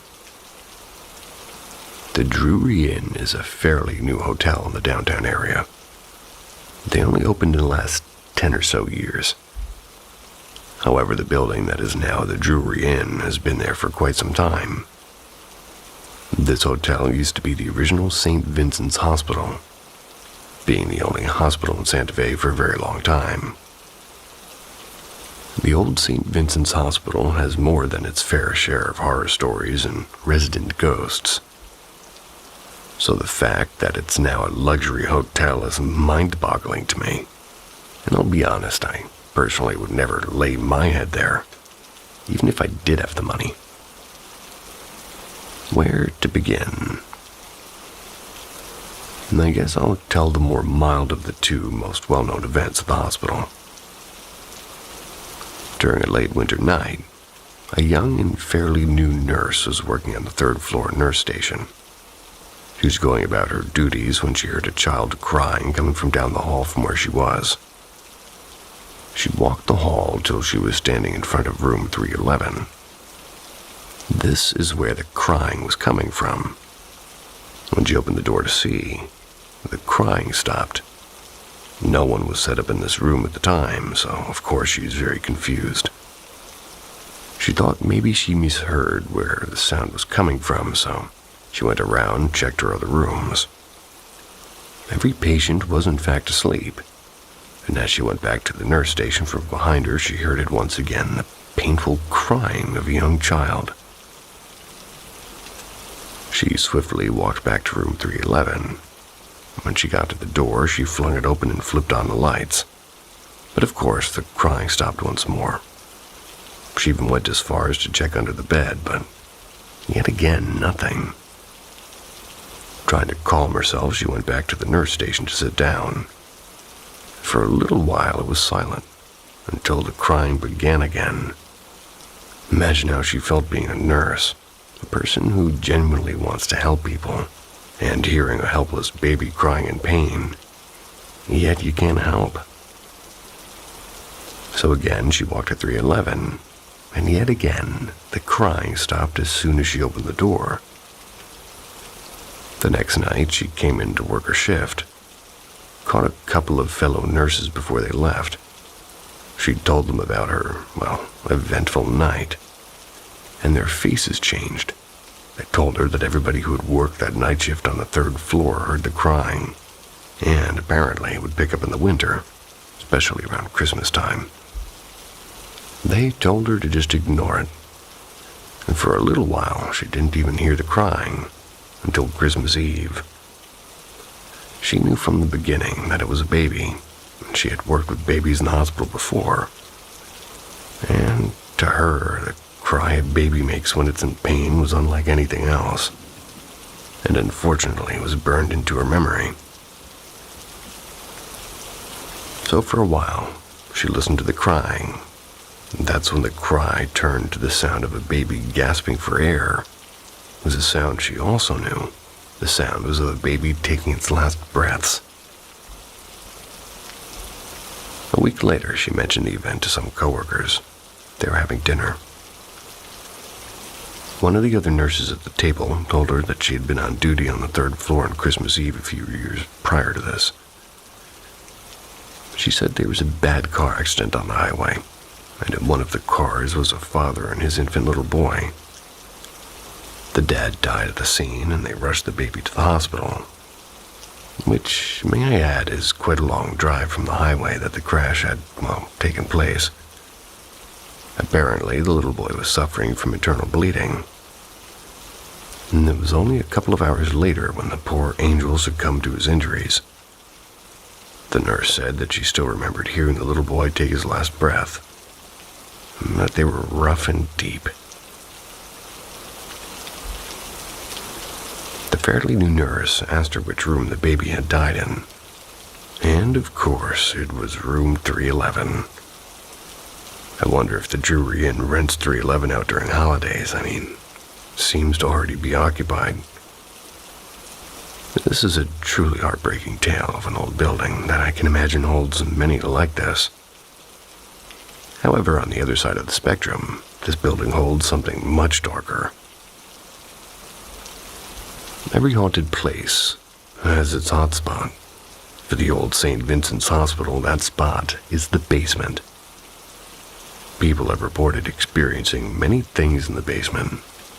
Disembodied voices and screams. Things being banged on and crashing. Seeing shadow people and not only being touched but being yanked, pushed, and pulled by their clothes and hair. This could be your normal run-of-the-mill haunting, right?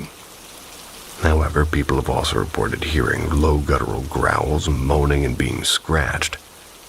And probably most scary is more than a couple of people have reported seeing blood dripping down the walls. Many will tell you there's no ghost in the basement, rather a demonic presence. They naturally use the space for storage, so staff didn't venture down there often. Safe to say that every time somebody went down there, they experienced something. And at one point, when it really wasn't a public hospital anymore, it was used as a nursing home.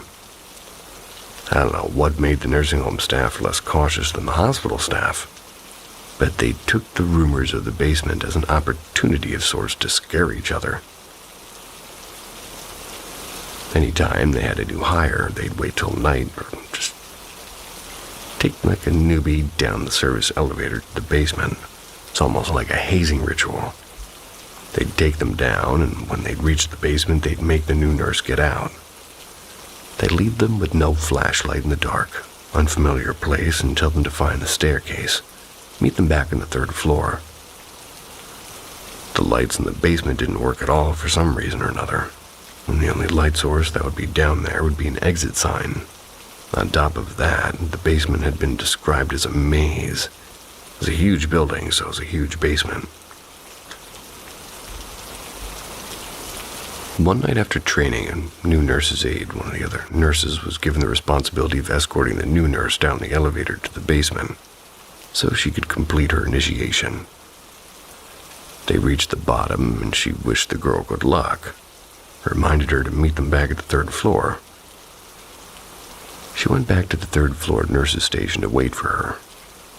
After about an hour, she started to wonder where she was. Even if she got lost, she should have already been able to find her way and make it back up. So she decided to go find her.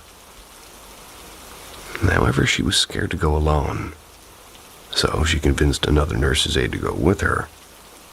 When reaching the bottom, she got out to look for her, while the nurse's aide kept the elevator doors open to shed some light. Didn't help much. Luckily, she did have a flashlight. She started searching rooms, then calling for the girl's name. When she heard a very quiet reply off in the distance, she yelled out to the aide that she thinks she found her and to wait for them. She went in the direction she heard and found the poor girl balled up in the corner of a big dusty room, quivering in fear behind an old filing cabinet. She helped the girl up and began leaving the room when she noticed something strange on the wall of this room. It was some kind of liquid. She ran her fingers down the wall to further examine the strange substance. It covered her fingers. Having nothing to wipe it off with and wearing her white uniform, She let it to dry in her hands. When they reached the elevator, she looked down to find her fingers were covered in what appeared to be blood. And when she smelled it, it was the unmistakable smell of iron. That's when she began panicking, not wanting to be on that floor another second. They all stayed frightfully long after they made it back to the station. After the new aide calmed down enough, she told them what happened to her. She had began trying to find the stairs, but kept bumping into things as it was so dark. She started hearing things behind her that sounded like small taps and then thuds. That's when she heard the growls coming from seemingly right behind her head. She took off running until she landed in her little spot where they found her. Later that night, the maintenance man overheard them talking about the experience and chimed in. Apparently, he had been the maintenance man here for a while, even back when it was still a hospital. He said the hospital staff used to use the furnace in the basement to cremate organs to cremate organs removed in surgery, and even amputated limbs. I believe that all the energy the staff put into being scared of the basement only intensified whatever was happening down there. Supposedly, after this happened, the nursing home staff never carried out another initiation. Not too long after the nursing home shut down, the building was left vacant for some time. In my teens, it was covered in graffiti and had many busted-out windows. It was well known among my age group of teens that would break into the building to party or explore and probably see if they'd experienced anything paranormal. A couple of times, my friend and I would just sit outside the building on the steps and attempt to hold spirit box sessions. We captured words like hospital, died, pain, meds, and help. A couple of times, I swear I'd seen figures in the windows next to the huge double-door entrance. Now do you understand how crazy it is to me that this is the very building that is now a luxury hotel, and also why I was not surprised reading the article in the paper. It detailed a family staying there and being messed with all night long by an unseen force. Maybe if they've done some research, but then again, I look at the building now and there's honestly no resemblance to the once booming hospital. And a simple Google search on its current name won't spark much suspicion. Only when digging deeper with the original name will you uncover the past. Lucky you guys have me, so you won't have any surprises if you decide to book a room there. So if you decide to blow the bank and stay in a luxury hotel in Santa Fe, New Mexico, make sure your room isn't on the 3rd floor and stay away from the basement, unless that's the kind of thing you're looking for.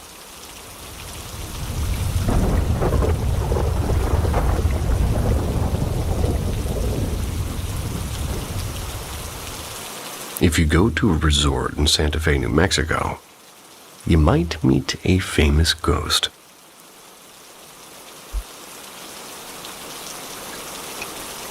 Here, there are a few nameless ghosts with no backstory or origin, but after I posted my last story about my lovely town of Santa Fe, in the comments I had somebody bring up another place on my list, so I decided that it'd be the next story I'd tell you guys.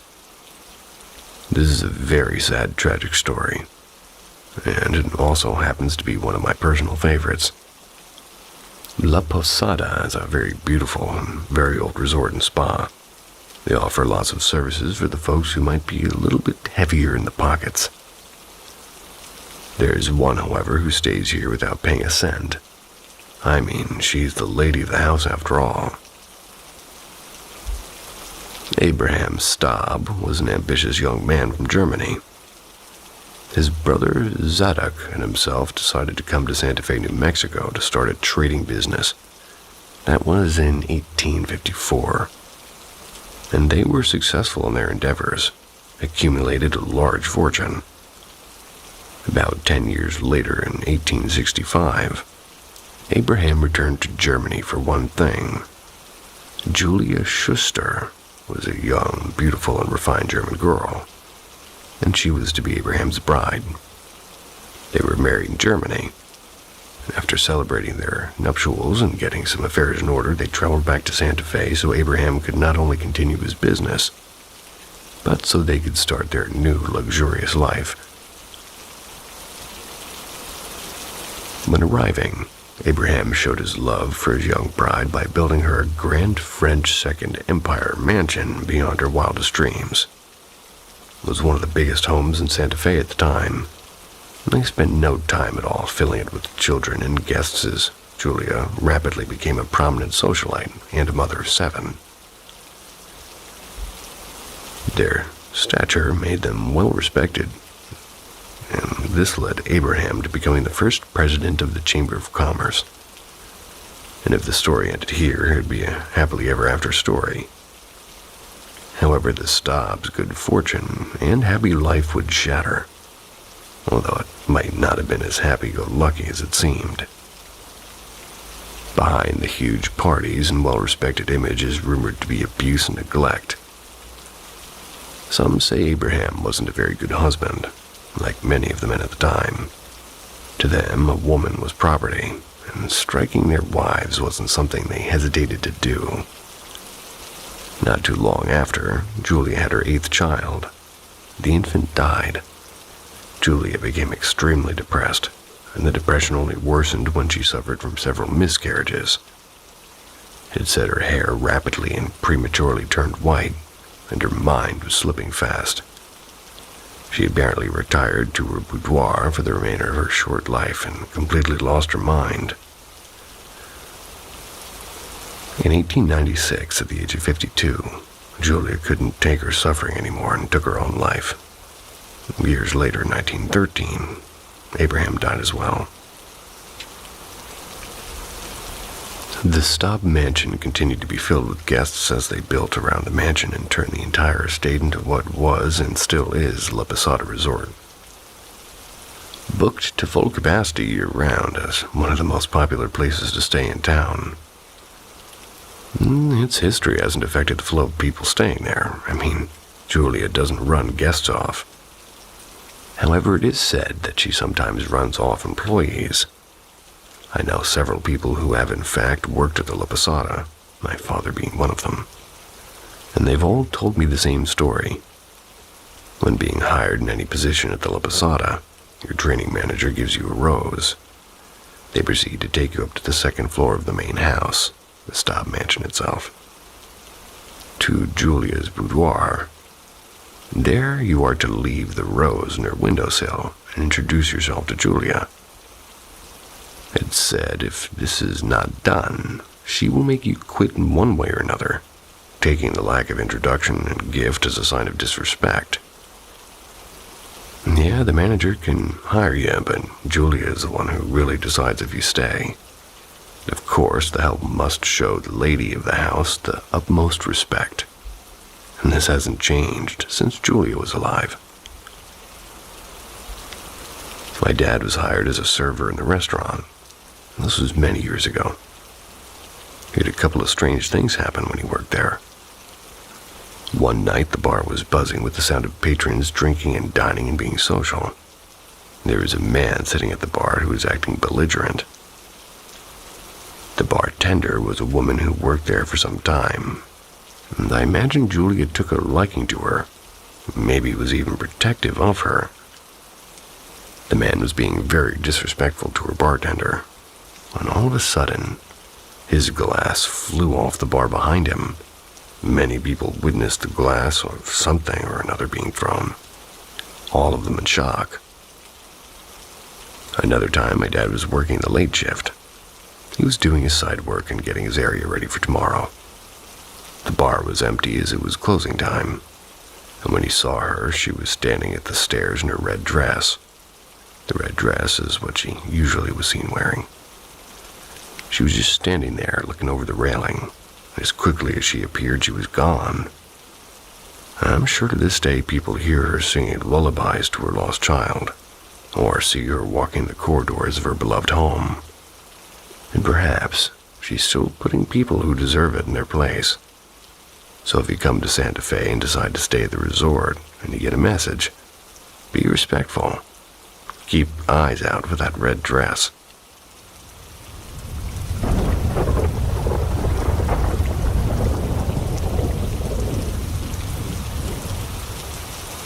been thinking about this a lot recently, and I wanted to share. Little girl who touched my soul.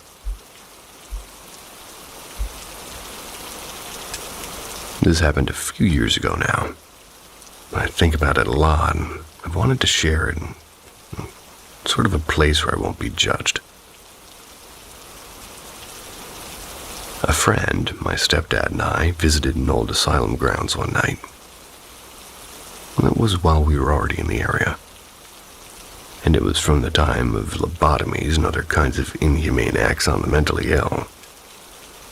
My mom is a very, very spiritual person. Having been there once before, refused to go again because of how badly it feels around there. Something evil happened in the cannery, she reminded my stepdad. I don't want you going there with them. The grounds had many areas. The main building was repurposed for some sort of military thing, so that was off limits. But the farms, the cannery, and other smaller buildings weren't being used. The first thing I remember when we rolled up was the feeling. It felt just awful. You could tell awful things happened there. We only ended up walking through the barn areas. A corn silo and 2 barns are in the area. I remember walking through one of the barns and seeing how they tried to cover up cages under wood planks for livestock to stand on. Those cages weren't just for livestock, my dad said. The second barn had a milking room attached to it. There was a fire, you could tell. Black all up the walls and the floor, and I just kept feeling more and more awful, but wanting to listen to my surroundings as much as I could, and then it happened. Now, I am skeptical about the idea of ghosts the way the media describes them. However, I do believe that if something so strong happens somewhere, it will imprint in the earth around it, be it so good or so bad. The earth remembers. I saw, or maybe it'd be better to say I felt, a little girl. And here are the things I felt about her. She loved the cows. They were her favorite. No matter what was happening to her, she was allowed to see the cows, and that's all she wanted. In my mind's eye, I saw her run past me, and I heard her laughter. She had black hair, and I could swear that there was a cat with her, too. It was like a scene in a movie where somebody's having a flashback, and felt almost like the earth was sharing its memory with me. And then she was gone. I was left staring at the falling apart barn. I cried on the way home, and even through all the terrible things, that girl, she still enjoyed her life. I hope in the next one I can see her again.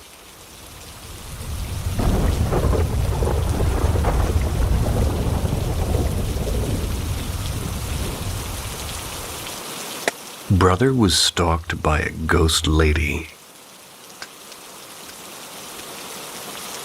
For context, I'm Hispanic, and in a Hispanic family. So that comes with superstitions and spiritual shit. So you can imagine the vibes.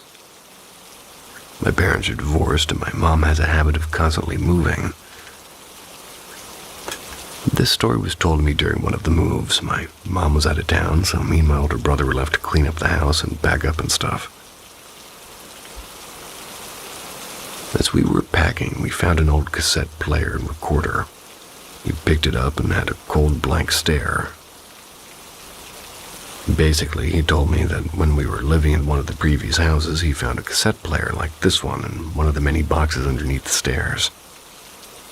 He said my mom used to record our conversations and use them in court against my dad. 'Cause yeah, she's crazy like that, but that's another story. He said one day when he was alone in my mom's house, he grabbed the cassette player box thing and hit play, and he heard a woman's eerie voice singing. He can't quite remember what she was singing, and he said he understood it, but it wasn't quite English or Spanish. It was like a weird language that for some reason he could understand but not replicate. It was 100% not my mom, and it was definitely a different voice, completely. It was older and more raspy. Told me he felt like a heavy weight in his chest, so he put it away and hid in his room until somebody came home. Now, here's the freaky part. Mind you, my older brother is the smarty pants of the family. He is the stereotypical, logical, and technical to a fault kid in the family. He isn't as religious, if at all, and at least as my parents are as superstitious as me. He wouldn't make something like this up, and I just know he wouldn't. Years later, he had forgotten about the whole thing, when living with my dad in his apartment. He said my dad, my oldest brother, and I had gone to Costco or some shit, and he was home alone, and the phone rang. The house phone. He went to pick it up, and it was that same voice, that same raspy, eerie, heart-wrenching voice just singing. He said he froze in his core, and he was in shock. He told me this, and his eyes began to water. It was so bizarre, I just tried to brainstorm and rationalize an explanation. And he said he didn't even want to talk about it. Like, logically speaking, if it were a person, they would have at least heard the tape or known where we moved. And I think it's important to note it was not my mom's voice. He assured me that. It definitely was not my mom's voice. Freaky shit. I'll agree with you on that one.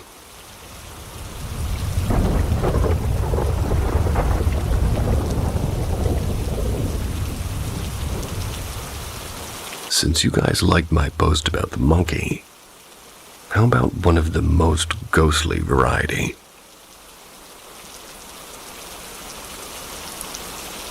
My girlfriend and I recently moved into a house. We'd been living in apartments for as long as we were dating, and this was our first house. We were incredibly lucky to get a house, and her being only 23 and me being 26. My great uncle had passed away, and my aunt offered to help us purchase his house. We were living in a bad part of town, and she just wanted to have a safe space. And we have several pets, and I recently got a dog. I'm sitting on the couch in the living room, and my girlfriend was at work, and I had stayed home due to, sort of a migraine. And as I sat there, I heard what sounded like small footsteps in the cabinets in the kitchen opening and closing. I figured it was Thor, or fat as hell Silver Tabby who tries his hardest to get food. But when I looked up, all of the cats were in the bay window. I didn't have a dog at the time, and it was a little bit eerie, but I wasn't really scared, more confused and curious. Then my girlfriend and I were sitting together and playing games. The same thing happened. Me and her looked at each other, and my girlfriend just goes, "Frederick." She goes into the kitchen, pulls a gnome statue from under the sink. The reason being, Junk King had come in and, well, she wanted to keep the gnome statue while the rest of the uncle's belongings were cleared out. So they told us to put the things we wanted to keep in the cabinets and to mark them. She moved the statue out into the office where he has sort of a good view of the outside and put a blanket inside his little trowel. We haven't had a weird incident since Frederick has been out there, and I'm convinced we have a house fae or the gnome is just a secretly cursed object. Growing up, my girlfriend lived in 2 haunted houses. I think paranormal things are just attracted to her family. She has Native American in her blood, and they are very spiritual. Her sister is able to see things, and she once saw this hunched-over dark shadow in the hallway of her house. She said it looked like a shadow Quasimodo. She also used to have this circular mass shadow that would come out of her closet and go across the wall to her rat's cage where he would scream bloody murder, like something was attacking him. She would tell it to go away, and it would, and their mother had powers of premonition when it came to people having children. She'd always dream the gender of the child before they were born, and it would be 100% accurate each time. She also got the house she wanted because she felt as though the previous owner, who had passed away, wanted her to have the house. My girlfriend has many strange things happen when meditating, like her onyx crystal cracking on the inside. And I myself used to experience this thing, like my parents and I called the peoples, when I lived with them. I believe it was residual energy. When you'd be laying in the house toward the back, you could vaguely hear the sound of people talking. You could never quite understand what was being said, and occasionally old tunes would echo as well.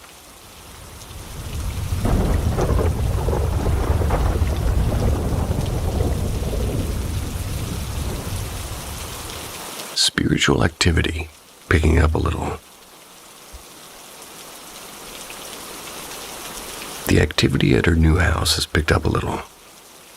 The other day I was soaking in the bath. I'm a water gremlin. I love taking warm baths and just relaxing.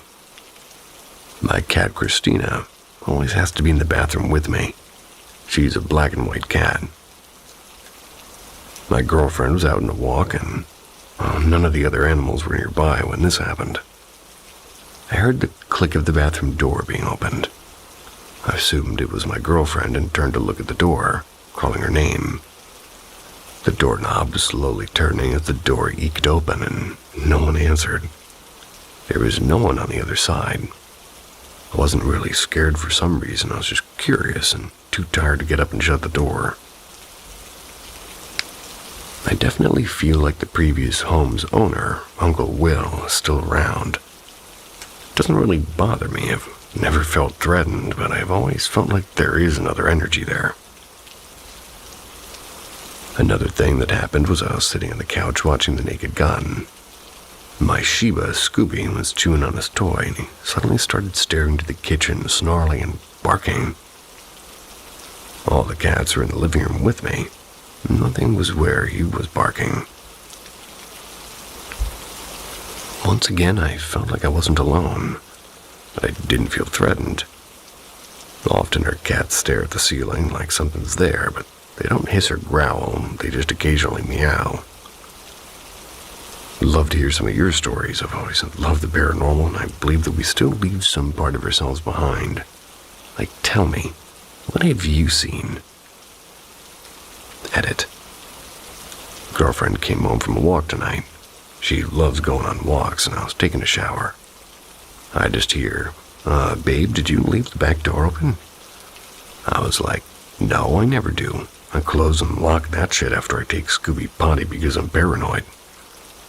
Well, the back door was open.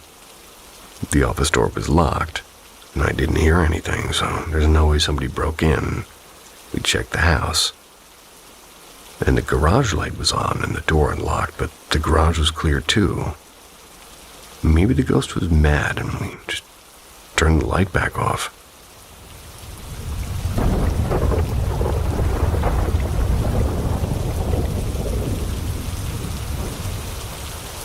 The red-eyed shadow is watching you. On the day in question of my first paranormal experience, my family, my parents and my sister, had gone to another city, almost 60 kilometers away, to visit my aunt and uncle, leaving me alone at home. My parents went out in the afternoon and came back the next day at night.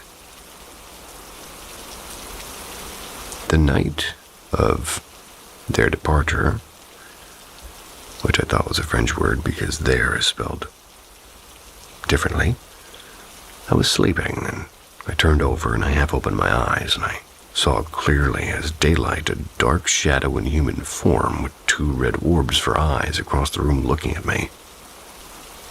I didn't give it any importance until the next day when I remembered it. Went back to sleep.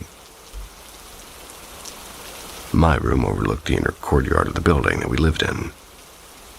And being winter, the blinds were all the way down to keep out the cold, so couldn't have been outside lights.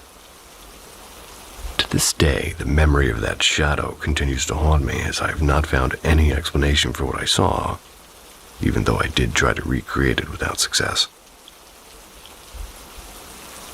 Other experiences. My little sister has commented to me on dozens of occasions, seeing how a dark quote-unquote thing as night peeks into her room through the doorframe, moves away when she sees it. P.S. I've also seen it on several occasions. And a few months ago, I'd go back in after smoking a cigarette and the whole living room was dark, and in that moment I saw a kind of mist with the height of a human pass through the room and disappear through the exit door. Several minutes later, my mom told me that she had seen the same thing from the kitchen, and would swear it was a woman. A couple of weeks ago, my father had gone to smoke in the backyard of our house.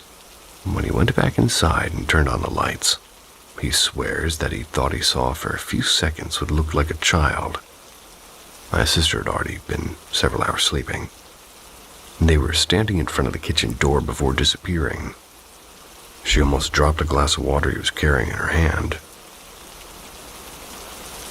What do you guys think? He was carrying water in her hand.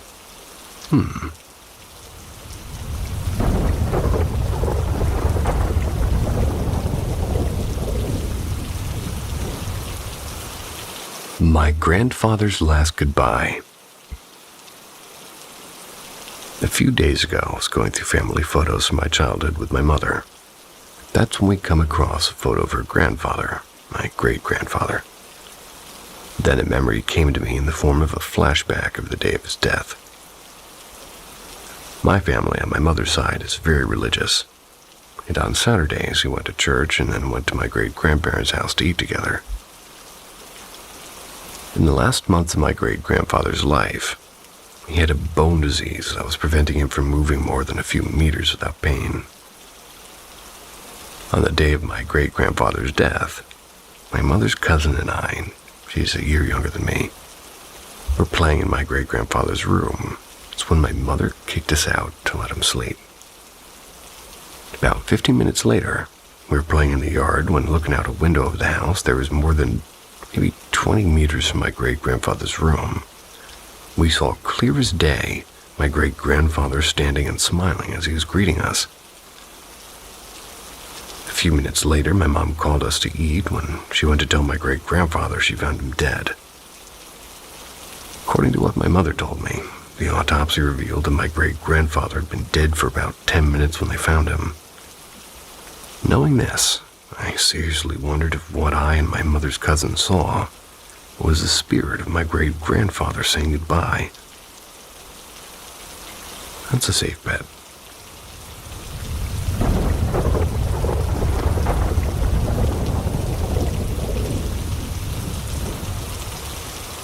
Ghost or coincidence?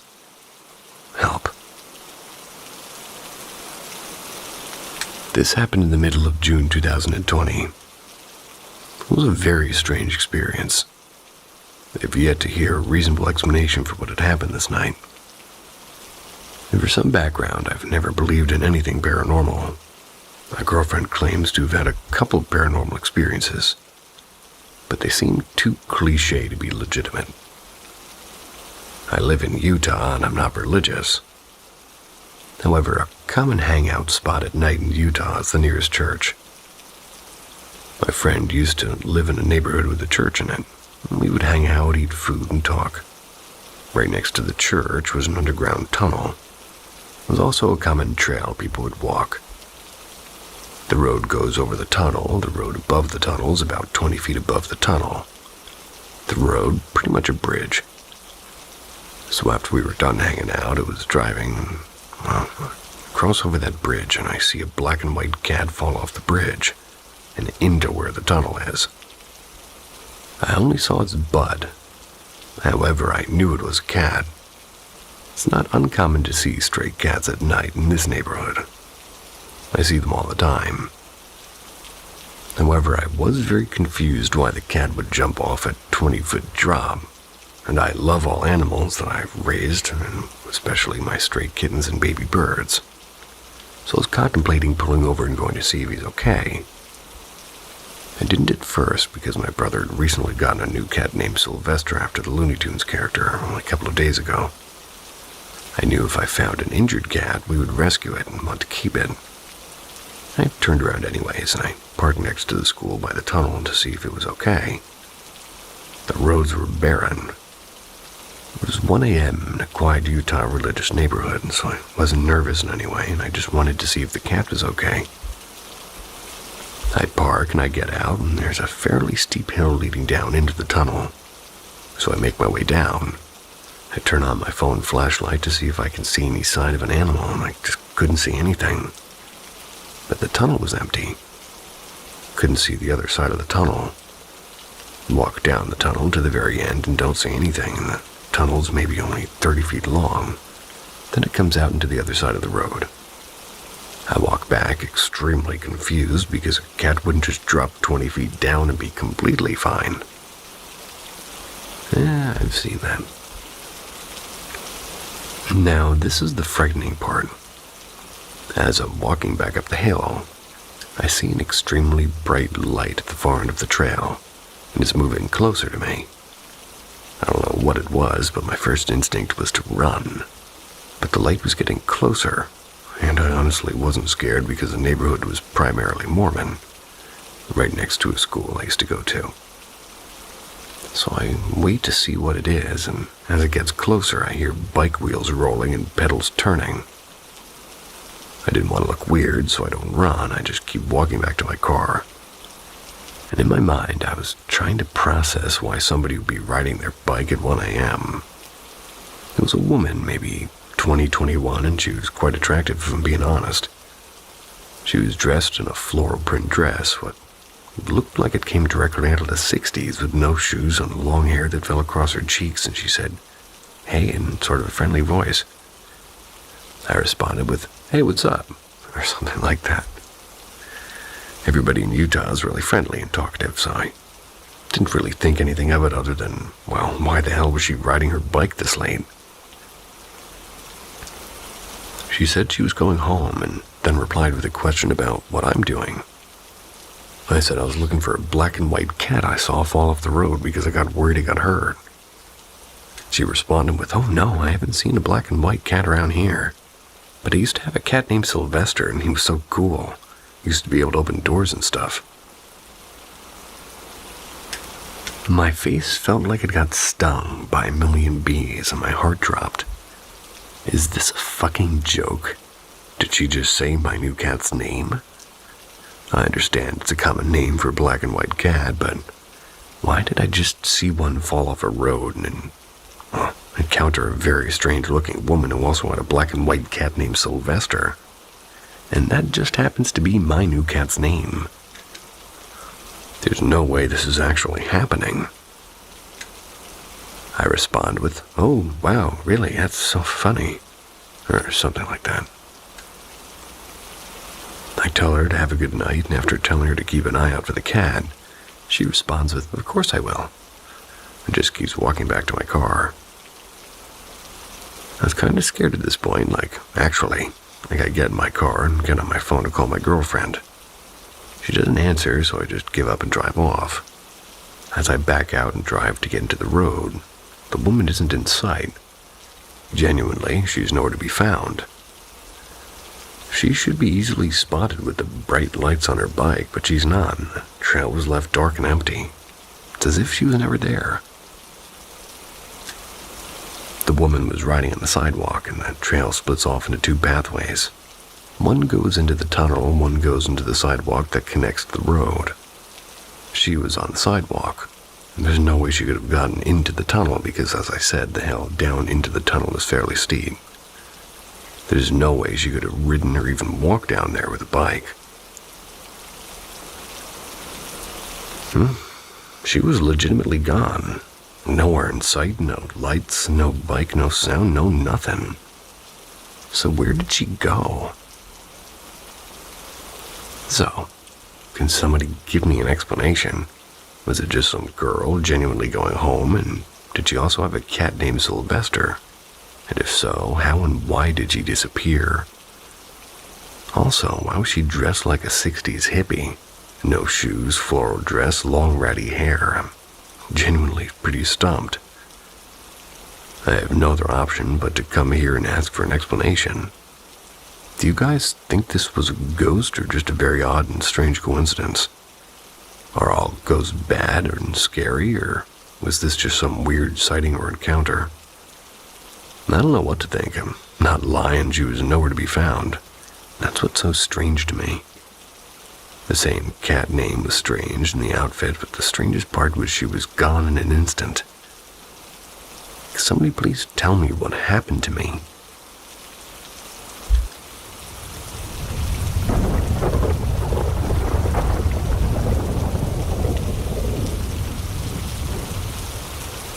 My best friend visited me.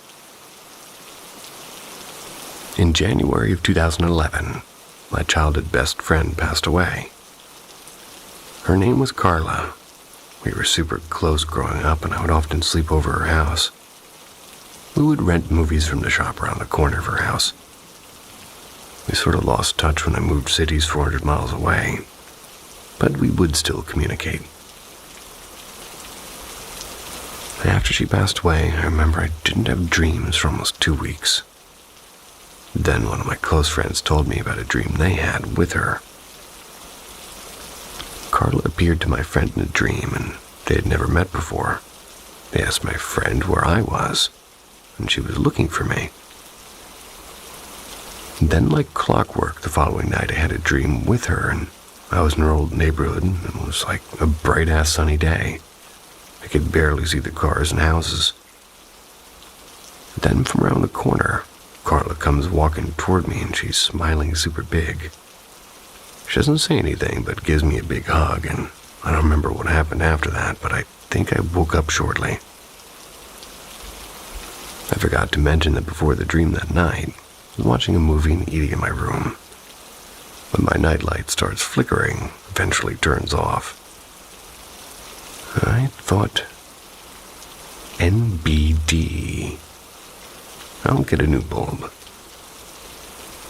After I woke up from the dream, my nightlight turned on, and I don't know what this means, but I felt her there. Fast forward to this year. I read recently about how lost loved ones tend to visit us during special times like birthdays or anniversaries of death. We just have to see it, I guess.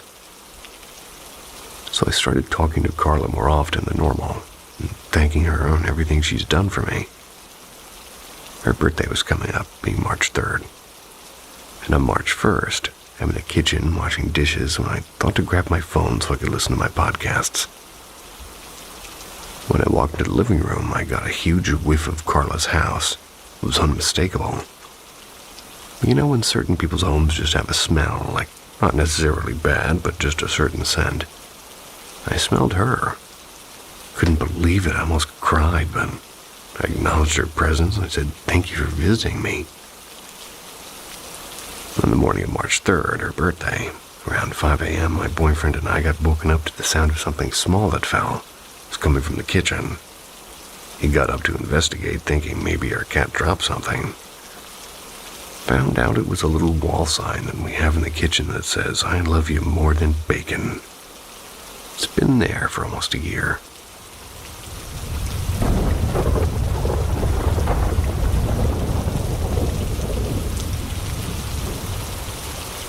Our sweet ghost cat. Everyone responded so positively to my last post, so I wanted to share this other recent experience I had in my apartment. I've only shared these with a few close friends since I don't want people thinking I'm crazy. But I know what I feel, and this is a series of occurrences that led me to believe I have a ghost cat in my apartment. First time was when I recently moved into my apartment. About a month after, I was getting ready for work in the morning. That's when I noticed my cat playing with a shoelace in the hall. In the hall, there was a small closet. My cat was playing with the shoelace in front of the closed door when I see something white swipe from under the door, almost like a cat trying to get a shoelace from the other side. My cat saw it too. She stopped what she was doing to stare at the bottom of the door. I immediately thought it was my other cat, who does have white paws, so I opened the door to check, and there was nothing. The second time was a few months later. My boyfriend and I were trying to fall asleep in bed around 11. And that's when we hear tiny footsteps run and then jump onto our futon couch in the living room. Sounded small, just like a cat randomly running and jumping on the couch. We both looked at each other because both our cats were in bed with us and our dog is crated at night. He said, "What was that?" I said, "I don't know." So we went to check, but saw nothing. Third time we had a guest in our home, and I usually leave a box or two out for my cats when I get a new package since they both love them, and I had one in the middle of our dining room. My friend, my boyfriend, and I were in the living room watching a show. That's when we hear the box slide, almost as if a cat jumped into it. I look over and I actually see the box flaps move, but both our cats and our dog were in the living room with us. All windows and sliding door were closed. So we all just kind of looked at each other like, what the fuck? Fourth and most recent time was about 7 months ago. I randomly woke up in the middle of the night. I remembered I needed to charge my phone. I looked and the time was 1:21 a.m. The outlet is right next to my side of the bed, so I just reached over and plugged it in while barely having my eyes open. Then I set my phone down, and as I did, I see a shadow on the wall from my nightlight. It's about the size of a cat and it's coming toward me. So I just laid back in bed and I immediately remembered and looked at my feet. Both my cats were sound asleep on my bed. I tried really hard to fall asleep after that, but it took me almost an hour. I've had other uneventful occurrences like leg rubs, I feel, and I thought they were my cat, but ended up being nothing. And something that sounded like a cat jumping off of our couch into the wood floor when my animals are in my room with me. All my life I've had experiences like these. And at this point, they're just expected.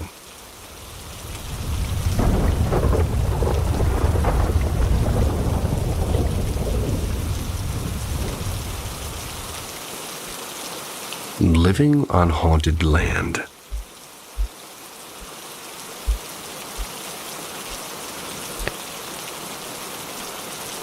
I grew up outside of a relatively small town in Texas.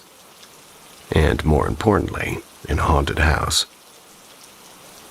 Well, to be more accurate, on haunted land, and I'd like to tell a few stories as well as my own experiences. Now, a little background which gives some context to why I say land instead of just house. My childhood home sat about 100 yards or maybe a football field off of the Colorado River on about 100 acres of land, technically owned by the city. It's a public city park that lays outside of the boundaries of the city, and yeah, it's that kind of ass-backwards place, notwithstanding all the other political bullshit you'd expect out of a small southern town. Anyway, back to the actually important information. My father is the live-in park ranger for the city. It's not a bad gig, all things considered. Though, in my opinion, he could be paid more for being maintenance and authority figure that's on call 24 hours a day, 365 a year. This means if somebody gets locked out, or if a camping site loses power or has problems, or there's a conflict or somebody's knocking at our door no matter the hour. It's always been this way since I was about 7, and I'm now 29. He's a tough old man, almost 55 years old, and not all that inclined to share spooky stories of things he's seen and told, though he does believe in ghosts. He'll try and find the rational explanation for why things happened before he caves and admits it was a ghost, even if me and my mother know damn well what it is. Now, I give this background because it's important to note that when things go wrong, he's usually the first person on the scene. This includes the time we had some jet skis explode while a father and daughter were riding them. They were fine, thank goodness. Geez. Alligators roll up on a campsite. Personal disagreements and people trying to be sneaky and not pay by showing up after dark. People doing illegal substances or trying to get freaky in the backseat in the rough camping part of the park. And of course, being right on the river, drownings. For some reason, people love to drink and swim, and somebody drowns about every 3 years minimum. Or actually due for another drowning, following the pattern. I don't hope people drown, but the memory of the last ones, they don't seem to stick as long as they should. Anyway, Dad's usually the first on the scene, either to try and help the people or to direct the ambulance and the police. And eventually, they search for the bodies, and most appear after about a day.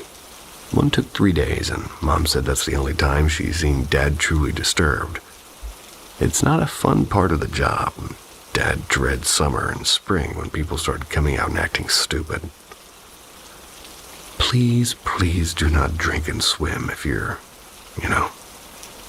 especially if your kid isn't a strong swimmer. And even if they are, please put a flotation of some kind on them if you're swimming in a river or a lake for your sake and everyone else's.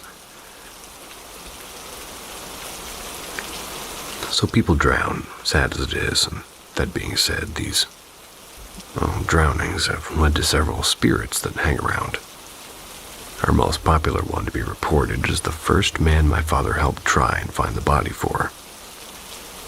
He was wearing a white shirt and blue jeans and was a friendly man by nature.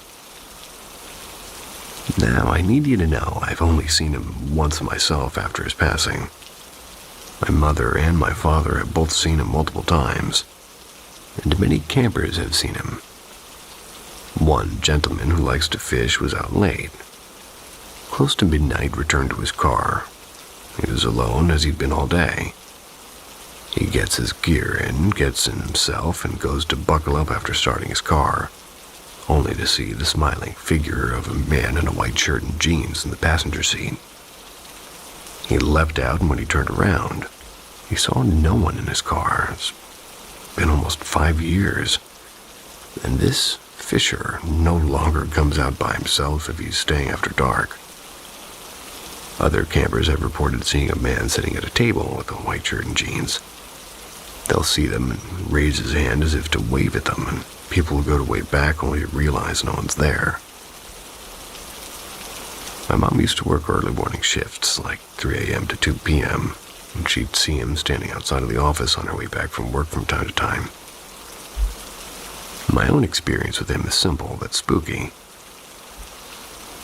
I was sitting in the office with a friend one night talking about 10:30. My parents now live above the office after Hurricane Harvey. And anyway, we're sitting there, and I see out of the window over my friend's shoulder a figure walk by the window like it was just going to walk through a double glass door to the office. Now, I live in a park meant for camping and visiting, but it is important to note that the park was A, closed due to our sewer system getting redone, and B, was in the middle of the week, and most people don't show up then.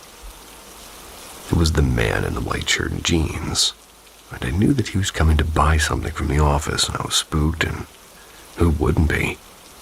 My friend and I retreated upstairs rapidly. He's never been threatening, and I'm sort of glad the flood didn't take him away. However, even with him on the land, there are worse things that are here. My childhood home, which I must admit I'm sort of still grieving and grateful I can't live in again, was destroyed in Hurricane Harvey. It had 2 feet of water in it and emotionally devastated our family. There's something that still lives in that husk, now used for storage, and I hate it. Growing up, my bedroom was used during the day by myself and never at night. When I was little, I often had night terrors that had me shrieking from my mother and sleeping on the couch instead. She told me that I often said she has no face, in quotes, when I asked why I was crying. By the time I was 9, the couch in the living room was my bed. My bedroom held like a cheap futon. The feeling of being watched, of something standing behind you, was and is overwhelming, and I hated it. Even when I slept in the living room, I had to have the door to that room shut, as well as the one next to it, and the feeling of being stared at was so strong. We had a door to the garage at one end of the living room, and one doorway to the kitchen. The garage door was open during the day, and there was no tangible door to the kitchen. And what I saw in these parts of the house, I can't say were human-like, but they at least wanted to be seen as is. They felt wrong, very wrong. Like, have you ever seen somebody walk quickly by an open doorway? Well, my mother and I, and we think my father, but he'll deny it, saw these tall figures blur by, mostly dark but occasionally pale. I hated seeing them. Always had this awful sense of dread and anxiety. A fear that they'd not walk by the doorway, but walk into the room I was in. And I think they did more than once.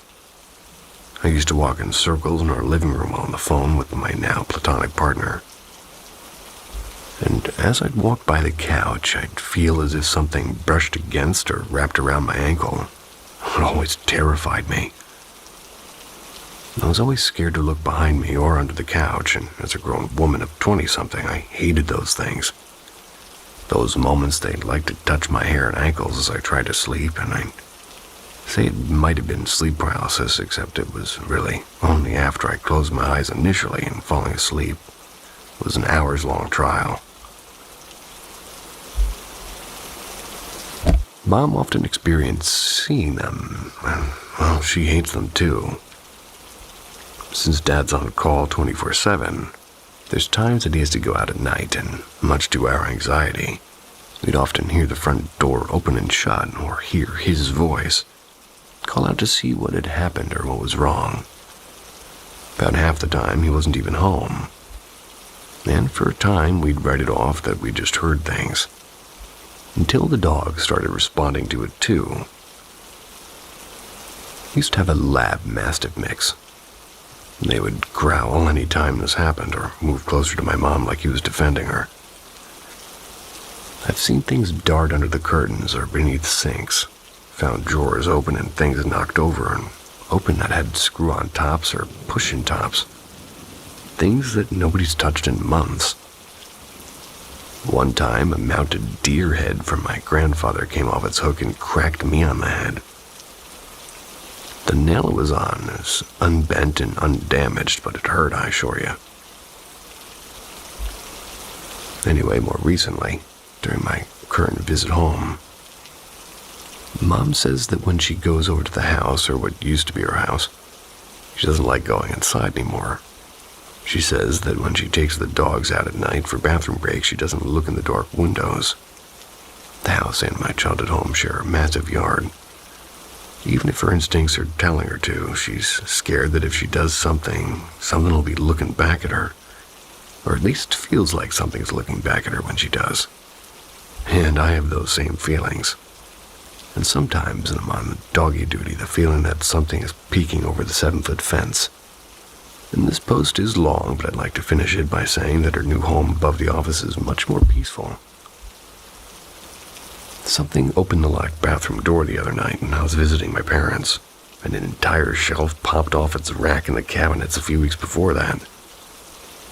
Strange things still happen, but I'll be honest to say that I'm glad it's nothing like the old home. These aren't the only moments I've had, which range from hearing muffled conversations for hours in the childhood home in the dead of night, when everyone was asleep, to hearing it again at my friend's house for months and months. I've also experienced things at the high school where I teach, so I'm not sure if it's me or my life, but I'll never be persuaded by the supernatural. Well, persuaded that it isn't real, that is.